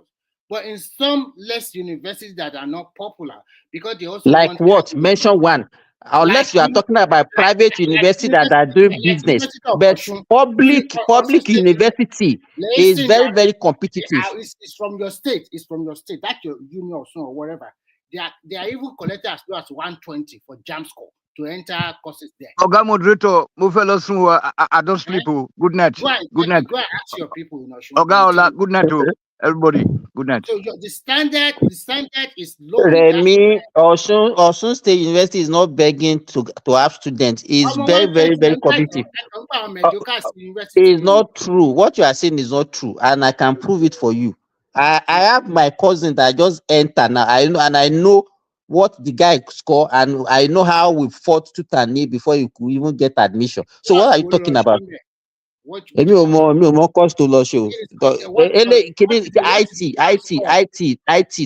IT. What is the JAMB score? She scored 230. Okay. But the one you can go and check it. So many. What I'm trying to say in but Remy, what's your proof? What was your proof that you said they take 120 or 130? See, I can also use my mouth to say the same thing. Now, I don't. How can I have the proof? I that is what I read now. Read from where? Where did you read it? From the dailies. 120. 120. You know, let me tell you this. Well, you know, Kulata Remy is not even what JAMB used to do these days. That I know now. What do you mean? I don't know what JAMB is for all university in Nigeria. That's what they say. That if you score between this from let's say 150 and above, you can get admission. But it's not every courses have their own cutoff point, and it vary from one institution to the other. JAMB the crony 400 Kulata, if you see the way those kids are passing that JAMB these days, you will never be. They will score 350, 360 in JAMB. That was during our own time. You cannot even score 280. My JAMB was the hardest JAMB. They take the iPhone to the exam center now. They use machinery. If you see the way they pass WAEC, if you see the way they pass JAMB, Kulata, you will be thinking that these guys are from the the children of the way they are passing it in Nigeria. Those days, before you can even pass WAEC, you will have to write it 2, 3, 4 times. Sorry, JAMB Timoshe, I did JAMB. First of all, I did in SS2. I passed it. I did in SS3. But the SS3 one, the highest across the country was 288 in my time. 288. It was so fucking hard. It's 350, 400. Wow. Kulata, if you score in some institution, you know they have resources now. Kulata, if you score 280, now you cannot in some university you cannot even get courses like let's say medicine, law. Pharmacy, you cannot get it with 280.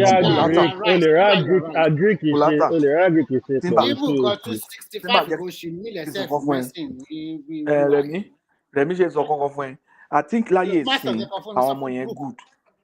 No, I'm not talking to you. I'm talking to everybody. I'm talking to everybody. This nowadays, children of nowadays, they are better than us. I was talking to one of my friends. Let me tell you how. Look at, I was talking to my children's friend. They came during Christmas from their different schools. Different courses, engineering, medicine, and all those stuff, like pre-med and everything. Those boys in engineering in U of T, some of them average score to enter engineering 92, 93. Some score 92 for maths, for English, for Canada, Nigeria. Canada. 92, 93. I'm telling you, 92, 93. Hold on now, they can land now. They can land, they can analyze. Governor Canada. But Sherry, Tiwayen, again, so thorough for you. Boya, you are not aware of all those mercenaries. When you go to all those Kogi area, all those Kogi and Kogi and Yamoye, Kenya, Inu Go not Manchester, Igota. Now, Igota ni Sogobe, Inu Go not write English, not buy mathematics. What they are saying that the score they are getting this day is not genuine, it's more fake. Now, look at this way. I won't mention the name of the school so that I won't embarrass that school. It's a popular school in Ogun State. A guy said he was studying banking and finance.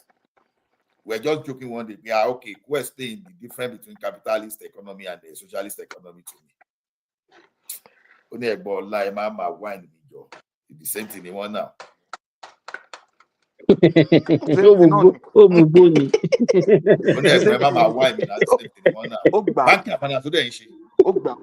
Banking and finance. Ẹ̀yà ó yẹ kẹ́tì mọ̀ náà ṣe bí àbúrò ló jẹ́ sí mi ní àdúgbò máa sọ pé olóògùn ní ẹ́sìkò ló ń lò ó jẹ́ lọ́mọ má dìbò ó ya ìjóná. Ok mo bèrè lọ́wọ́ èèyàn tó sọ fún òun ṣe físíìsì ní UNAD When you go state at made this principle before But he graduate. when they state here, I swear. I'm not even joking. You know, Ola. Only to about no example. Only an example. See, What's the business of exam? Actually, principle. Ola, you know, when people come here and tell us that the children of nowadays they are better, especially what Patusi just said, because you are not there. I was in academics. Just hold on. I teach medical students before I left Nigeria, and I cannot compare them. Even if you ask them. Ordinary, there was a day I was in the teaching round. We are doing what round? I made it a teaching round, teaching medical students, and I was teaching them how we use stethoscope. And I asked them that what is the principle behind the use of stethoscope? I now referred them to physics, sound, how is sound transmitted? They don't remember. These are the ones, and if you ask them to go and bring their work result, you see them. Maybe probably they have A1. School that came to your lecture now. You understand? They have A1. Probably they were not born. You know the people being interviewed. Maybe they were not born when I did my own physics. So, But and I could still remember. Our children from Nigeria, the way that they enter Harvard for America here, and then they salute them. The way they enter, like I don't know. Maybe you're. Mike, don't miss it. Hold on now, hold on. I want to my wife general. When you put general, oh yeah, saying you go tackle high school. What are you saying? So, I don't even understand what you're saying. Let me tell you one thing. Someone that is attending the Ivy, Christland, and those people that are attending all those secondary school built by Covenant and all those celebrities, they are totally different. Don't compare those guys. No, it's not them. What are you talking? Those ones even go abroad. Our children with Jackpot from public school. What are you talking about? They are, when they get here. I'm sorry. Even me, when I got the exceptional one among them. Hold on. Talking of general problem here. Bro, chill, man. I'm not arguing whether the whole time was better than this time. But what I'm saying is that our children now, they are not as that bad though. Because when they get here, they are ahead of the Hispanics, they are Black Americans, they are ahead of many of the American kids. And they get into some of the best schools, man, top schools. And they are showing, to the point where in America, they say, this Nigerian. Can I say something, please? Go ahead. Can I? Okay. No. You cannot. I don't think it's nice to say you can prove that education now was better than when our parents went to school or even within our time. I think right now the standard of education is poor all around the world. What another for some reason? It's not sorry. See, in my father's time, hold on. I understand, but let me just say this. I'm trying to support. Somebody was saying something towards what I was just saying. I'm just trying to portray that fact. Those days, you see somebody from a student or a pupil from high school, right? And when they converse with you, right, they are well ahead. In our father's time, students from high school, they don't need to go to university. They can stand you. Our father, okay. Today, no, I'm telling you, those ones that went to school, job, right? But today, what we find out today is this. What we find today is this, right? I don't know. I think I don't know. The standard of education went down. The reason why Nigerians do better when they come here is because I think the stress of Nigeria, whenever they come here, when you compare the stress and the stress here, it is like night and day. Right? I mean, you go to school here, like I was in arts when I was in Nigeria. When I came here, I went into science. Like it wasn't like, but in Nigeria, I mean, they're going to make it so hard for you. The stress of even you getting to university. So I think that when Nigerians come here, the stress is far less, And most times, it's just And the MCQ. environment is more conducive. The environment is conducive. You're not talking about light. You're not talking about shower. It's many things that you think about as a student. I will shock you. I failed physics and chemistry to my final year. Fact, I failed physics and chemistry to my final year. It was the final year that I said, oh, do or die. I must escape this papa that used to take me to the farm. And yet, I still fail English until I go to the next school, go higher English teacher that took me through that English. That was that time that I knew, so, oh my goodness. All those things are no longer available these days. I knew. No, but Ola, I'm thinking about it again. I think our own time was probably worse than this time around because of one thing. There's now proliferation of information. They now have internet and smartphone. So if they don't even teach them correct in school, they're going to be able to absorb some things from the internet. I don't think they are using those information. I think they speak. I think they speak better English nowadays than our time. I'm not even kidding. Yeah, that's true. They are better educated. They are more educated. Education is not necessarily the classroom things. I mean, exposure is a part of education now. So they are way more exposed and more. To be honest, I think they are. I mean, when you interact they have more resources. They have the internet. They have more resources. They are more exposed. So when you interact with younger Nigerians, they tend to know better than some old generation. Those old generations. But if you look at the general, let me tell you, if you examine them generally, believe me, they don't. I don't believe they don't know. They don't know. They might perform well when they go outside. All those cramming things that you guys memorize, all those kind of things like Mike. Mike, let me give you guys one example. Look, I still believe that education in our father's time was still better. Let me give you an example. Ruben Abati versus maybe, I don't want to use Rufai. Use Rufai now. Why did you want to use Rufai? I don't use Rufai. That's a bit down. That's a bit down. Like you're just like to mother Rufai. I'm talking like maybe like Shehu Okomala. He's still not better than Rufai. He's still not better than Rufai. No, that is why I use Shehu now. That's why I use Shehu. Shehu is better than Rufai now. What I'm just saying is this, right? When you look at if Ruben Abati, regardless if he's a lawyer or not, when you listen to Ruben Abati, I call him university. It is not just in the it's not just in the course he read. It is his presentation, his courage. There is something about that generation. We don't make them no more. The Frank Olises of this world. What this lady that died in London? I've forgotten that presenter. She used to work for NTA. She's a Yoruba lady. Very nice. Ajayi. You know what I'm saying? We don't make those people no more. I mean, I know that they work for government. Educated them now. They went abroad. Come on, it's not like even the so-called river about you mentioned.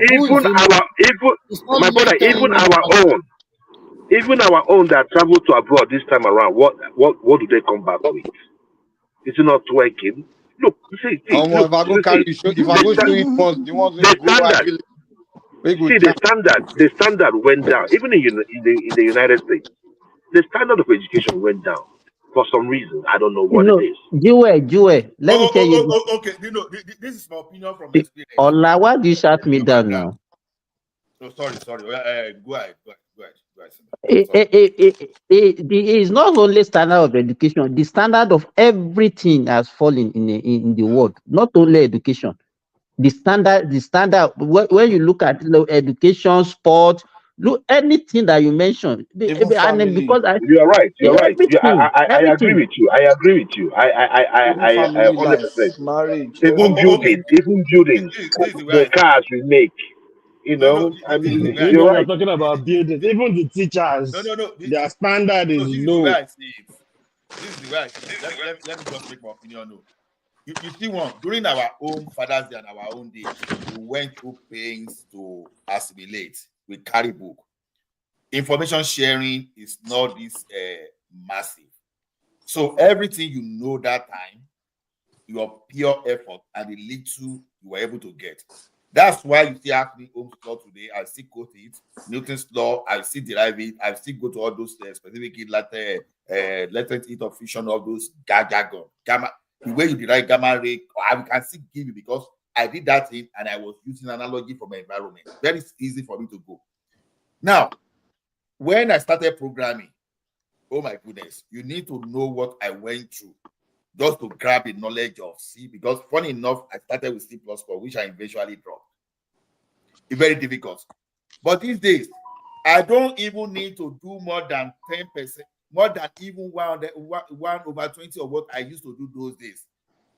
Before I go to YouTube to go and pick knowledge, before I run to my ChatGPT, all those stuff. Without even knowing much, I will achieve more than what I used to achieve 20 years ago. Without knowing those things, because tools are available for me to learn all those things. I can learn Yeah, but the thing, now. but you're not learning. This is the thing, That's right? what I'm telling Remember, see, in Nigeria, remember in our own days, right? We have MCQ and we have essay. I remember. I don't know if you guys went through that, right? So with your MCQ, yeah, you can do your normal. You finished 1987. You are taking time to tell us. Hold on now. Let me explain, right? I don't know if you guys did essay. I don't know, probably in the East we're doing essay, right? You do the Not in you call it the objective. it was a GCE standard and WAEC. Everybody did it. Yeah, so it was standard, right? So NECO ni hold US on now, let na me land. Jukulata. Oh, It's join NECO our that NECO did that. generation. NECO generation. Join our small boys, that. So my point is this, right? Those days when we did that, there was something that happened there, right?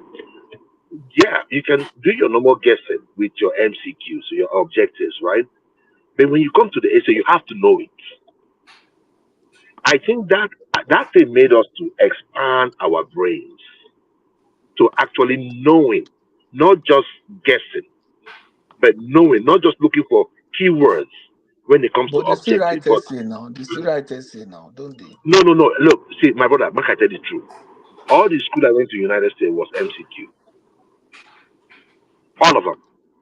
From anatomy down to advanced search, all those things. All of them. My MBA was essays. So we weren't doing any.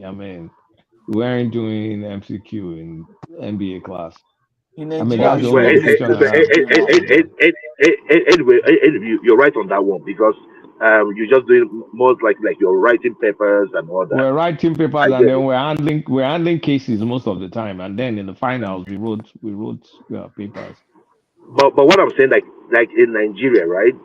Even at university level, they were still doing. I remember when my brother was doing his medicine, they were still doing MCQ and they were still doing essay. So I think my guy, which school do they do MCQ now? Because me now, you were not you for US. You say MCQ, okay? I will dance around MCQ. Where we they do consulting as if we were working. Where we they write people like anything they tackle. Depends on the MBA program that you do. Well, I was just thinking that most MBA program, Pato School, no MCQ for a lot of MBA program in the US.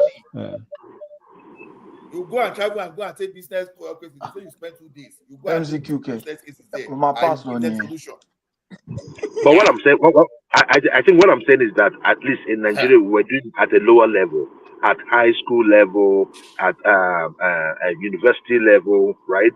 Then probably when you want to do your masters and all that, then you start doing your you probably venture maybe into medical line.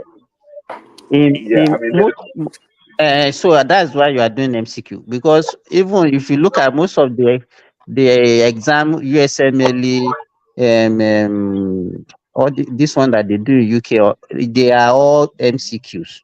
But one thing that MCQ also tested, it tests your knowledge. You must have a wide knowledge before you can also pass MCQ. But the only disadvantage of MCQ is that they repeat questions. So people will just go and master those questions and they will just do a so for them. So that is the disadvantage. MCQ is process of elimination now. First eliminate the obvious Elimination, so many the Yes, obvious now. So wrong answers. you get where I'm coming from. You have the keywords. If I see, you can train yourself, in learning how to, beat those MCQ questions. Once you start with elimination, at least you can get to like 50-50, right? You get to And when you get, 50-50 and then you can yeah, do an educated guess and then you get pass it it. there, and you move forward. That's the thing, But with essay, you have to know it. If they say what is biology, you have to explain it. So I think that really helped us in our own time. So because when I came here, But I and swear I don't think we're better than the current set of kids though. I don't we think are so. not. you don't think so? I don't think so. Polata. Let me tell you one thing I discovered about human being. Let me tell you, we have been depreciating right from a time immemorial, intellectually. Believe me. I don't think so. I think the We paradigm. are depreciating. No, wait. Let me just say one quick thing. I think it's a paradigm shift. There are things that before you rode horses, now we are going to be driving flying cars. So standard change. You don't have to memorize some of these things we used to memorize because it's not necessary. It's just not Calculators. necessary. Okay, so why are we? Let me tell you. I I think will give so. you examples. I will give you examples in science, even in medicine, and all those things. Now, in sciences, we have all those principles, all those theories, and we are not inventing any other new thing. No. All those things that we are doing up to today was all those theories, all those principles that those guys have researched and got during There's no maybe new thing to 100, discover. 200 years back. Now, A even lot of in them have been medicine, changed though. A lot of them no, have been how changed. many of them have changed? It's still the same. They still form the backbone. Then, when you come to medicine, also, Kulata, could you believe that even in medicine, the last antibiotics manufactured, new antibiotics manufactured in throughout the world was more than 30 years ago. Yeah, but How many years antibiotics ago? is that's an area that's not getting new innovation. Do you want to compare it maybe to the latest GLP-1 that's maybe going to the fourth iteration, or you want to compare it to the new medicine that they're doing? Maybe what's it called? Genetic. I Laparoscopy mean, medicine and all those things. all those who on gene editing and all these things. So antibiotics is kind of like outdated stuff. Like, I mean, after Yoruba people gave them antibiotics in So America, how they no longer effective do it. is those new ones compared to the olden days drugs? There are many effective ones. Let me It's say this. many. Hmm? Let me say this.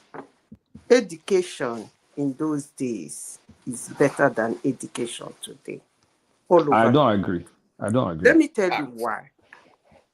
Let me tell you why. When you are so much enabled, you may not always use your critical thinking. Critical thinking is very important in human update. As long as you make things so easy for humans to use, you remove that critical thinking away from them. And when you do, the value of humans drop. That's just the truth. Now, let me give you an example.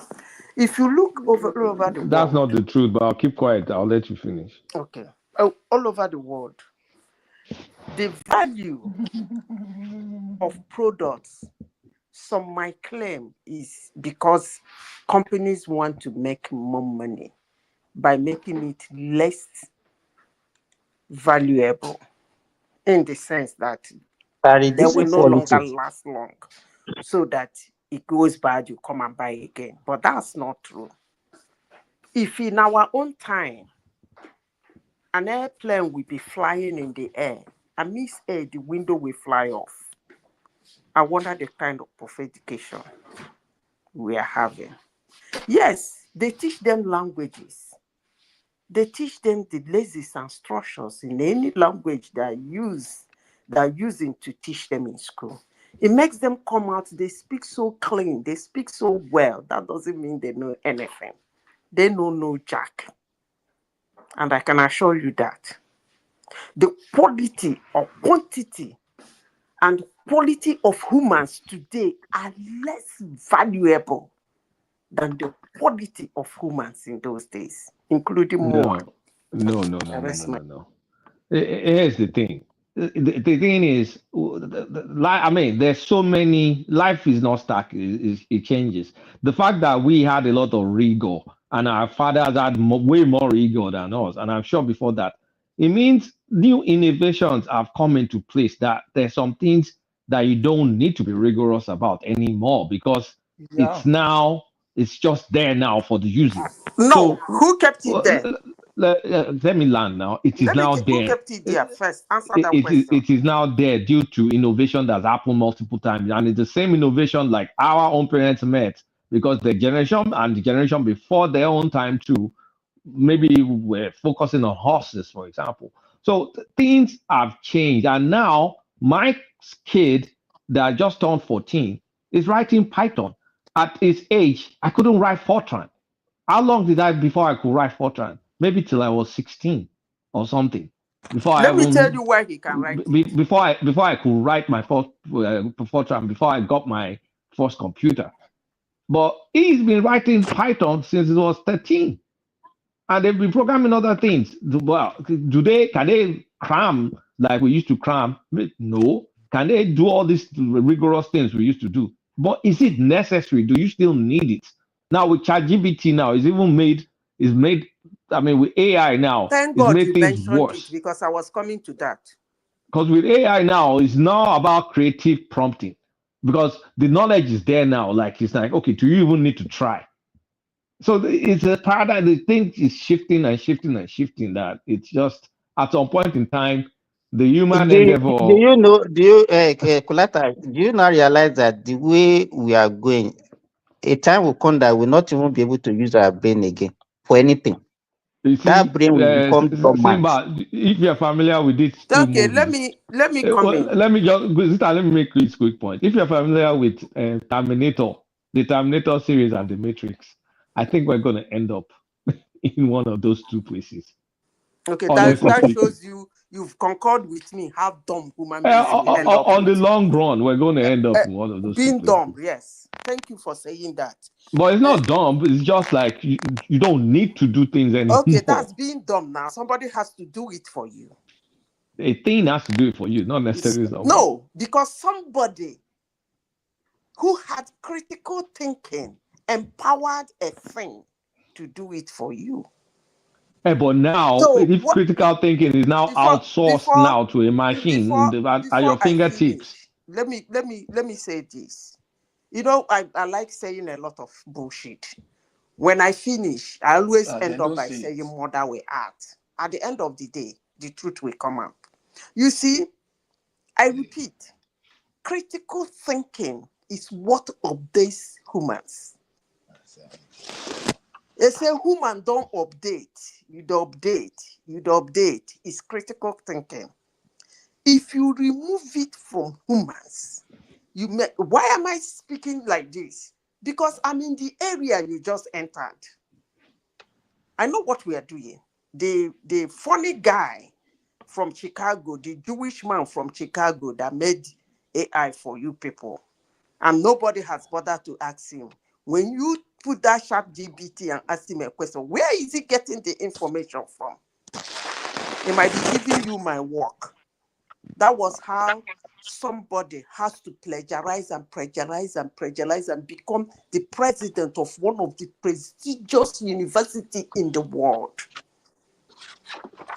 So that's the level humans are going into.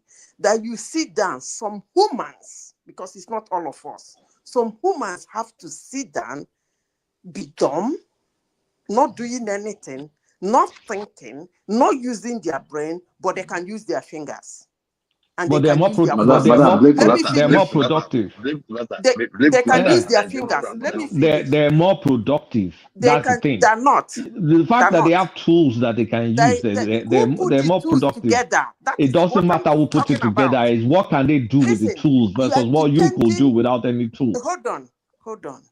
That's the measure. Because Let me finish. if it took Ola 6 months to write a code 5 years ago, And now then you will it will take take that code Ola he wrote 1 6 week to months write that same ago. code. You will take the code he wrote 6 months, that took him 5 years to develop. You will take it and run it in a second. Yes. Abi? That's more productivity. Okay. You take it and run it in a second without even knowing the nitty-gritty of what he wrote. If you want to know, you know. Madam Zika. If you want to know, you know. No. Make good that they deceive with themselves. No. It's not deceived. It's the new world, man. See, Kulata is right in this aspect because I made that example. You know, as someone that write code program, you understand. Writing code used to be hell, as a matter of fact. But I have my ChatGPT, I have my DeepSeek here. Ola, you are no longer using your brain. That's why you are wait now. I beg you. Wait. That's true. No, that's true. It's not lying. The only advantage I have is that in the past I did a data structure, proper one. That I see people now crying. I see people that they claim to be doing a graduate algorithm and they be crying. Oh, it's too bad. It's just ordinary mathematics that we will crack. That we put the mathematics there. You understand? But now, everybody that call themselves programmer, they have DeepSeek, they have Copilot, they have everything. They put aside and they be writing. Let me tell you one first story. I just got into Power Apps with development, just like less than a month, and I developed application there. This is not Java. This is not C++, C#. This is totally new. It's a Microsoft application. Although they used to say it's very simple to do. Yeah, you can do Power App and Live, but when you get to Power Automate, with DeepSeek, Copilot, and ChatGPT, I finish application fast. I finish automation fast. In those days, we probably be setting timeline like. Ola, you are looking at the speed. You are looking at the speed. You are talking about intellect. But you are not looking. You are looking at the speed. No. Wait now. No, I differ from Kulata when it said the guys of this day are better than us in terms of learning. They are more productive. They're better than you. But they are more productive than us. It's two different things. No, Kulata, this is you suffer. No. Kulata. Let me tell you, we get to a stage. You two also agree. I know we get to a stage where we have on universal income. This thing that we might not be alive for. This our generation might not be alive to witness, but we still go back to that old thing that we have abandoned. Because just like a hardworking man that raised children with his hardworking, but the children are not. Simba, you are joking. Simba, it's I'm like not joking. You are about to be living on the tree. No, you are joking. We are not going back. No, wait. I'm not saying that we are going back to live on the tree. What I'm saying is that critical thinking that we are losing later on we will not tend to appreciate it, because we have to still. Let me tell you, was it not in Japan or which country they said that they were using computer? Now they said that people should be using. They have to go and be buying hard copies or something for children to be using now, because they see the effect of using computer. Of course, it's devastating now. To be honest, I learn better by using my pen and paper. It's destructive. It's destructive. Let me say this. I'm in that area. Let me say this. Just like Simba was pointing out that they will go back. Some people might not go back. What I am saying is that we are handing over some power to some group of humans. And in the next 10 years, although they're trying to stop them, they are moving too fast, but they are trying to stop them. That's It can't be stopped. It really cannot be stopped. It's too late. Kulata, wait, let me finish now. This is my area. When you reach your area, they talk. It's my area too. I know what is happening there on every minute. Please, let me speak. Let me finish my nonsense, I beg. Although they are trying to break their speed, because what he's trying to do is kind of, I don't know, but let me end it there. So they're trying to stop them from getting too far. But let me say this, in future, some group of humans are going to rule us, not the government. No longer going to be the government. It's going to be some group of humans. Because those are the people who are actually doing the critical thinking. We want easy, we're going to get easy, but they're going to control us. That's just the truth. Yeah, but they control you already now. Kulata, please now. How about now? At least I'm talking. I'm in a platform. In future, it might not be that way.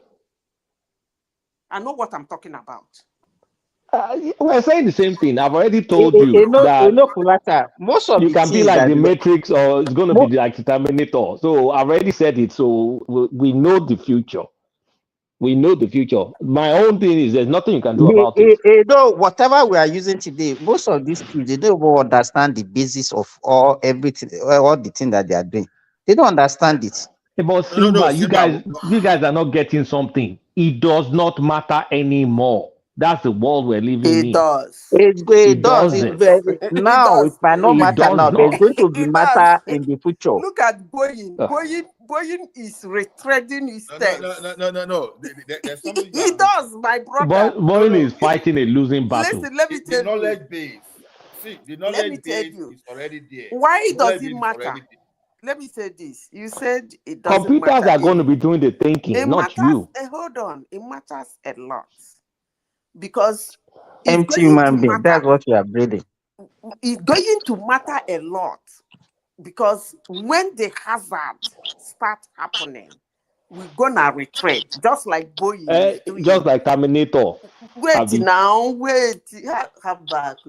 of the machine. Just like I'm not giving you a movie example. I'm giving you a present day example. Just as Boeing is retreading each step, because his planes, the windows fly off. I've never seen that word. The windows fly off and miss air. So that's when you say it will matter, and then we start retreating. No, that Boeing wala. Look, let's not confuse things. That Boeing is after Boeing merged with McDonnell, Douglas, and whatever airline is. That's when they lost their standard. Boeing went cheap they went cheap. They didn't adhere to their standards. They didn't do all the things. You don't know that using something. They were doing shortcuts all over the place. Listen, that's what we are doing now. You said that's okay. But if it's software will upgrade. When somebody do the critical thinking and develop an AI app where you let me finish now. They've been using AI long time. Where you can easily type something, and now they even have the voice one. You just say something, run it down for you. That is what I mean. Cheap. It's very cheap. Can I ask you a question? Madam Zita, AI. Can I ask you a question? AI has been since only that they just open it to aggressive learning. It has been as far back as the 50s or late 40s. So it's only now they are just opening to everybody. Because you see, what happened in the area of AI is that the capacity was lacking. That recession in 2007, when China was taking over, people that were reluctant to go into it before, it is what pushed them into it, because Germany, it got to a point that Germany was giving negative lending, to the point that they were losing all their destiny. So, okay, the best way to curb this production is to go to Industry 4.0 and aggressive campaign in support of all this data. Well, forget about whatever. If it's still let me start 100 years ago. What you are saying here is that knowledge that ChatGPT is fetching for you. Some people put it there. See. Now, let me know. Wait now. If you now breed people that cannot even think again. So that means at a time we are going to be limited in the knowledge because whatever they put there now, additional one will not join. Okay, wait. So, Do you know what they call Simba, the argument you are making is like some people that will run long distance are complaining that we invented vehicle. That means the skill of running That long is not distance what we are is saying. useless. Because the It's vehicle, akin to you still that need now. your brain to drive it. Kulatan. You learn how to Sorry, drive a vehicle. can I chip in something? You don't just pick a Patoski, vehicle and let's start hear driving it. Patoski. So I He don't has know not been where your talking argument is before. coming Let me from. chip in something here. You see, Professor, what led to still a this professor. argument? What led to this argument was the new generation. We are saying they are more intelligent, and we say, oh, it will backfire. Let me tell you why it will not. You see, this is the generation that could create artificial intelligence. It doesn't take a dumb person to do that. It's not They their created artificial. generation, please. It's not their It's not generation the that generation that created Wait now, artificial but the intelligence. generation that Please, scaled up. it's not their Hold on, generation. hold on. I beg But you. the generation that scaled up artificial intelligence. Fair Now, enough. It's if not the them. generation scale, Please. no, but the people that scaled artificial intelligence are still alive. So Oh, we are in the same lady. I generation now. Which of it are you think this not generation understanding? is a thieving generation. They are Yes. just they, Patrick, neural networks has been there for maybe since the 40s. No, what I'm saying is that this thing is scaled See, up now. Let hold me tell on, you why hold what on, I please. think AI. Please, Let let me me tell clarify you what. something. Let me clarify something. If you know the names of generation, the people who made it flexible and easier and in the hands of everybody, the Gen They have S. died. No, it's the Gen S. And the Gen S are not kids like Atoman. Are they still alive? Gen X now, us now. Gen Yeah, now S that's what is I'm not the saying. ones we are A talking about that are generation. dumb. Please. I Gen think S is Elliot Musk, I think we are missing generation. Atoman. Gen X is our When I say Those generation, ones are Gen period. X. A So generation they're to not the me, dumb ones we are talking about. We are talking about the maybe my users. definition is wrong. You see, I feel like generation is a collection of people that live together in the same period. If those people they know themselves, then they are considered to be the generation. What I'm saying is that let's even assume that we are the one that created the artificial intelligence. Now, the generation of our children have a higher challenge. The kind of challenge that AI will create, they will be the one that will solve it. Facts. To our parents. That's the fact. Where did you get that To one our from? parents. No, that's the thing. We are telling you somebody is dumb because Rita, he's getting something easy. Patoski And is you're a telling pastor. me he's going He is to solve the problem. prophesizing now. That's what he's doing. No, He's a pastor now. He's prophesizing. Let me tell you why. Let me tell you why. Patoski is logical. It's logical. I agree with him, to be honest. AI will come up with a new challenge. That time, me and you will not be here, but they will solve it. When I was growing up, my oldest brother is like 25 years older than me. Me, I'm the last born. All of them, they see my brother and us. Oh, you people are not serious. We used to do this. You people are not. I can't think back now. Man, we are way ahead of them. To support But what Patoski is saying to some degree, like I remember the whole generation, people are 30, they still live in their mother's house, they still depending on their parents. But this generation, these kids are so smart. They are fending for themselves, man. You see some of them 19 already started business. They are hustling, making money on their own. So entrepreneurs. I think Look at all those entrepreneurs, boys exactly. in Nigeria now. You know, all they those make platform moves. boys.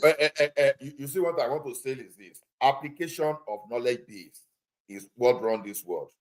Now, if we can see Michael Faraday, all those Galileo, Isaac Newton, they were better than us, right? If you want to see that, developing the knowledge is not what runs the world. It's the application.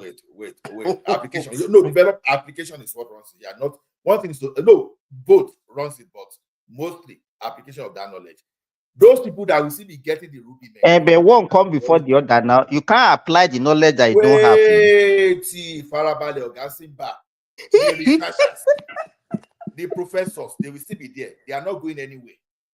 Well, those people that are bringing those people that are bringing the right researches, they are just like less than 1% of those people that are applying. You understand? They will always be there. They will always be there. But one thing I want to tell you is this: the knowledge base they have now, we have a better system of preserving them. You see, all the knowledge base of how they there was a time I was planning to build a compiler. I don't need to build a compiler now because in fact, it's like you know what it means to build a compiler. Just like you are seeing someone want to build compiler, like you are building a base for programming language. If I try to do that now, I'm just wasting my time. I don't need to even know how to compile run, do all those set jargon, the set and all those kind of logic they used to do all those things. I don't need all those jargon again. So the thing is, where the knowledge is, the people that they are giving back to now, they will catch it from there, and suddenly they will know how to move ahead from that point. Ola, let me give you a particular example in my own profession. If I see a child beside me, you understand, I don't need to do an MRI or CT scan before I will make diagnosis of certain diseases, and I will be right. If you see the resources that the new generation are wasting and the kind of exposure, radiation that they will be exposing human beings to just because they want to make diagnosis of simple ailments, just because you people are saying because they have ChatGPT and they have technology. But they not do things according to standard. They are even better. You don't know the repercussion of what they are doing presently. Well, is that the way? Let me give you, for example, ordinary appendix now. If you have appendicitis, you understand, which even I don't need to do any investigation before I can make the diagnosis. Now they will expose you to CT, computerized tomography. Are you saying in Nigeria or in Saudi? Which one? Generally, I'm talking generally. But back then, maybe the chance of lawsuit or those kind of things is not like it is now, or regulations. Forget about lawsuit. We're talking about knowledge. Hold on now. What if you just, because you diagnosing, you don't have to take further steps to verify, right? Back then. But now, if you just diagnose without taking further steps to verify, if something goes wrong, maybe now your chance of having to deal with lawsuits, is maybe higher. Forget about the lawsuit. What I'm saying is this. Let me tell you, even ordinary breast cancer, that you can, ordinary breast examination that you can detect. You understand? People will now expose you to other things that can even cause another type of cancer in you. If people realize what they are doing by saying, okay, you have to do certain investigation before you can do certain things to me, they will not allow. For me, the worst thing that could happen is that even if you make mistake for appendicitis, is to do what we call negative appendectomy, and that's nothing it will not affect you in any way. I would rather take negative appendectomy by exposing myself to that surgery than to expose myself to radiation that will cause cancer for me. And that is what we are doing. Because they are lazy. Hold on a minute, Simba. So are you saying CT scan can cause cancer? Oh, you don't know? Yeah, it's a radiation. All those X-rays, yeah. I know, yes. I heard about it, but let me tell you, abdominal. If you do abdominal CT, it's like 200 times exposure that you get from one X-ray. 200 times. It doesn't include then do MRI then. But by force to do CT scan, do MRI. No. There are certain MRI is good at certain investigation. It's not good for everything. There are certain things that MRI is good for. Sorry, I want to ask questions because one thing happened though. I've gone through CT scan recently. I got assaulted. Don't be scared now. Are you listening? Hold on now. No. No, because I've heard about it before. But Simba, is CT scan the one that you have to take a liquid? No. Yes, CT. We have CT with contrast. We have CT without contrast. Okay, that one with contrast can fuck up your kidneys. Exactly. If you do, yes, that's why they have to ensure that you have to do certain investigation to make sure that your kidneys are functional before you take it. Me, I didn't drink anything. The one I did, I got assaulted. And maybe your own is plain. It's plain. If it is play, don't look at him. DOG is afraid. No, see, Simba. I'm afraid because I got assaulted No, in January. I know doctors. I stepped to doctors that quack one. I know that they will not expose you if they don't know that you are at risk. I know that they will know that you are at risk. That's the only option before they can put you. Don't be afraid now, Abba. Simba. I write the query for because I can't even remember outside maybe checkup. I know they're sick. I know they go. So I got assaulted. So apparently I had a fracture. I had an orbital fracture. So they had to do CT scan. So the way you mentioned it now just make me remember again. It's true that you do that. I want to shake her phone. Not buying none. Nobody don't threaten. Okay, social media innovators. When they ask your generation, what did you innovate? You say, "Na social media." Madam, this I know we said now. I'm not going to kill you. So I want all these children of social media these days that are creating blockchain and social media apps are the generation that will fix innovations like airplanes, like spacecraft, spaceship, and all things like that. I wish you people luck. Social media. Those people are making me poor now. Those people are making me poor. I think they have Patoski now. May give me up where I think they make millions now. Up to now, they know if they give me, but those people they are just making millions out of that thing. So if those guys are not brilliant, they won't.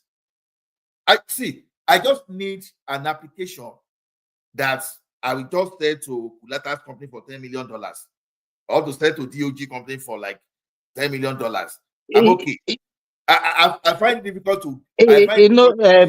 Madam Zita, somebody like Ola, is becoming more lazier and lazier and lazier, and that is what he's preaching to us this morning, because he can do something that will take him.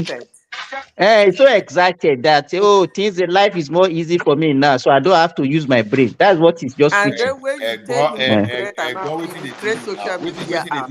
So look, if I go to if I'm competing with someone now, we are competing for the same job, and that person said I can do this job in 5 days. And me knowing that it's really ChatGPT and all those things to do. So you want me? I know this. See, the thing is this: we have to accept our realities. The question is this: there is the way we key into what the like of Michael Faraday, United Nations, activities, all those in the mail, and we pick it from here without even going back to the rudiment of what Isaac Newton and who were doing. The other is that what I said that okay, what we're saying now that we have to go back to what Isaac Newton, Mike Faraday, Holmes, all those they were doing. No, somehow we are able to understand their principle at a particular point in time. Okay, let me shock you. While in school, there's this thing we call we have a platform there. We call it I will remember that ID now. It's just R. It's for statistical analysis, and we use it to build a machine learning model. You understand? So what happened that time is that it has UI, user interface. So once I upload those things here, because it's a way of doing some kind of manipulating your way, I will run this thing. I will go to the back end to look at the code. I didn't know how to practice, but from the surface, when Ratu is the name of that. This anybody that know about Ola, is it possible to marry both old and new things together and do the two pari passu? It depends on who you are. Yes, it's very possible. Why not? Why not? But the question is this. If I know that I can give you an application within a week or two, why should I go back to that step that will give me like 6, 7, 8 months before I will give it to you? Because the market will be like almost a decade ahead of me before I come out of the market. And this is the world of competition. Like I keep telling you, there used to be the website that we Ola, what you advantage that you are getting from whatever is different from what you are discussing. You are just looking at your own business, and that's what you are just telling us. Because that's the way the world is. So I'm telling you, the application I will do for you $2,000, $3,000 before now. Someone will tell you that it's going to be for $100, $200. That's our world today. And those people, they will give you that in 3 hours. Ola, well, you know, as you are talking about your own line, in my own line, let me tell you this. You know, if you comes to me now and you tell me that, okay, these are the things that are wrong with you, from your statement, I'll be able to ask you some questions to narrow down, okay, because there are so many things that can cause, let's say, headache. I can tell you that you can have like 100 things or more than 100 things that can cause headache. But I know some questions that I'll be able to ask you to now pin down that, okay, let's say about 3. And it's those 3 that I will now go and investigate. By that, I've reduced your exposure to certain things that you are not supposed to be exposed to. By that, I will reduce the amount of money that you are going to pay. Do you understand what I'm saying? But these days, they will go and investigate for, let's say, there are 200 causes of headache. The keys of these days, because they lack that critical thinking, they will go and investigate for those 200 things at the same time. Okay. But Simba, don't you think the problem? Sorry, don't you think the problem is I've gone to GPs before. Even sometimes I take my kids and I see them using Google, and I'm wondering, should it really be the practice? Damn it, come online now. Damn it, and I think that is why I feel most Nigerian doctors are better than the ones here, to be honest. And that's why they do well when they come here. Most of them use Google. You see them, you can see that they are on Google, Googling the symptoms. I'm not joking. It's not funny. It's not DOG. At least I've been in this profession. I've been in medical profession close to 30 years. You now see this new generation. Something that they are not even supposed to be asking, like dosage of simple medications. They will still be asking you every day, because so that takes they me cannot, to what Madam Zita was saying. They cannot even memorize anything at all. You understand? Anything they want to do, they have to go and Google. Everything they have to do, they have to go and check. You understand? So I wonder how in fact, human being will be so useless. A time will come that it will be so useless that you will not be better than animal. Simba, we all know that. Simba, we all know that we expand our brains when we read, assimilate more information, and you have the culture of even reading. Today, they don't even have the culture of reading. Look, see, if you want to take a look at the supposedly content creators, and sometimes you look at what they are putting out there, as content.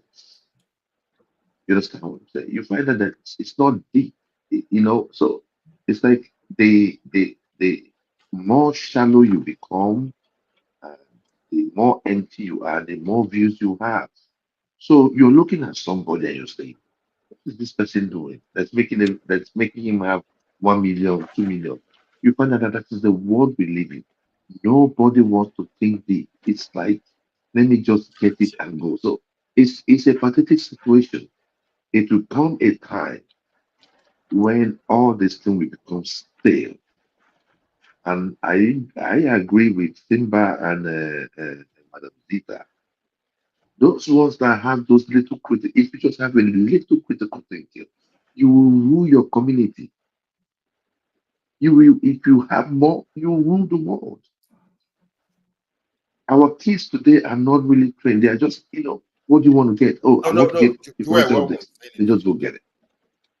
Joy, when we say Isaac Newton and Co, they were thinking more than us. For sure. You say what? All those who started it. All those Isaac Newton, all those Galileo, they were thinking more than us for sure, because they started it. They started to start. That's what I say now. Generation by generation, the thing is being watered down. So all this invention that's coming on constantly, so they are not thinking. I mean, what are you guys talking about now? Exactly, that's what I'm saying. So, I mean, no, you're saying the Galileo time, they were thinking more than us. No. I know. Wait. No, wait. I mean, not me and you, of course. I even our forefathers. Anyway, I'm playing according to Simba, and Madame. We are going to space. They have not. Exactly. The past 50 years, man, it's like there's been more invention than the last 3,000 years. Mike, that's the reason Mike, why. that's why we said we are talking about this future generation. Our father's generation did great. Most of this invention that we are using today was made far more better in our father's time. And that is why I said education then was better than what we have today. What we have today is purely watered down. There is not one single thing that you see today that is not being watered down. Those people that use escape velocity to build rocket to escape to the space, they were not the one that did the mathematics. The theory was there. And some people look at, okay, escape velocity, how do we apply this in? Okay, how do we apply gravity to aircraft? You know, they didn't do the gravity. The gravity thing they've done in several years.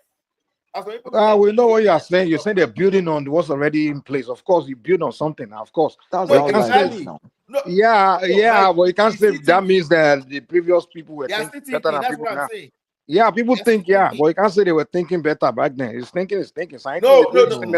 In fact, they've applied even more method today than the past, you know. Good point, though. Good point, yeah. Mike, you have a point there, Gary. You have a point. I mean, now there's more money. No, let's even look at one area, guys. Look at warfare. Look at warfare those days. In the time of Genghis Khan. Sorry, Ola. In the time of Genghis Khan. In the time of Genghis Khan and in the time of philosopher, we used to fight war on horses and everything. But now we don't even need to be in contact with somebody to fight them. We can just send drones there and it will kill our enemies just by pressing buttons. That's technology. Patuski, you have something that it's like you have like I would like which English, borrow me this English knowledge, something that you have to build on. But a time will come if you are not developing more research and to provide more background for whatever you are doing. You are just foundation for it. The foundation, you understand? The foundation was already there. That is why they are inventing all this. But there's no new foundation. There's no new thing that is coming. No, you don't have to live. It's only based on whatever they have invented those days. Chama. No. You see, when a house is built, you don't have to keep laying new foundation. You don't have to reinvent the wheel. When we started, when there was nothing, those people have no choice than to build foundation. Understand? When those guys were dead, Plato, Socrates, Aristotle, Galileo, there was no foundation. Whatever they build them will be automatically be foundational. So, but now there's already something on the floor. If the foundation is sure, then we don't have to break it and start building foundation. We don't have to reinvent the wheel. So you mean we have to remain static? Is that what you are saying? That we cannot invent. We cannot. Hold on, Simba. What are you guys talking about? Are you saying hold on, guys. Sorry, let me say this. Are you saying the science of rocket during the so-called Socrates time? The rocket science of rocket was there.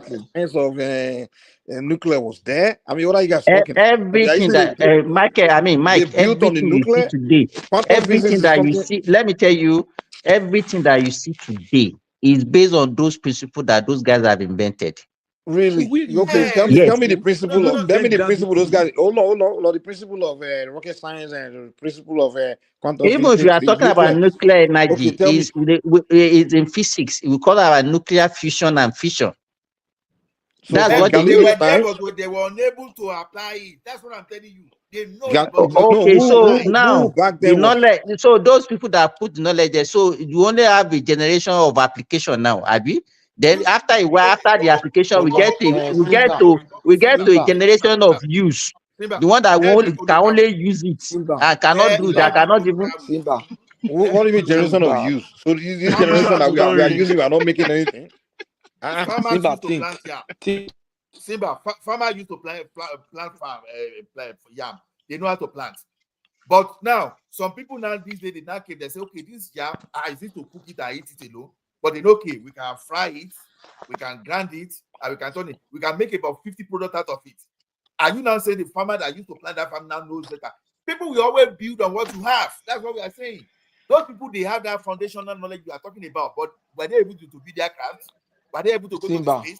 They just put the theory there. Simba. Okay, someone said principle of flotation. Simba, you say life should discover another new thing. You should discover another new thing, law of motion. Is that what you are saying? That you should discover another. Let me, Patosi, let me give you a practical example. Earlier, when I was talking about antibiotics, Kulata was saying something. Let me tell you the challenges that we are facing now. You understand? In the whole world now, most people are dying from infections because of antimicrobial resistance. You understand what I'm saying? Now, some people like Flemings, you understand? Flemings is the one that actually developed, that invented, the first antibiotic, which is penicillin. It was the one that discovered it. You understand? And there are so many other ones that they have synthesized and discovered afterward. Now, if we are now saying, okay, there is no development, and that is they started it, and there is a foundation for that. Why can't we now invent another thing when we are facing failure on that one now that is not working? Okay, what other thing have we invented to replace antibiotics to save this humanity? That is almost killing us. We invent it. Okay, what the Oh no, wait.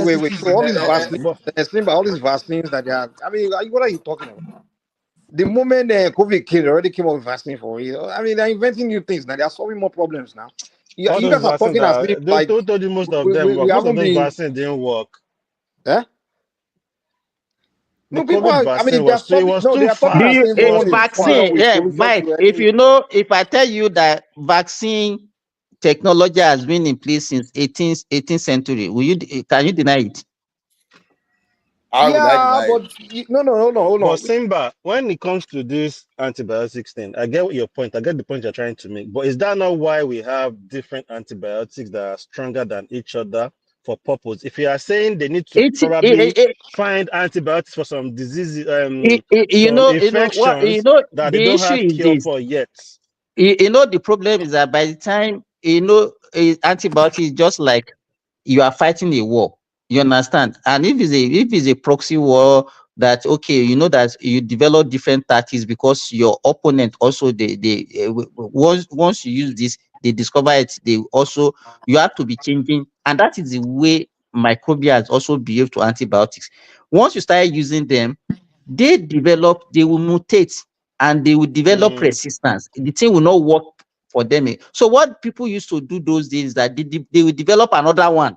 Do you understand? They'll be able to, so that those ones, they will not know how that one works, and that one will be killing them. Even here, you understand? If you go to, like in Nigeria, compared to Nigeria, now, for example, what is not happening, because there's no new invention in that line. What they are now using now, they will now be combining 2 or 3 antibiotics together to perform the work that one was doing before. You understand? Ordinarily, somebody that's supposed to stay in hospital for 7 days will now be spending like 3 weeks, 1 month, because you have to be changing antibiotics. That's what I'm going to. The problem is, what I've realized is there are some infections you have, like here in the UK now. If you go to hospital, I know that if I'm in Nigeria, a doctor would have prescribed me antibiotics. They won't prescribe you antibiotics. They rather even give you painkiller. Because they wanted to protect they wanted to be protecting what we have now, because the more you expose human being to antibiotics, the more resistance they become, they will develop against the antibiotics.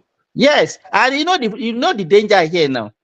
Even we human beings, we are not consuming antibiotics like animals. 2/3 of antibiotics that are produced in the world are consumed by animals. Fish, goats, cow, camel, all those animals that you see. They are the one consuming it. So now, if you are eating meat, if you are eating meat now, if you are eating chicken now, you are taking some antibiotics with that meat that you are eating, because it's the same antibiotic that they use for human being that they use to treat their infection also. The animal. Oh, you're saying yes. Hold on. You're saying the animals are the one that we are injecting antibiotics than human beings, or the animals are the one consuming it on their own? That's what I'm trying to No, how can animal be consuming? It's human being that is exposing them. No, it's human being now. That's what I'm wondering. No, it's human being that is giving I see them what now. you are saying. There's one point that they had to give all the chickens in my poultry in Nigeria some antibiotics like that because of they are dying. So I see what you are saying. Simba, let me tell you something. Yes. You see, when you say if you are exposed to a particular antibiotics and you build resistance to it, they now combine 2-3 antibiotics, right? To get you on. To me, what is happening there? You say it's like war. You know what you people have done? You have introduced 3 things. It will confuse the bacteria. You know, it's used to seeing 1. Now it's seen 3. You will say, which one is this one? Before you realize but you are one. Now, you know, the problem with that one is that one, you know, each antibiotic has its own side effects. So ordinarily, then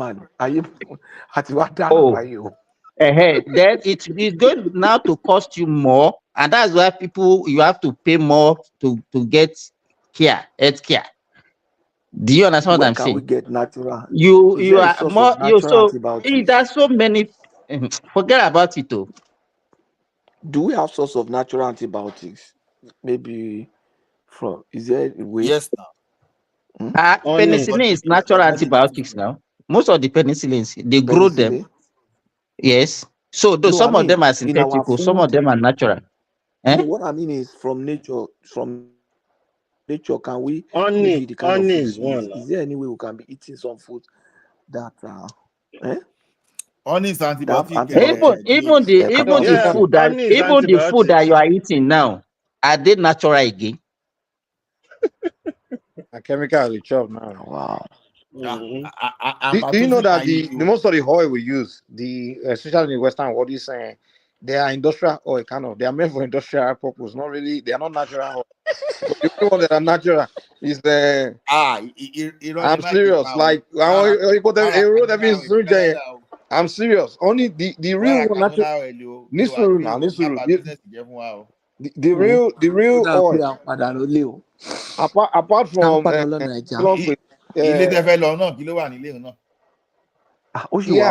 your doctor will tell you now, we don't use fry or use natural food now.